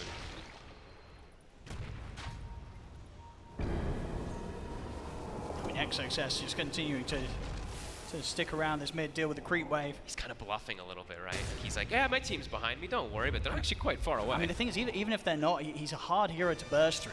He'll have so much time. Like, if he just gets the Gravers off, his team is going to get to him. So, yeah, he's really pushing the limits there as Taiga. Here we go now, OG. Sneaking in. They'll look for the smoke themselves. Who can they catch? Taiga has been spotted out by the ward combination here from Aster. He's still looking to move forward. Little spike carapace set up onto XXS. Uragi blinks and closes the gap this time round. XXS completely destroyed. A big mistake, too. He tries to just go for a nuke onto a Nyx. Easy carapace setup for Taiga. Maybe not expecting the rest of the backup that quickly from OG, but OG hits hard. And with that Blink Dagger, you see, Terrorblade, that's where it pays off. He doesn't actually have to commit meta. He can just blink on the target that Taiga finds. Very close to having the money for the full Swift Blink as well. Yep. As much as Monet is recovering, Uragi still an item or so ahead of the PA. It's still neck and neck this game. Nearly 30,000 net worth, 39 minutes in. Again, just hitting insane amounts of farm. Starting to look for some itemization. I see Amar, he's been kind of switching back and forth what item he had queued up. He has Nullifier now, so I think looking to address the puck. He's also carrying the Witchbane, so I think what he's looking for is get that initiation, purge off the Aeon Disc, and maybe try to burst Ori in these fights. Not going to be easy, but you can see the idea of what he's probably trying to do. Arcane Rune on BZM. Oh, and a nice pick up a Telescope, one of the better items they could have probably found this game. Once again, luckily falling to a point where Roshan will be the next point that both teams will look to fight. Under 2 minutes until we'll see when that returns. Flag's done on BZM, so even more of a chance that he can just zip into the back lines, disrupt the sort of the opening to the fight that Aster will look for, and that the positioning that their squishier heroes are trying to get. Aster is a much more, I feel like for their lineup, it's much more about just all positioning. If their positioning gets broken, the team fight could just explode in OG's favor. So it's really going to be eyes on those supports in the back, or what, of course, Baboka is able to find with these tossbacks. Definitely Aster playing the more careful at this point. Keeping themselves held up in the base. Monet's managed to get his next item done, the full Aghanims. Okay, so jumping target to target, that's going to be a lot easier with that. And closing in on his level 25. Yep. This item unlocks a whole different potential to PA, of course. Everything being refreshed, of course, Fan of Knives, etc. So you just do so much damage if you do end up getting even 1 kill in the fight. And it lets you sneak, so he can also sneak into backlines, perhaps find this techies. A tool to teach. Amar, Nullifier is ready. He's got the answers, Amar. Yep, let's see if he's able to ever find the puck and get that Dispel off. Because Ori also very tricky, even though he is versus these counters. Octarine's done, Aeon Disc, Bell Prism, so very elusive. Just holding this area around Roshan. All about next Rosh. It's going to be that big one, the Ags, the refreshers. Radiant's top tower is under Which one will it be? Uragi, he's poking base. Like, he's constantly sending these conjure images toward top. So he's giving all that information. They know that they're outside. They know that Aster's maybe looking to do something because of this. Yeah, of course, with the farm that he has, these illusions are so strong. Yeah. Very hard for Aster to really set up and hold their position outside of their base. This just consistent pressure causing them to hold back and deal with that split push. Trapped in the base. He's a sure to respawn on the Rosh, so OG they'll be happy with that if they spot it out. 25 seconds, and Aster, they know that potential Roshan's coming up. Taiga Walks right in the middle and breaks the smoke. Yeah, indeed. They know that it's coming. They'll put the BKBs. They'll turn towards Mar, but Mar's got the shield up. Silence out the Tiger. Monet having to BKB and run back. Ori still wants to commit in, but he's dead. Baboka will get left behind. The Hex is out from Amar onto XXS. Spear control as well. They'll lock him down. They'll take out the 4 of them. And that's what I was saying. It's so important, the positioning of Aster. This time, positioning gets broken, and it's a complete stomp. And there's from no OG. buyback available on Ori. He spent up 600 gold short of returning to the fight. Oh man, he actually gets his Aeon broken. As Aster. They're pinging tier 4s. Can they defend with the 4 of them? BKB on cooldown, of course, from Monet for 50 seconds. Pinging tier 4s, but they do know probably that Roshan is also up. They're trying to push the limit of what they can pressure and They've force. forced out another buyback, and Now that'll they'll back probably up. be enough for OG to say, all right, we got the mid-racks, let's settle down, back off, look for the Roshan, and make sure that they keep this game in a very safe position. 20k gold up now. They're actually bluffing a little bit, though. They're still sticking in the area, hoping that Aster maybe smokes and runs right into them. Now they'll back up, though, after a moment. Go for that Roche, and it will be an Aghanims. So, oh, look at that. Yuragi, a free one given to him. That's going to be pretty nice. And that will probably be the 6th slot for him. Or the 7th, 8th slot, whatever you want to call it. I mean, Aster know they've got to make these risky moves. They have It may be 4 versus 5, but they're so far behind, they have to try and take these chances. 15 seconds on Monet's BKB. 10 seconds. He made a big jump before around the Roshan. Can he do it again? But no, the jump Choose fell in. to him. The Hex is out. The Spear as well. He's in trouble. The Cold Embrace from PQ gives him some safety cards as well to try and hold back BCM. He's been this up, and now the BKB's up Monet. He's got to try and stand his ground and fight this. Takes out Chu. Yuragi falling low, pops the BKB. He's looking for a Sunder target. He'll find it. Sunder over the walls. Monet, as he's back up to full HP. Monet falls. Instant buyback here from the PA. He's got to get back over towards the pit. Tiger jumps down towards the low ground with the silence. The there Roche. from Ori. The Roche out before Yuragi able to pick it all up. Grabs the Aegis. Dreamcall holds down BZM. You see still Monet trying to walk his way back over towards the pit. Ori, he's in with the chase. OG, they're backing off. Do they find Yuragi? They They will. do. They get the jump. Avalanche is there from Baboka. They've got to try and take him out the twice. You see him try and push them back with the Terror Wave, but they've found him the once. He needs Baboka, help. he's in position for a second attack, but the blink! He's able to blink out of the trees, but they're still going to chase Ori. On top of him, they're not going to let Yuragi get away for free. They've got to get this kill. As they're to the side, Amar trying to hold back Monet. Jump forward from Baboka, getting over the mines of the tech. Ori still continues to try The and kill cheese. Yuragi. The cheese is there. Yuragi's back up to full HP. As Aster, they'll carefully poke at him. Eon is popped there on Ori, but the Thunder It's is back back up. to full HP. Cold Embrace kills Monet. They're able to take down Yuragi. That was still pretty crazy from Yuragi, swapping the cheese in while they're chasing him. He lived for so long, Oh my god. but not long enough. Aster, they may have lost sort of the Roshan, the pickups that OG was able to gather. But they get the big kills at the end of it all. They take down BZM. They immediately remove the Aegis, the cheese from Yuragi.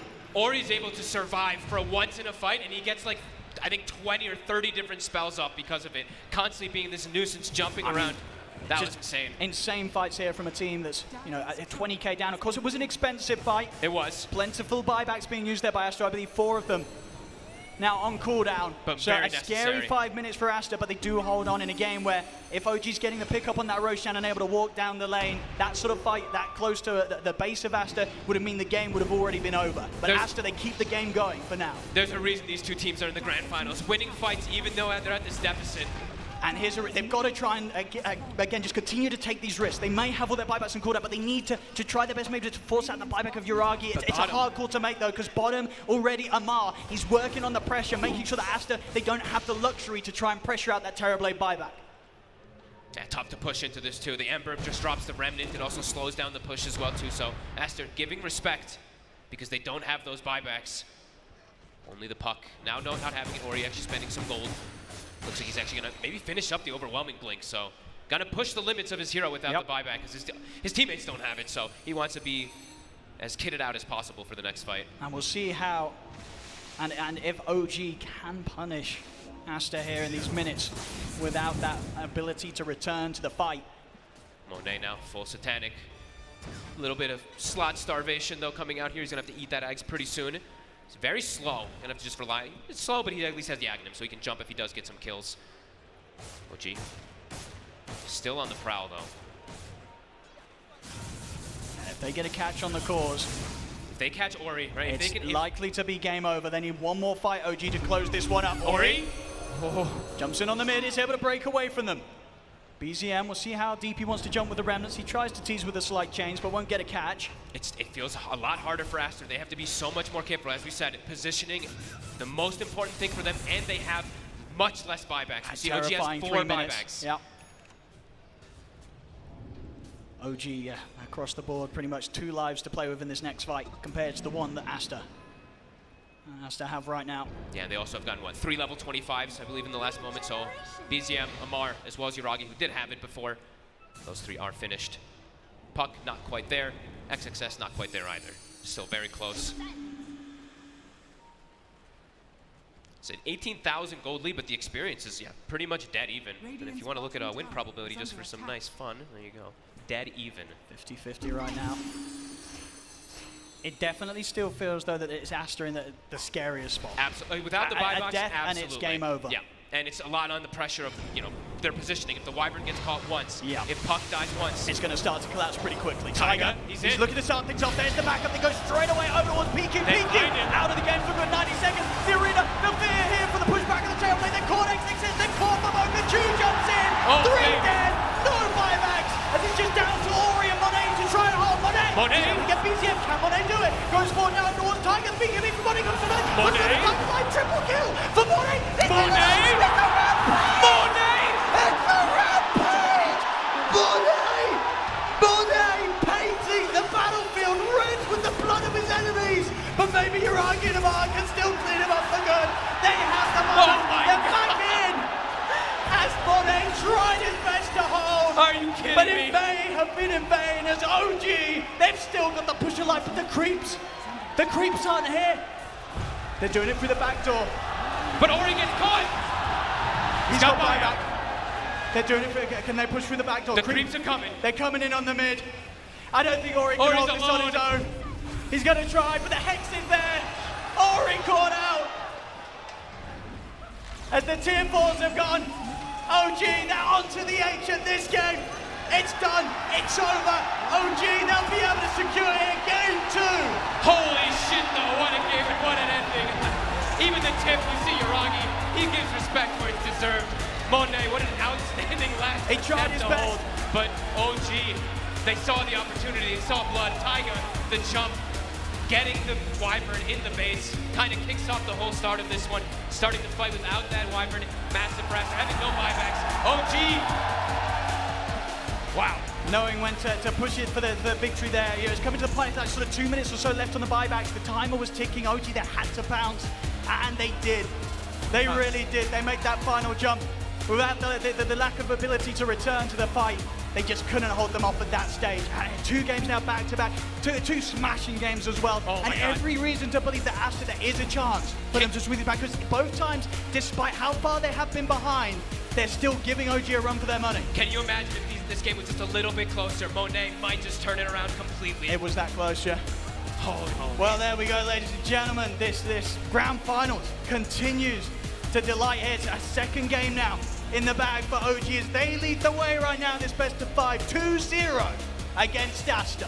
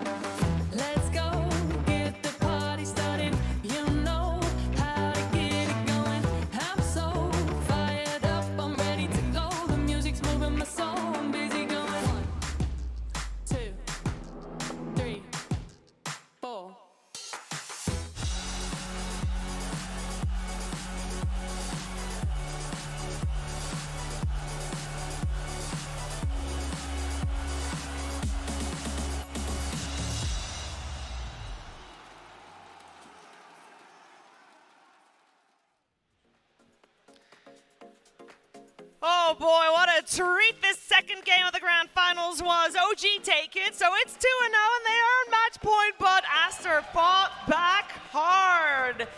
Especially towards the end. I know it didn't win them the game, but holy crap, that rampage was something else. I'm joined by Effie, Ninja Boogie, and Insania on this panel. We're gonna try to break down the madness a little bit. These fights were so close, so clutch. Effie, where do you want to start with this one? Because I'm always okay. You want to start with that stupid little ledge, the high ground that Monet got stuck Man, in? that was so unfortunate. I'm not even sure what happened there. Did the techies just die in a place where PA got stuck? Yes. I feel like potentially if they had this PA buyback, they could have actually won the game, right? If PA wasn't put in a position where she died there, towards the end, when she kind of clutched it, or Monet rather, when he clutched it, there were only 2 heroes left. It was him and Ori, and he looked really strong. If he hadn't gotten hexed, if he maybe had a buyback, there was a huge shot for Aster to take this game. I mean, man, these games have been so close. Yeah. The laning phase seems really bad for Aster though. Ori lost mid pretty hard. Even though Boboka did rotate mid and tossed him to the tower, he did turn it around and solo kill XP on a mid laner. Oof, that's like the dream come true. Look at it.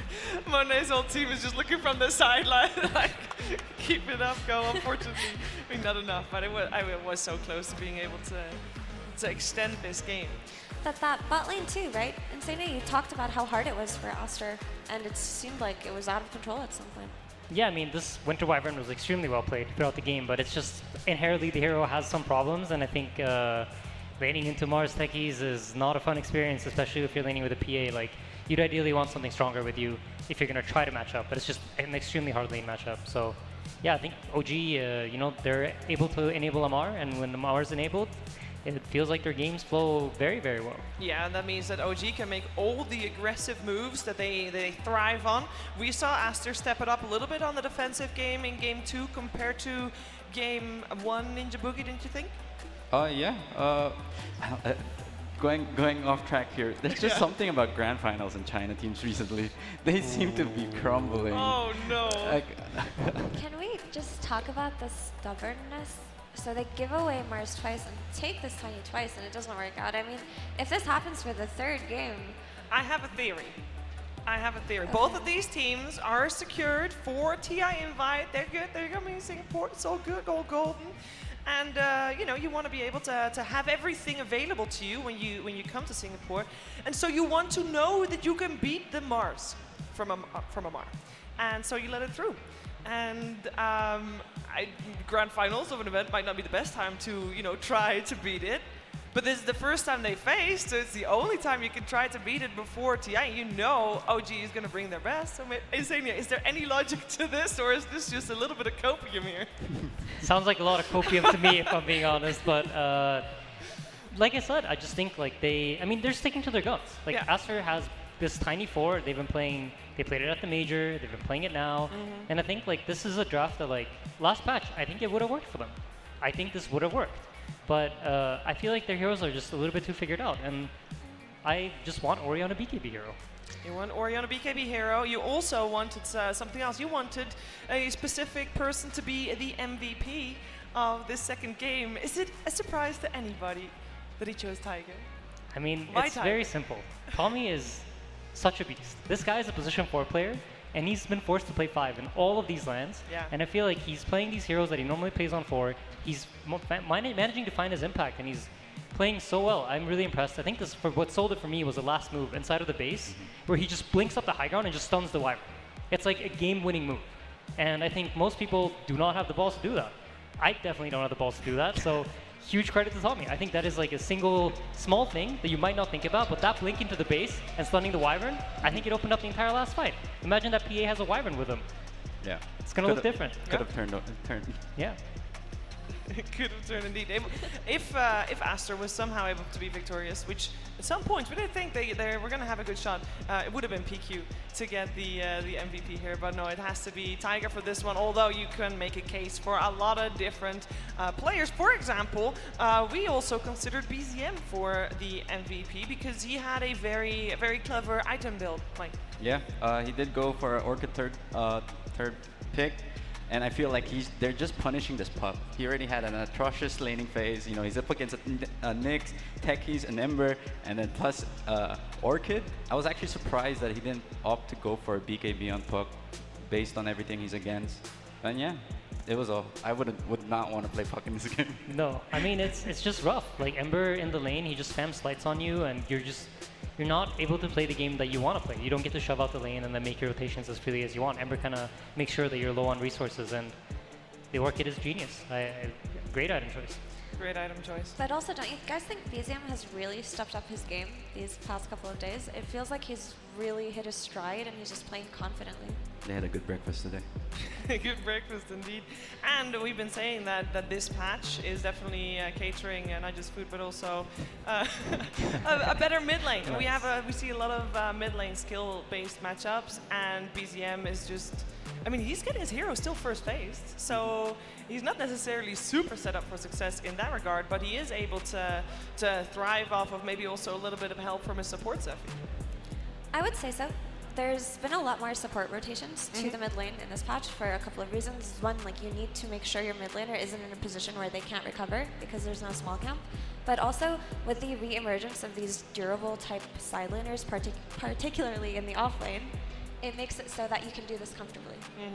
Now earlier today, Adam said that the best teams, when they come to LAN, the best teams grow and learn with the tournament. And we've definitely seen that from OG throughout the lower bracket and now here in the grand final.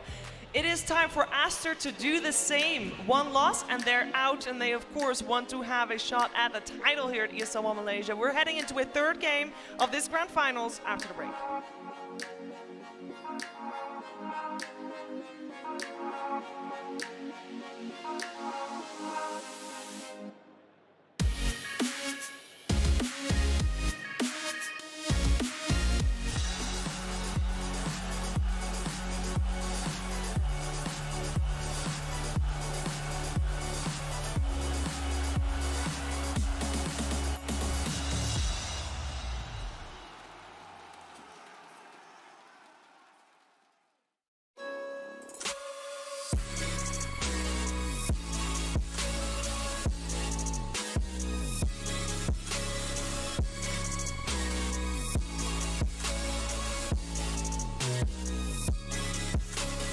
You love it, you wear it.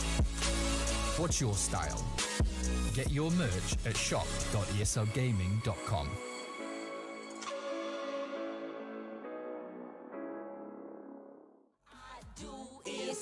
Slay all day, slaying anything and anyone that's in my way. You just good, but I'm so great, do whatever it takes. All I do is slay all day, slaying anything and anyone that's in my way. You just good, but I'm so great, do whatever it takes. All I do is slay. You heard the hook, look at how I look. The outfit raw got me looking uncooked. Schedule not flexible, period, decimal. I love getting green, but I hate eating vegetables. My homies get lit, slay so much Saint Nick.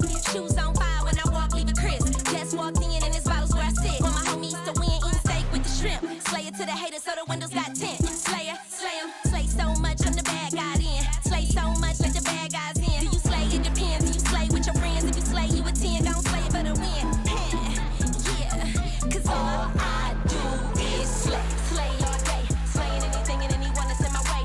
You just good, but I'm so great, do whatever it takes. All I do is slay. Slay all day, slaying anything and anyone that's in my way. You just good, but I'm so great, do whatever it takes. All I do is slay. Yo, slaying every day's a job. I work it like I do a 9 to 5. No punching in or punching out. I'm round the clock, the hardest you will find. So I gotta grind like you never see before, and that's all the time. I'm saying what you need to know, cause I'ma shine. You can get yours, cause I'ma get mine. Fresh to death, the freshest of the fresh. To be the best, you can accept no less. OG status, I ain't new to this. All I do is slay. Slay all day, slaying anything and anyone that's in my way. You just good, but I'm so great, do whatever it takes. All I do is slay. Slay all day, slaying anything and anyone that's in my way. You just good, but I'm so great, do whatever it takes. All I do is slay. Slay all day, slaying anything and anyone that's in my way. You just good, but I'm so great, do whatever it takes. All I do is slay. Slay all day, slaying anything and anyone that's in my way. You just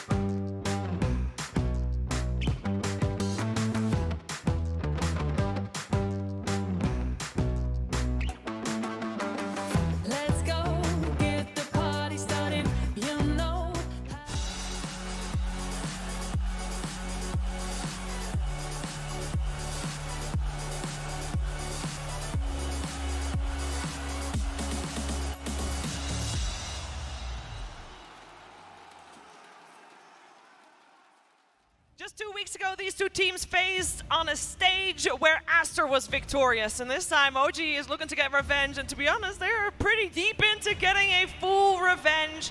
Here, we're in the third game of a grand finals, best of 5, one more game to OG's name, and they will take this championship home. We are well on their way in the draft. We are joined by Effie, Ninja Boogie, and Insania. Insania, openings are completely different from the previous two games. What are you feeling? We got Aster on the Mars this time round. I just heard Revenge, and it's brought me back to TI9. And, you know, Tommy actually told me this last night when I was talking to him. This Aster team is a lot of the same pieces that we picked Gyrocopter against the TI9. And he's like, I'm going to avenge us. This is for TI9. So I know he's fired up. But no, Aster, this time they decided to take the Mars away. OG respond by picking Puck Willow. So I think the Willow is a little bit like, you don't want to give it to Aster. It's too strong of an 8 pick.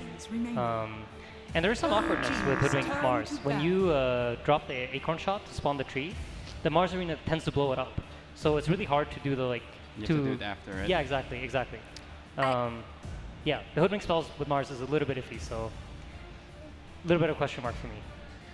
I'm glad you bring that up though, because I've been most impressed with Hoodwink when she's paired with a spirit type hero that just goes in and then they run around killing heroes together. Especially the Storm, once this Hoodwink gets this 15-minute shard, it seems like they can do so much damage. So I agree with Aiden that this Mars Willow is not the way to look for your kills, so please pair it up from the mid lane going forward, and as we mentioned before, maybe an early BKB type hero. But yeah, so OG go for the Puck Willow combo. She can snap the coil with Terrorize, that's always nice. She's also a bit of a anti-spirit hero in that she can catch them quite well early on, but I still hope it doesn't discourage Aster from going down that route. Yeah, I mean, Aster's been answering Puck with Pudge quite a bit, and Ori's been playing it really, really well. I think, thinking about Ori, DK comes to mind as a potential hero here. It's not really a popular hero, but I think for Ori specifically, in like a potential, you know, last game of a grand final against Puck, it's free lane. It got buffed too, didn't it? Yeah, and it's a nice setup for Hoodwink. It really is. Those two heroes work really, really well together, so... And it is a BKB hero. Exactly. And that brings us back to the Animator, right? When the top 3 picks that would come out were actually Mars, Hoodwink, and DK. Oh, that sign made me sad a bit. What did it say? No, Lakad Matatag. Reminded me of Duno. Rest in peace. Okay, back to the draft. Okay. Sorry. But yeah, I do want to say that I'm glad that Aster stopped being stubborn about this Mars. I hope it's not too late to recover mentally though, because this was their high priority pick, and I do think it was the high priority ban going It hasn't up lost against today OG. yet. It's So, 3-0. Yeah. Whether or not they can bounce back after the 2 losses they just faced against it, time will tell. I do think the good news is they looked really competitive in both games. In both games they played well, regardless of their lanes going bad. They almost always found ways back in or ways back to fight, so hopefully the damage isn't too bad. So normally when you get to this pick, it says number 15 when you're drafting, because it counts all the bans and everything. So this is usually the hardest pick if you're second pick, because you're kind of picking your 5 hero into potentially a blind matchup where you're going to get counter-picked really hard. So you want to pick some sort of hero that you know is going to have scaling impact throughout the game. And I think the idea behind the Shadow Demon is pretty simple. You know, like they buy some BKBs. I have a tool that's always good for the game. It'll always have impact, and then you have this potential save for the Mars too. So it's an interesting pick. I think the only thing that's a little bit worrisome for OG right now is I think the damage follow-up on the Puck coil is kind of low. So it might be hard for BZM to get that kind of snowballing start unless they really manage to connect the Willow to the Puck early on. And also the Shadow Demon is set up for Willow early on too, right? You can potentially fight it this turn with the disruption into Bramble Maze. The spell got a lot easier to land too, with it going from 0.5 second delay to 0.3 second formation delay. But also, what you mentioned about it being a save versus a Mars is really important, because if you look at Aster's first 2 picks, both of these heroes want to go on a target quickly and take it down. That's essentially what Hoodwink is, right? She's insanely high damage ulti and a catch. But if you have this supporting defensive type hero, it just counters what you want to do with it. And that was the take that Aster had with their Dazzle in game 1 and their Wyvern in game 2, but those were not the ideal picks. Yep. For Aster, I think we should... They're probably thinking about the Void. Team Aster's turn. They're still going back for that Tiny. Hang on. OG's turn. Probably a mid-Tiny this time around, yeah. So Tiny's considered a pretty good hero against Puck. You lane very well into it, and then you have the damage to just burst Puck. There are not very many heroes that have like a very consistent stun to catch the Puck out where he can't phase shift or anything like that. So right now they're kind of setting up for the kill combo for the puck. So now they have like 10 Tiny Grim, seconds you know, you do the 2 spells together. It's very simple, easy way to kill him. And then on top of that, you also have all their supports are very squishy too. Yeah. Like, And you also have these 2 wave clear supports on Aster, right? You have this Grim and this Hoodwink who can play side lanes, make sure the waves are out, so you can go for these aggressive plays with Tiny. Because normally for you to want to play on like the Ink Swell combination, you at least need to have one lane pushing in so that your rotation isn't so obvious. yeah. What would you pick for OG here? OG? Okay, so what are... When I look at Aster's draft right now, I feel like they have... This Tiny has to kind of run around and make a lot of moves, right? It's going to be a lot based on like Ori's movement in the early game and what he's able to do. So I think you're probably eyeing up safe laners or off laners potentially that are kind of tricky for Tiny to get to. But most of those heroes don't really work that well with SD, I was about to say, but... Yeah, I mean, PA is squishy. This is, Tiny can definitely find kills in this game if he wants to. After Yuragi saw Monet. Yeah, he's like, I want to play that. That looked fun. But it is a pretty good PA game once he has BKB. Only Soulbind really stops him.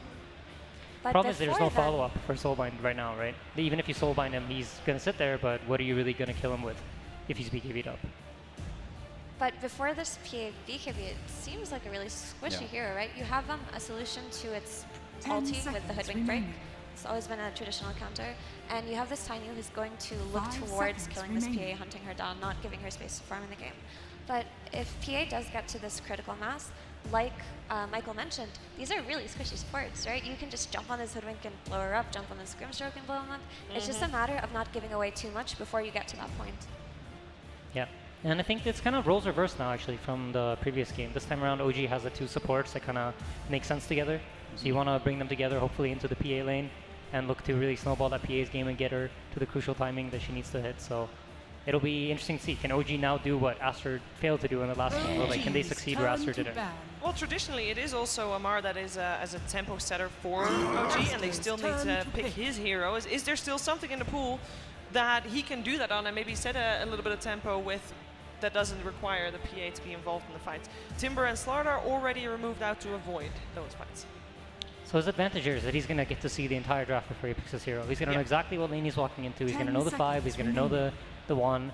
And some of the struggles I think OG has had throughout the season is when a lot of ATF's heroes get banned out. And if you look at the bans right now, those are a lot of ATF heroes. Like from Slardar till Viper, it's like all of it's just targeted at ATF, I think. Even this Monkey King. Yeah, I was gonna say Bloodseeker is a pretty good pick for Aster here. Works well with the Soulbind, and it, you know, if you can rupture the PA, kind of take him out of the fight. But with PA Shard, you know, it can go both ways in that matchup.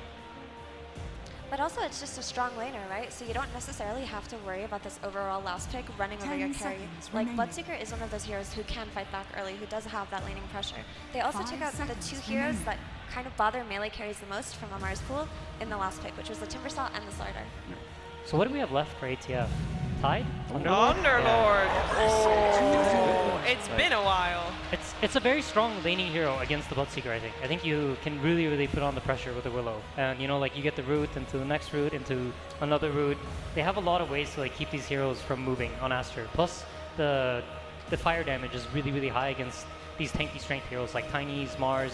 These guys really suffer against the percentage-based damage. So OG just making sure that they pick themselves the ability to kill the enemy team. So I kind of like it, but I think out of all the drafts we've seen so far, I think probably the most even one, in my opinion. Okay, so you're saying Aster has a good shot at forcing out potential 4th game? I mean, I'm unfortunately very biased, and I think OG is going to absolutely smash, but I think out of the 3 games that I've seen, this is probably the most competitive one. All right. Well, it's good that I'm biased in the other way because I really do believe in Aster. I hope they can bring it back, and I like their draft a lot more this time around. I think that they can punish this PA really hard.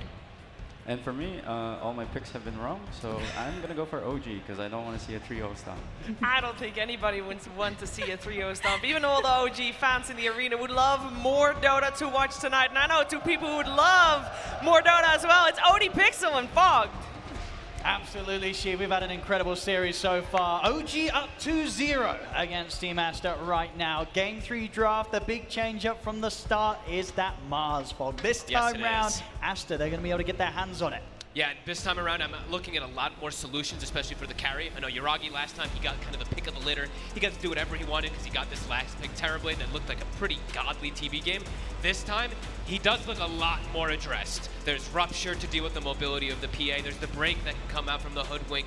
Lots of different forms of disable and ways of moving him around. So this one does look like the hardest one for OG.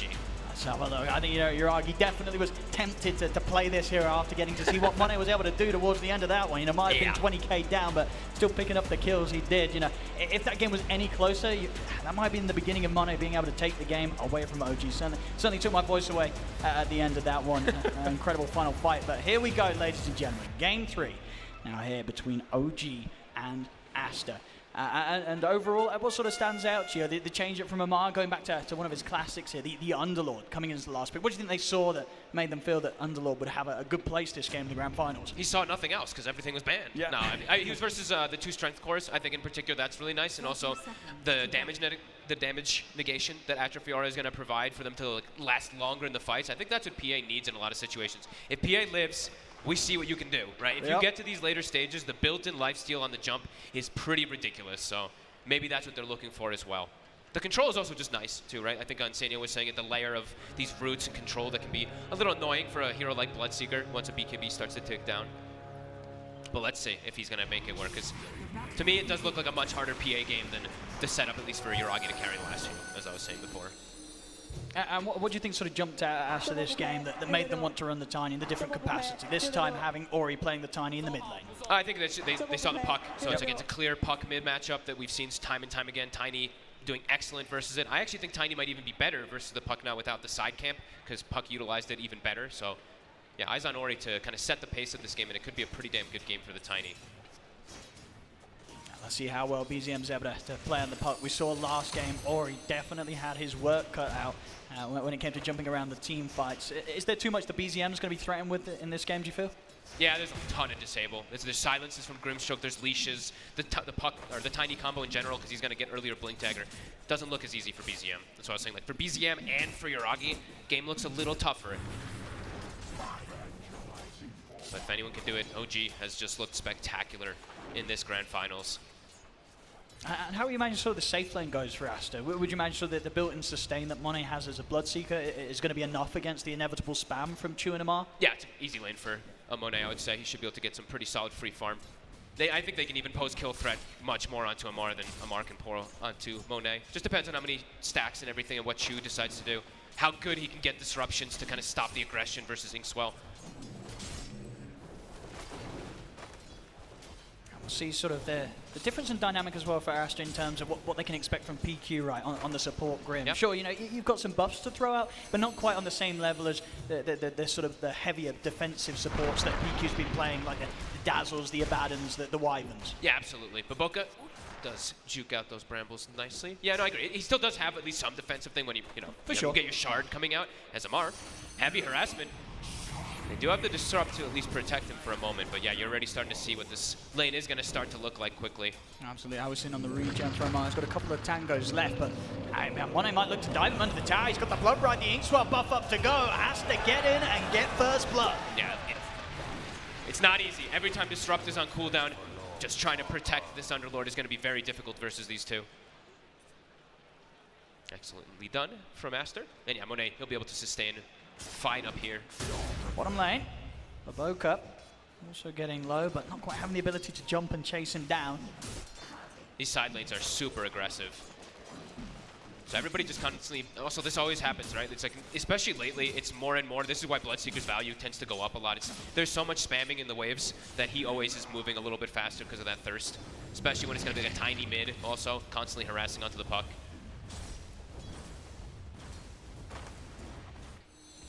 So far, looking at mid matchup, Ori slightly ahead at the moment. See if we get any sort of early moves towards the mid. Does seem that for now both teams more focused on looking for these kills in these side lanes. Nice move from BZM though. Shoves the wave in super hard under mid, so he's making sure he's not losing anything, and he's actually going to be able to get a rune out of it because of that. Nice move. Top. will get a little better as those levels do get there for Amar. Level 3, so level 2 atrophy to offset some of that damage is pretty nice. And he does have second bracer, so unlikely to die again, but yeah, that first one, pretty painful to set Monet off to a good start. Oh, for sure, and yeah, if Chu's able to always hold back the disruption and use it to play around the Blood Right threat if someone's in range of it, should be able to save one another. Just which one?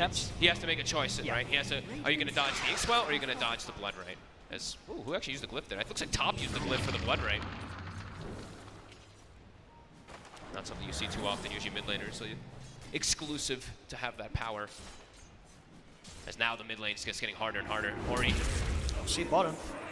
Solid angle there from XXS with the spear. Will set up for the kill. Okay, wow, that did a lot more damage. Oh, okay, that's why. I was like, wow, that did tons of damage. Level 2 Acorn shot, so not usually something you see picked up. Usually you do see like the 2 points in Bushwhack, just one there, so cool from BO5 to make sure that he gets that kill. Different skill build than usual. CS at the moment. Very, very even, really. And Amar actually now starting to dominate the CS. He's getting a with lot his of last. bracers. He's top of the board. Bit surprising, actually. But after he gets like the full reset of HP, I guess it actually maybe helped him more than harmed him, that death. 2 points in that passive. It's got a hefty amount of right click, so very hard to contest unless Monet can sort of set up the creeps to take him out with the Blood Right. Amar having a very solid chance of getting plentiful denies on this top lane. Phase boots are finished for Monet now. Should get a little easier for him, but yeah, pretty huge that Amar is able to just get this tanky that they can't actually go for him at all. The double, this is just his build, right? He always does this. Double bracer off laners, always, even 3 sometimes.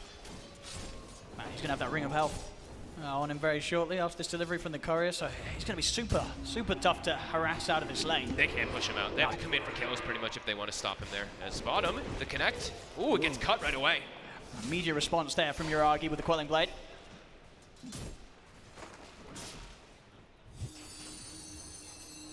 Pretty even though in the lanes so far. PA getting slowed down a little bit. Same thing for the Bloodseeker. Tiny just having that outstanding game as we mentioned. You know, the matchup just very nice. We'll see it again there. Very, very quick move that does mean that stun comes to an end, and if it didn't, Tiger might have been in trouble. Yeah. But XXS also getting that free farm. And we've seen what Mars is able to do at this tournament, especially in these last few games, just how dominant this hero's been in both of these players' hands too. It's the important thing. You know, everyone talks about Amar and his Mars. XXS is a beast on this hero. Very hard for OG to get aggressive on him anytime that BO5's in the area. Huge amounts of burst physical available from these two, the Mars and the Hoodwink. Yeah, Taiga's just really squishy, especially versus these two. He has to be super careful. If he ever uses Shadow Realm aggressively, we'll quickly get turned on.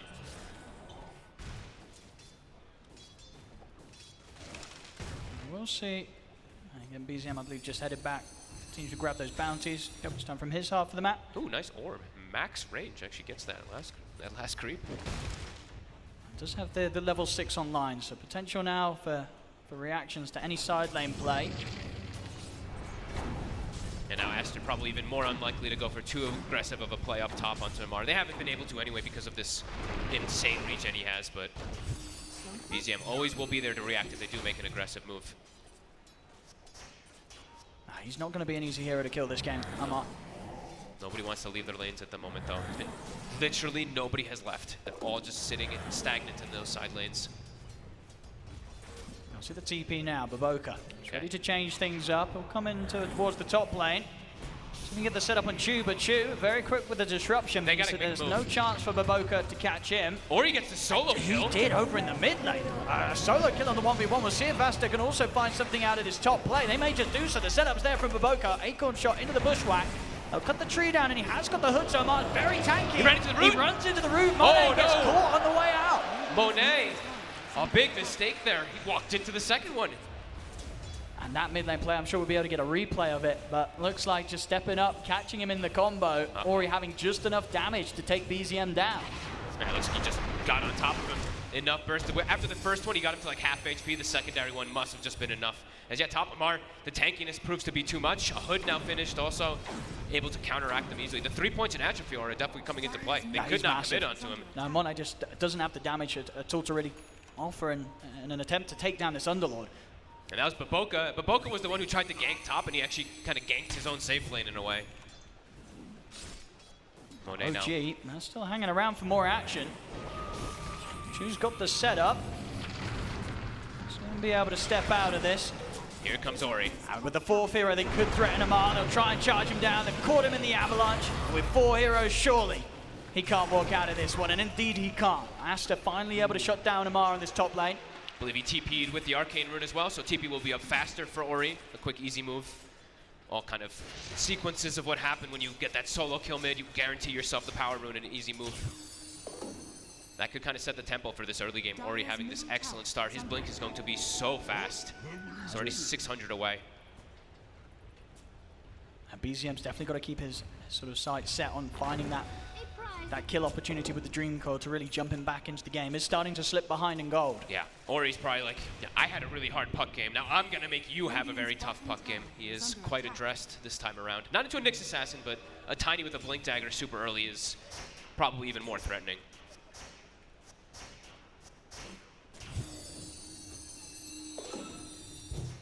A lot of continued focus really around that top lane. Doesn't mean that down bottom, Uragi's having a pretty chilled time. Not really too much that's been thrown his way so far. Yeah, I think it's unlikely they make an aggressive move unless they bring like the Bloodseeker or the Tiny. They still can go for like Rupture plays and tossbacks and everything too, which is always going to be a big element to make Uragi's game just really difficult. That's why they went for this setup. Now BO5 already preparing some of the stacks here. Same to be said over on OG's side of the map, Chu. Making sure there's a good amount to farm here in the triangle. Good lane. Get the setup, Tiger. Got the Fairy Fire. He's going to be able to step out of that one. The tree. Ooh. Oh, down to about 19 HP there, Tiger. If Ori actually gets the tree throw off before he gets the disruption, then they would probably get the kill because he doesn't have the bonus armor, but yeah, it doesn't quite get it off. A nice play from Chu. Always seems to, I mean, he's really excellent this game, or this entire series, this whole tournament. Whole tournament, stepping in as he has. He's always in the right place, like to save people. It's pretty nice. It's pretty remarkable. Now he's gonna take a stack of his own. He wants to get his level 6 at some timing. See Aster look towards the top lane, but just with the two of them, I mean, how much of a chance do they stand of killing Amar? Can they make a Rupture play on him, or is it just not going to happen? Nah, they need a third hero. I think with just the two of them, it's never really going to work. He can just TP after Rupture and Swell goes off, or just even stand his ground under his Firestorm. They need to have the Tiny or the Hoodwink with 6. Another stack coming out, BO5. I actually think he missed that one. Ooh. Huge hard camp stack, though, so Ori, I believe that is the Blink Dagger now done. So pace of the game is going to kick up quickly here for Aster. Yeah. But at the same time, BZM, OG, they're looking to make their own hit. We'll be able to catch XXS here with the Bramble, the Fear Control as well. Of course, the Fear and the Dream Coil combo causing the snap to occur. Nicely done.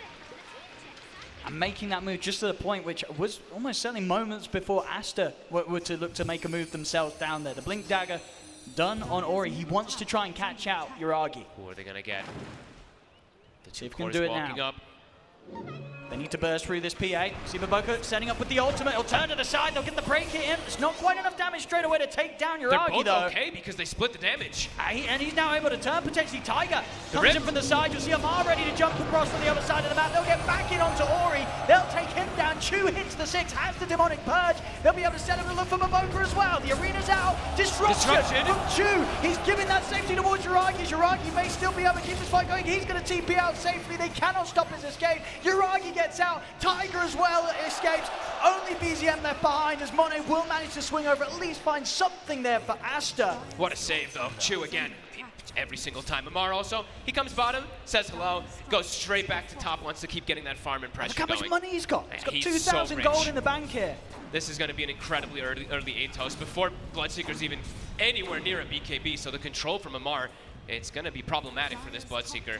And yeah, that whole sequence happens because Aster, they kind of split because Uragi, he blurred in, and it kind of like messed with them. Like they both kind of went for these different targets, but BO5 getting the snipe on the PA while the combo goes on the puck. They'll be able to stick around and push for the tier 1, but indeed we'll see again towards the end of that fight. You know, it was a good job that Monet did turn up because without his presence, they wouldn't have been finding anything in this engagement. But again, Chu just absolutely on point here with the spell usage, making sure that Uragi, he's not threatened at all. I think it's such a heads-up play, though, what Amar does. Like this, TP down, collect the damage, because when you kill the heroes, of course, you get that extra attribute. TP's back top, gets a tower, gets extra farm. He tends to do this. He's super farm heavy, but it usually pays off for him as, top of the net worth. He actually goes for the pipe instead. So tanking up versus the magic damage that Aster has, and maybe just wanting to show up to every single team fight then, rather than being the catch, he's just going to negate all that damage. Because then maybe, Puck is going to survive the burst in all these situations versus the Tiny if the Underlord is in the area. See, Aster, of course, they'll continue to try and hit OG with these moves. Smoke up on Ori and PQ. Also has the Invis rune as well if they need to close the gap further. XXS, Arena ready to drop. Yeah, really cool how he decides to do this, right? Just tries to tank up his whole team rather than going for any catch. Amar just feels like if they just tank the fight, they'll end up winning it, I guess. So pipe into the Wraith Pact next. And I think for the most part, if you sort of consider what Aster have, it will be Aster having to throw their bodies into the front of the team fight to get that jump. Oh, bottom. See him. Ori, he knows. The setup. Is it enough, though? And they got the follow-up. Oh, it doesn't latch. It's not able to latch in time. He phase shift, jumps out of the side. Chun buys time to protect him from the God's Rebuke. XXS will drop the arena, but BZM still alive. Silence comes into play to try and stop the fear from Tiger, but as it comes to an end, Tiger still gets the fear off. Pushes back XXS. XXS cannot run. Some of these, sometimes you see that, and it's so crazy how it happens, but I think actually the toss cut one of the trees that was where the spear is going to connect. I mean, it's super random how that happens sometimes, but either way, OG, they benefited from it massively. XXS now twice getting brought down. And these saves from Chu. Aster, they've got to have someone dealing with the Shadow Demon. Oh, Yuragi's getting all the space in the world, and now we mentioned those ancient stacks that they've been prepping for him. It's like a 5x ancient That's for massive. this PA. Oh my goodness, we saw how much Monet was able to do towards the end whilst he was playing from so far behind. In this game, Yuragi, he's going to be playing from the top. He's already spamming the chat wheel. He's so happy. This is pretty massive, them just being able to keep this farm for Yuragi. He's now going to catapult forward past this Bloodseeker. Aster, it feels like they have to start making some more aggressive moves to try to slow down this PA, but they have to keep going with Ori. It keeps getting counteracted. Like OG, they're prepared for it, or somehow they end up surviving it, or bring the numbers. Like Amar, he's looking. I mean, he's like sitting mid, kind of AFK. I think he's just waiting for rift opportunity. Yep. Yeah, he's going to look to try and join the fight because Monet headed out alone, and He's with dead. nothing to protect himself, he's gone. Oh man, Owen. OG is just finding every single opportunity. Yeah, and Aster's, they're not finding the catch. No, and they're drafted. We mentioned the PA, he has a lot of things that he's dealt with, and like there's a lot of counters to him, but he's getting way too much on the map. He's ahead. See if they can burst through Amar. They Very catch him in the tanky. river. Set up there, along with the sharpshooter, have to drop pretty much everything to kill him, but it is a success. They take out Amar. Honestly worth it. He is being so annoying this game. They have to get more out of it, though. I think they have to try to pressure this tower now. 25 seconds without the Underlord. Yeah, they've got to continue to play fast. It's a full HP tower, though. It's not going to be easy. If anyone steps up, Ori, He's will be waiting. ready with the blink jump. Radiant's middle tower is under attack. Does not die fast, though. Dire's top tower is under attack. And they'll reveal himself now. They'll hit them with the scan. They know that OG's hiding on the other side of the lane. You get some tower damage here, but not the whole thing whatsoever. As Yuragi just continues to clear some camps up, get this incredible timing. You see his levels, level 13 now, Bloodseeker only 11. He's feeling very good. And now that OG's grouped up as the four of them around this mid, it's a very dangerous place for Aster to be anywhere near. Still going to try though, Ori. He's in with the jump combo. That's... They get him up pretty deep here under the tier 1, but OG, they're close by. They can back him up. And now BZM steps in, Dream Coil onto the two of them. They'll turn to deal with PQ as PQ taken out. Aster, they've got to back off. It feels like they may be running out of options here, Aster. Despite the goal being close, they're going for these plays that seem a little bit desperate. Yeah, I mean, they're going for Amar, the 2,000 HP pipe hero. They're committing quite a lot onto him a lot of the times, too. Yuragi now, he can join into the fray. See the jump again from Ori. Uh-oh. Meteor Shadow He's from the burning. Clash thrown down on him. He's not able to get the catch. The fear out onto the two of them. Ori's gone. Let's see if they can turn with the arena. They've caught Amar. A big kill to find. Spear Spear wasn't up needed hard. to hit, but it still gets the job done. Silence as well catches out BZM. Okay.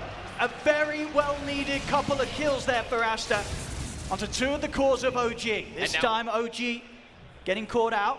And Monet has BKB now, and as we said, you know, PA still has to watch out versus all these counters. Aster finally finds something going their way. Huge pickups onto the two cores. Yeah, it looked like it was going to be another a rough move there with Ori sort of dying at the start, but was able to sort of tempt OG into a fight that Aster did have the capabilities to turn there. Having the arena ready to go, XXS, and of course being as tanky as he is, BKB at the ready. They can't quite go on the Mars without considering how much they have to throw down to threaten him. XXS, he's starting to become a bit of a problem. Yeah, bit of an overextension there from OG, gets quickly punished. It was kind of clutch timing. Like honestly, I really feel like Aster, they did need that for the Bloodseeker to make sure that he's able to keep up with the PA. Yuragi was starting to run away with that farm, but now Monet, BKB's done. He can look to join every single one of these fights. Nice little find here as well for Monet, the Brigand's Blade. The dream. Extra damage to allow him to commit in these fights with the BKB Maelstrom. Also, they get a couple, with those kills, they do get a couple extra big items too. The Grimstroke now with the Shard. This could be something to offset a lot of that burst damage and control that OG does have. Yeah, they do have the sort of the tools to enable Monet to pop off in these team fights. They sure do. And as we said, the core-to-core matchup this time around. Last time it was Yuragi with this huge advantage, Monet versus that PA, and that Rupture is always going to be a big thorn in Yuragi's side. Kosaber now done for Ori, so extra level to the burst that he'll have when he gets the jump. Looks like Amar did switch up the build, of course, too. Switching it up constantly. Had the Wraith Pack queued, now BKB because he's scared of the big burst. See Ori, he's going to go for another jump onto Amar. TPs are coming in. Can they kill him quite quick enough? Chu offering up the disruption. Sharpshooter's going to be there off to the side. Will land over towards Chu. Monet pops the BKB, focusing down Amar. Amar trying to get out there with a teleport. He's gone. Do so back to the fountain. Amar escaped. And Monet's BKB's done. Ori's going to try and get the jump off again. He's backing onto Yuragi with the toss combo. Yuragi gets burst there by the magical damage of the Grimstroke and the Bloodseeker. OG, they're still trying to fight. Amar's able to reset Portal back into the action, catching out Ori with the Dream Core BZM. Ori turns with the Avalanche. He tries best to juke this out. He's got Blink up in a second. He'll blink down. See if they still find him. Curse Ground hits. They will. OG still able to find the majority of the kills in that, despite this time losing their carry. Yuragi does go down. Aster still probably pretty okay with it. They lose Ori, but Monet able to scurry away. Look a little scary for him for a second too, because his BKB was falling off, but they didn't have anything further to catch. But yeah, Yuragi, I'm surprised he actually showed up to this fight. Like, he was very close, getting closer and closer to BKB, but once they get involved, gets punished. Can they catch BZM? He'll be down to Baboka. Let's see, he's sneaking. See if we can find him in the trees. Deep into the corner. He tries for an attempt. Won't quite be able to find him. Already out with the phase shift in the jump. BZM will be safe. TP just coming back online. And now he has Blink Dagger of his own, so much more elusive in the fights and will be easier access onto the Hoodwink and this Grimstroke that he's kind of has to go for as this puck in the fights. And we'll see how quick Aster is going to be to look to try and take another fight. Let's see how much they can tank up too, because the pipe could be pretty massive for OG just to offset a lot of that damage, and they don't really have anything that they can do that. Veil is actually finished for Taiga, so a lot of magic damage that OG does actually have. I think that Aster, is amped up. They want to group up and go Aster. Here's the smoke. I think this is exactly what they have to do, really. Yep. Blink on XXS as well too. They have an easier form of initiation. They're feeling strong right now. I mean, we saw that last fight. It was very close to being an overwhelming win for Aster if they were able to kill Amar before he portaled out. They might yet get Yuragi. He has BKB coming on the courier. Oh, he's already out. Jumps over the creep wave. That was close. So whatever happens now, BKB will be ready to pop in for the PA unless they can burst him. They're on the high ground. He might not expect the jump, but no, already. The BKB's there. He's jumping in. He knows that they're going for the play on him, and he'll turn to make the play on them. Fear out is trying to push Ori back. BTM's onto the back line, catches the two supports with the Dream Core. They take down Ori, take down Baboka, take down PQ. XXS also to fall. OG, they were prepared. The shadow. It's so crazy how these little things always add up, but the Shadow Poison, it breaks the blink of the Tiny. They can't get the initial jump and straight to Roshan. And it's right into Roche. I mean, what a reaction there. I mean, you could feel it. Aster felt that they were in a perfect position to make that jump onto Yuragi. They're up on the high ground. They see the PA. But the next thing they know, he's on top of them. Such confidence, right? Like, he just BKB jumps. He knows his team is going to be there for the backup. OG, continue to make this magic work for them. Level 17 PA on the way toward the Shard next. He's definitely becoming quite the problem here, Yuragi. See, once again, this replay, they're up on the high ground, but as you say, just the way that OG, and in particular Chu, was able to mess with their ability to get that jump. Chu is honestly just, yeah, he is pretty much the MVP for me in a lot of these games for OG. The little things that he's able to do, the saves, breaking blinks, just kind of reading the map also to understanding where the movement's coming. Yeah, This man's insane. The plays that he's coming out consistently at Elan. And as a relatively new face in terms of playing here at the tier 1 level, he's crushing it. Yeah, and I really wanted to highlight him also because he's about to have Aghanims done, Owen. And this unlocks a whole new potential of the hero. The break, 3 different break charges. Also, when you get shard as well, you get 3 of your defensive purge things that can just totally kind of protect the PA in a lot of situations. Yeah, OG somehow just doing it over and over again. Dire's bottom tower is under attack. Getting ready to push on here with the Aegis in their hands. Tier 2 tower. We'll see what sort of a defense Aster can pull together. Yuragi. Ooh, they're smoking just the 2 back heroes. Shadow Demon and the puck. He's just able to walk up and get the opening onto XXS. XXS will be able to put the BKB. Turns over towards Yuragi, catches him with the Inkswell into the spear. But the pipe buff's there, keeping Yuragi protected, and they don't want to overcommit for a PA with an Aegis. They'll turn with the Rupture. Yuragi jumps to the side, trying to force Aster to go a little deeper if they want to take the Aegis out of his hands. And Aster, they can't. They'll be able to protect the Aegis here on Yuragi, OG. Look how Amar plays. Like, he's just literally standing on top of his PA to just block any spells, any toss combos, anything. He's trying to ensure that there's no toss back funny plays anymore. If they're going to toss back anybody, it's going to be Amar. Really good coverage again and again by OG. Playing aggressive here now, finding their footing with this Aegis. Now it's tough for Aster. They've been wanting to kind of play at this fast pace, but playing into Aegis now kind of halts the aggression. It gives OG the time to get this PA fatter and fatter. I've got the halberd now, Monet, so a good opportunity to shut down some of the moments of Yuragi's physical damage output in the fights if you can be quick with the disarm. Does mean that his damage is going to be quite a bit weaker, though. I'm sure he does have Brigand's Blade at least, and he has purchased up the Shard, which at least will help, but it's a very defensive item that he's gone for. Dire's top tower has fallen. Probably feels necessary, though, because PA's damage is starting to get quite insane. Level 18 is about to be picked up. Deso on the horizon. Yeah, you see Aster, I think they are definitely feeling quite reluctant to make any type of aggressive move into this Aegis. Yeah, they may just have to wait this 2 minutes or so out. Yeah. Or somehow like split push side lanes and just try to catch people with the toss plays. But OG, they're just not giving that window, and it's also scary playing into the Underlord. It's similar to the concept of like this Dawnbreaker. You go for an aggressive move on one side of the map, Amar is gonna come in and bring a pipe to kind of counteract all that aggression.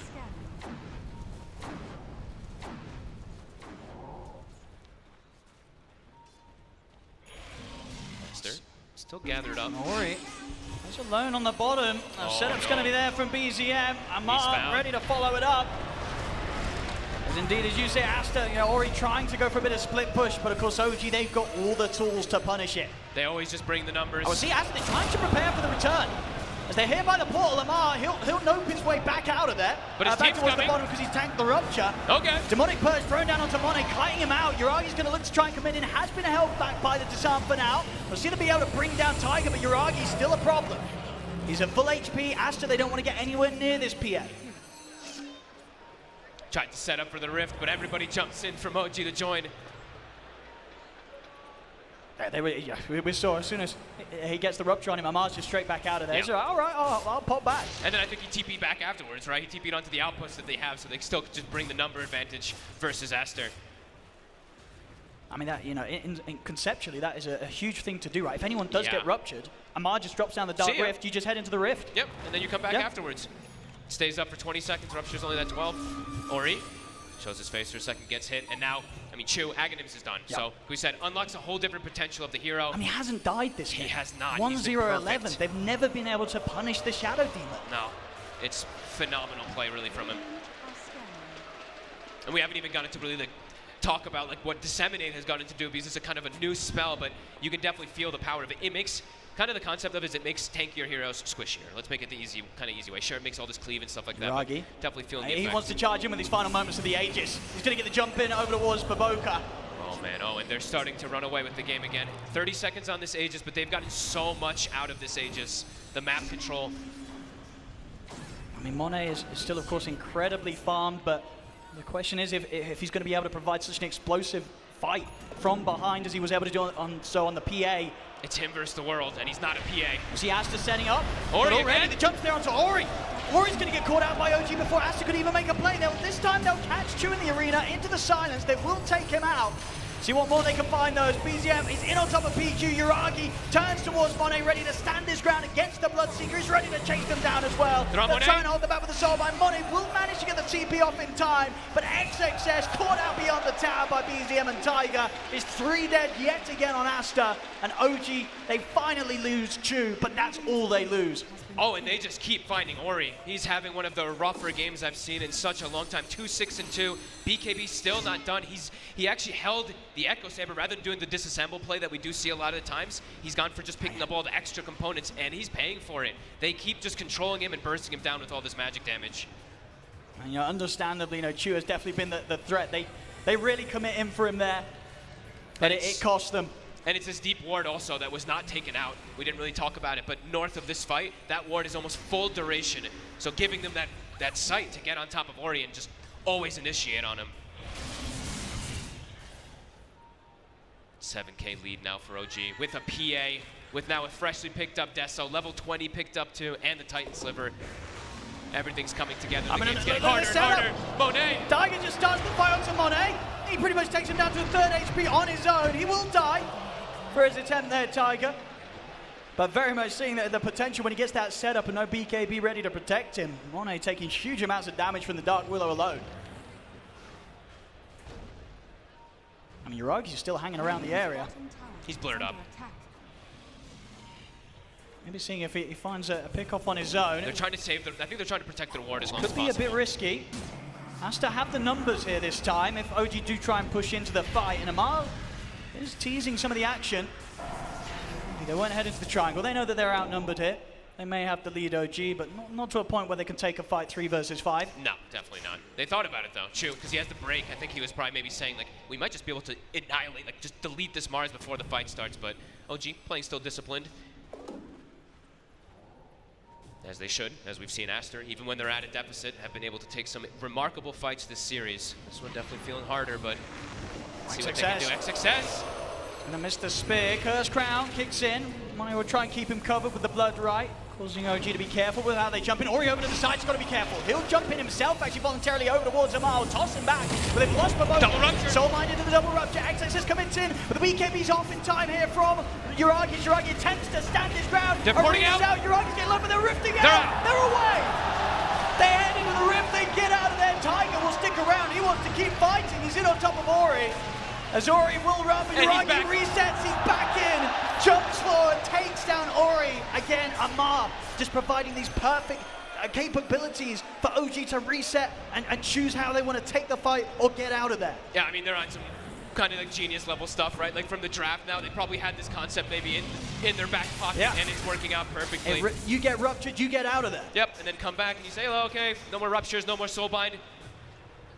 10K lead, Yuragi now having freedom in the fights.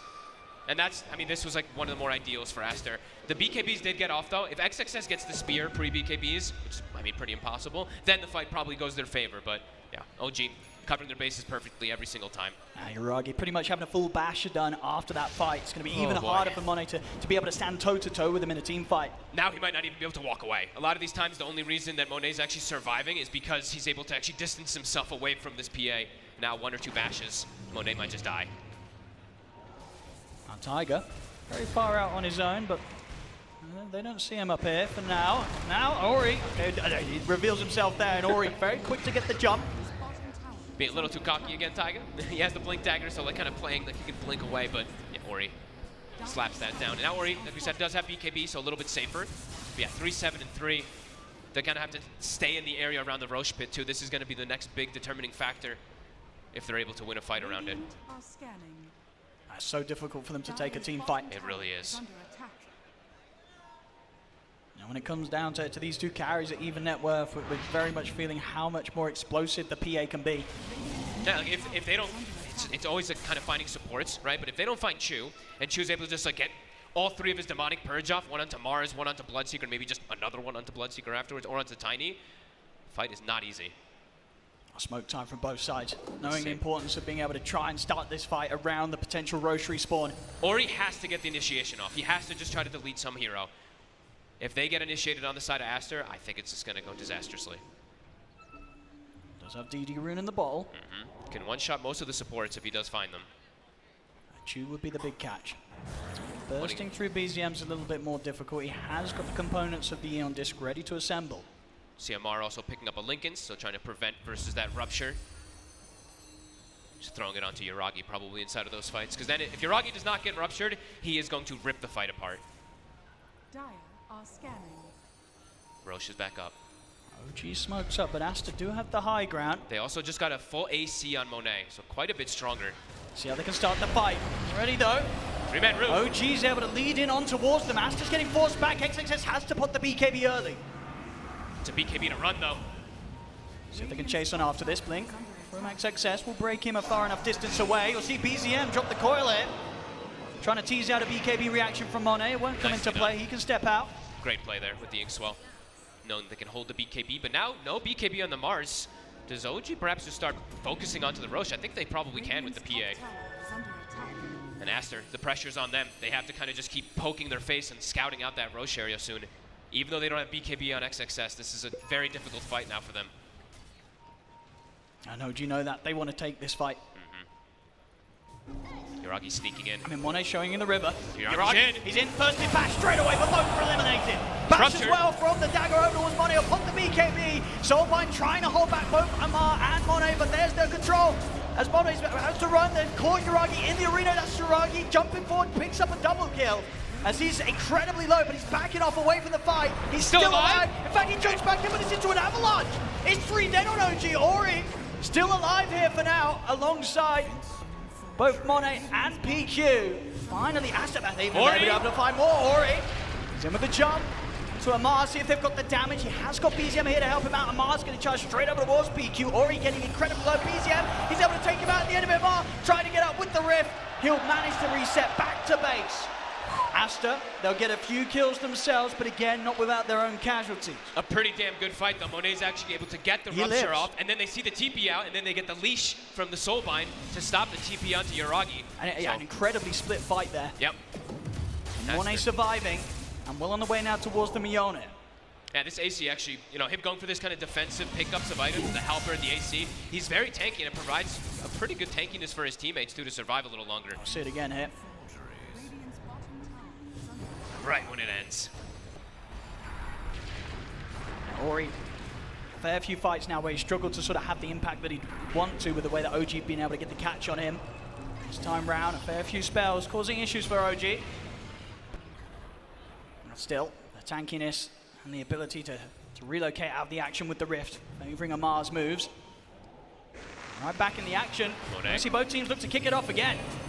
He's broken. That's got the BKB charge, holding on to it for now. Yuragi's still have just outpost TPing control, OG, so indeed Yuragi's going to be able to join them for this fight. And that ward's still on the high ground. It's seeing Aster back away. Tiger's trying to see if he can get the catch with BZM, and BZM's in against the Dream Coil onto the two of them. PQ in trouble. Monet has to put the BKB, or he's going to commit in, jumps over towards Yuragi, but hasn't got nearly enough damage to burst through this PA. As he'll put the BKB, or he tries to grab the arena's there. Yuragi getting very, very low. The feed! He's alive! It catches the three of the Tiger! Controls Aster and makes sure that Yuragi can live, stand his ground, and heal back up. I think they even used the Lincolns. I didn't know if I think he used the Lincolns onto Yuragi too, right before the rupture comes out, so no rupture either. OG again taking the fight. Taiga with his, with his Dark Will this whole tournament also. Perfectly placed every there. time. Always controlling everybody.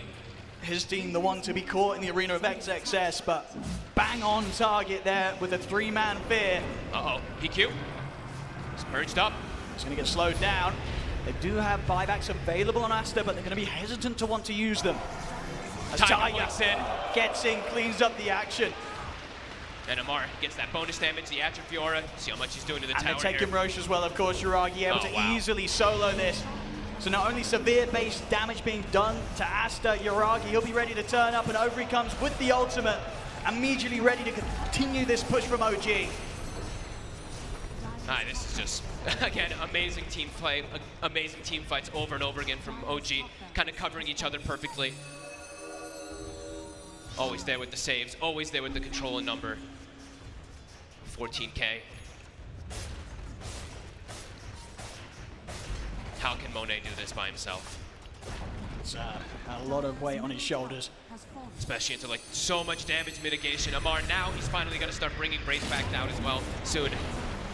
Trying to start things up, or he's looking for the toss back, but he's not able to find it. Defensive disruption comes out for Chu. Yuragi still tanks the sharpshooter shot, but that's the BKB from Ori. And he's having to use it to back off under the tier 4 tower. So Yuragi teasing with the jump over towards Monet. That's the whole rupture as well, too, gone. Yuragi now just continues to getting healed by Chu. That demonic cleanse, of course. Buffing him up with the Lincolns as well, making it incredibly hard for Aster to get any sort of jump on him. They've got to do it twice. Has that Aegis here for the push. They have opportunities where they can do the toss-back spears into tier 4s, but it's not easy. They're trying again to get the angle, but they won't be able to find it. Not able to get the catch. XXS has to put the BKB. They do manage to get the pushback out onto the two of the Monet. Moving in, but the bashes are there. Yuragi turns towards Monet. Monet has to split away from them. Back to the fountain. He's in no man's land. And the bashes caught him out. As Ori out of the game for 70. No buyback on him. No buyback on PQ. As OG, they'll look to keep this push going. The backdoor protection kicks in, but a new wave of creeps will be joining soon. So OG, they're not going anywhere. They'll take this tier 3. They're still healthy and a freshly delivered Vlad. More lifesteal for Yuragi. 3 minutes left on the Aegis still. Yuragi can also get that completed Satanic delivered out to him. Oh, and they're actually going to leave as a unit, go to bottom, take out the tower. Continue this pressure. The tier 1s and tier 2s still standing on the bottom lane, but not for long. As OG will charge down this lane.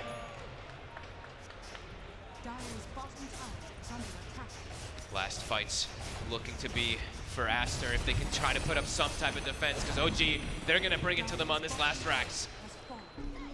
BCM already in position. How do you even kill Yuragi once? I don't know. I don't think you can. We saw the potential of PA when it was behind last game. This time it's completely ahead. Jumping towards the base, they take out Baboka. Has a buyback available. We'll see Ori back in 5. Aster, they'll definitely have one final fight in them. I mean, BCM's just jumping into the base. We'll lose the Eon Disproc here. They're trying to tease out the BKB of Monet. It's on cooldown. It is for 5 seconds. He's got to be careful. Ori jumps in. We'll get the toss back onto Yuragi. See if they can deal with him once. But one crit there. Yuragi's just back up at full HP. Monet tries to run, but they'll take him out. Buyback to come in from Monet. They'll turn with a sharpshooter shot over towards Yuragi, but Yuragi's still good to go. He's surrounded by his teammates. He cannot die here.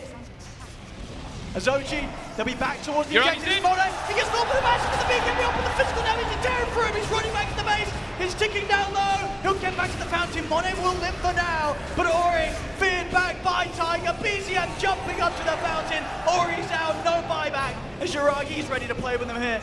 Right up in the fountain, OG. They've been known to dive before here. They might try to get Damar. He'll get speared back into the fountain. He's dead. But the Raxes, the Megas. So the Megas are out. Yuragi actually hitting tier 4s instead of going for Megas, and that will be it. See if they can do anything 4 versus 4. I mean, BCM just has no fear. I mean, he's just with the 3-man dream call. Monet's in trouble. They'll try and push back. The two of them, and XXS with the spear and the rebuke will buy some safety, but it's not enough. Jump in there. Chu has the burst to finish off Monet. Out for 100 seconds. GG is gone. OG, they've done it. And they've done it clean. 3 games back to back against Aster, a team that looked terrifying in their upper bracket run. But OG, they turned up today, and they gave us arguably the best that we've seen it anywhere in quite some time. These 3 games, a masterclass from OG, despite Aster's best attempts. The best attempts to even try to counter a PA, but the PA counters, they didn't work. OG, they have an idea, it works perfect. This Underlord last pick, genius, really. And this team's insane. It really are. Turning up, and you've got to give a massive credit to Chu. Turning 100%. Up at this LAN, and even before this LAN, you know, people knew that he was part of OG, helping out as the coach. But he turns up, and his performance here on the main stage, phenomenal. I'd let him lift the trophy if I were them, honestly. He would have been so spectacular. Defensive plays, aggressive plays, calling shots, because as far as we know, the captaining in game, it's been a lot of times that they've said from Chu. So, wow, spectacular stuff. OG have to be so happy with themselves. Absolutely, and the Dota that they provide consistently, it's just always a delight to watch. And in this 3rd game as well, the change up in the draft, they let Aster have their Mars, and they take the PA for themselves. You know, you're right, he wants to show them how it's done. As we'll see them here, and of course for Aster, a great run through the upper bracket, but when it came to the grand final stage, where they had to step it up to another level, when you meet OG in a grand finals, it always feels like OG has that edge. They've got that little bit of something that nobody else seems to have, Bob. They just have so many concepts of Dota that they play so well with. And there we go, of course, the crowd here. You have been phenomenal, Malaysia. Can we give it up here one more time for your champions of ESL 1 Malaysia, OG!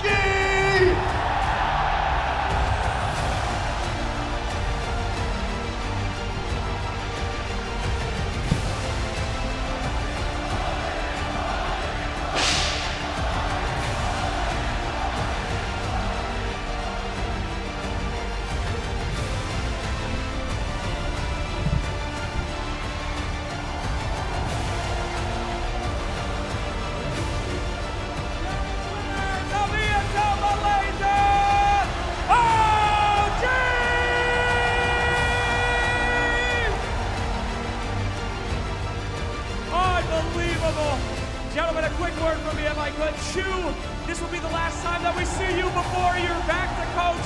Any words out there for all those new Choo Choo Train fans? Anything to say to the audience?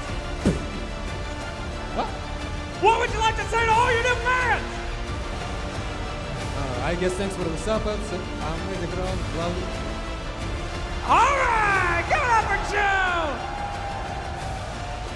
Yuragi, if you've ever been in a seed pub, you know that carry is all that matters. Nothing else matters. Everyone in this arena is a carry player. Anything to say out there to your people? Thanks, everyone. I had a great time. BEZM, you have been absolutely on point all day. Are you happy that it was a hard 3-0, or could you have gone all 5 games? I don't know, I'm just doing following steps, like my granddad's steps, you know? Wow, those are some mighty steps. Well done, well done. Tiger, you can position 5. You can position 4. Hell, in some games it looked like you were in the position 2. Is there anything you can't do? I don't know, I just love Malaysia too much. You guys are buffing me a lot. And finally, Amar, my friend. A lot of people out here are loving you. They ban your heroes. They pick your heroes, but you're unstoppable. Is this, Amar, the final form, or are you going to get even better before TI? ATM already OP, so who knows what's next? All right, well, fantastic. There you have it, ladies and gentlemen. Give it up one more time for OG!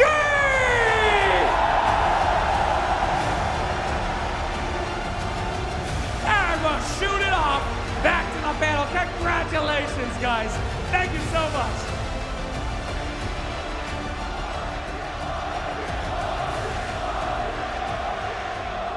Your champions, it's OG here on the stage in Malaysia. Oh, Arena Stars, you are something else. You are something else indeed, and OG as well, something else here. Doing it, coming first place, 3-0 in the grand finals with Chavash as the fresh stand-in. And they make it look so easy. How did they do it? Insania, you believed in them from the very start. Your bias was definitely well placed here because there's nothing stopping this team. I mean, just to go off of Chavash, I remember, like, I think maybe 2 months ago, I saw a Reddit thread which contained an interview by RZ. I remember that! Yeah, where he said, like, Chavash is clueless, he doesn't understand DOTA at all. Ideas. Yeah, I remember he's just that. like a friend hanging out with the team. He's just Misha's friend for a long time, but did he silence the haters or what? Oh, he sure did. Oh, I remember that. I was like, oh. And he proved that he absolutely belongs. And I mean, OGs looked amazing, and they are continue to play amazing. And They are so good. How do they keep getting away with this? Will they ever be stopped? They have some kind of magic with them, man. Like, I know them. I know what powers them up. We heard Tiger say it as well. I think this crowd is definitely a large portion of being powered up and just reaching that next level. There's some teams that just get to that final form when they're in front of a crowd. They get the level up, and Chavash, he definitely leveled up in front of the crowd as well. The whole team seems to be on fire. But honestly, he's just played so well from group stages up until now. He fits the team so seamlessly. He's so mechanically good, and he's also capable of playing 5, so they can utilize Taiga's 4-hero pool when they need to. It just feels like a perfect fit. How can you have 3 perfect fits in your 8-man roster? I don't know how that works out, but it just does. Oh, it does indeed. A well-deserved trophy there for OG. All right, we're gonna recap not just OG's journey, but also the journey that Aster has taken to get to this point. Obviously, it's a disappointing result, but they have come top 3 every event they attended this year. So this is a good thing. I mean, we know that says traditionally not everybody that wins the final tournament before TI wins TI. Right? Silver linings? Copium, a little bit of copium. I mean, OG are definitely looking like contenders. They're going to be studied, but we cannot forget about Spirit for TI. We can't forget about LGD. There are other beasts from other regions. And of course, Aster are not going to take this loss badly. I'm sure they're going to go home and get better too. Yeah, they have a very experienced coach, Dylan Lanham, of course, and this will just be fuel for TI, for when it matters the most for these teams. And they came through the upper bracket. I think the biggest lesson that we saw from OG coming through the lower bracket, playing more Dota is better. And that means that we should keep a close eye on perhaps also the final chance qualifiers for TI, because those teams will have played the most Dota. But we're looking back at this game. This game actually, Aster, I felt like they had a shot. We thought maybe Asania, this draft would have pushed them over the edge to force out a next game. Yeah, I mean, I think draft-wise, this game, they could compete. I think the earlier games looked, in my eyes at least, very difficult to find angles for them to really, like, win the game. But yeah, I mean, I just think ultimately the better team won. I think when it comes to this grand final, like, we can talk draft, we can analyze, but I think OG just played better.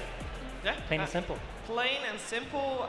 Definitely the Mars didn't look as strong on the side of Aster as it did on the side of OG.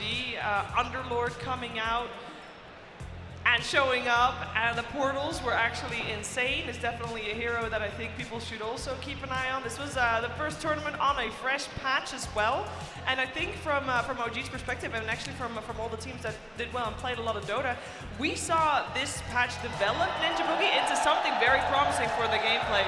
Yeah, coming. no, I definitely like the pace of the game. It was a bit too fast in the prior patch, where everyone was hitting like level 25, 3:30 minutes, and games just were very stompy. And now you kind of have like these back and forth games. Even though teams are behind like 20k, you see potential comebacks which were a little bit harder to do in prior patches.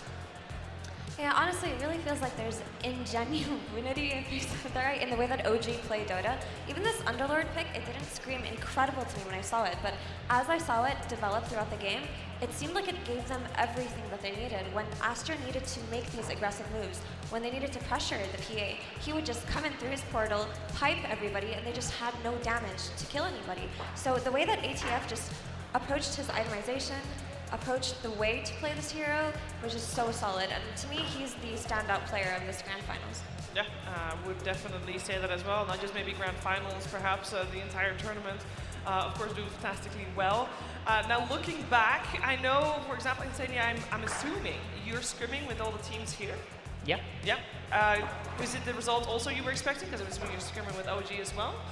I mean, I thought the only team here that could genuinely challenge Aster is OG. I did not think Secret really, to me, seemed like a convincing opponent against Aster. So, yeah, I mean, I think when it comes to this matchup, and OG in front of a crowd, I mean, like, they're always good. So, yeah, not too unexpected. I mean, 3-0 for Grand Final, I think, like, it doesn't really represent and tell the full story of how good Aster was at this event. Yeah, they were extremely dominant. I would argue even more dominant than OG for most of the run, but that doesn't always mean that you're going to win the Grand Finals, right? That's true. You got to learn to adapt, and if you can't adapt mid-series, you can't lose. Can I just say, I often feel that these Chinese teams get really stubborn in these best of fives. I do feel like they could have had a different take on the first two games, especially versus the Mars, and I just kind of feel like it happens over and over. I mean, we saw similar things with LGD too. I mean, for a long time, that was kind of like China's biggest weakness compared to like the Western teams and maybe some Southeast Asian teams. They're they never really picked a Huskar, the Broods. Like they're never really innovated in that sense in terms of drafting. So by the time you do reach a Grand Finals against a China team, you can kind of predict everything that they want to do and also the style that they want to do in the game. They're pretty honest in how they play. There's not a lot of dishonest heroes. There's not. There's no point of us picking Brood against you. Yeah. No, I don't think anybody's picking Brood against anyone Hold? at the moment. Hold? Okay, so that was the Grand Final. We've got our champion. It's been so long since we were back in Malaysia, and it's been an absolute treat. Afi, what was your favorite thing of the whole event? Honestly, just the crowd. It was my first time in front of a crowd, and it's been incredible. And this is so much more hype than just watching from the studio. I feel so grateful to be here. Ninja Boogie, first talent event. Yeah, it was pretty fun, and it's just good to see everyone and all these new faces. It's been a while since I've been in an event, so it's good to reconnect with one another again. Absolutely. How about you, Insane? I know it's not the result that you wanted. You got to still, be in the grand finals. She's right behind you. Yeah, for the second time on a panel, unfortunately. But who knows? There's still Dota 3 played. There is definitely still Dota 2 played. Good luck, of course, next week in the TI qualifiers. It is time. It's gonna be a little while. Well, TI qualifiers, what, 3rd of September, I believe. So make sure that you mark that in your calendars. But that was it for ESL 1 Malaysia 2022, powered by Intel. It's been an absolute blast, and I hope we get to do this so many more times. This arena was absolutely packed. I've never heard a crowd this loud, and I hope that we get to witness this many more times. You've been amazing. Have a great night, have a great evening or morning, depending on where you are in the world, of course. But we're signing off here from ESL 1. We'll see you next time.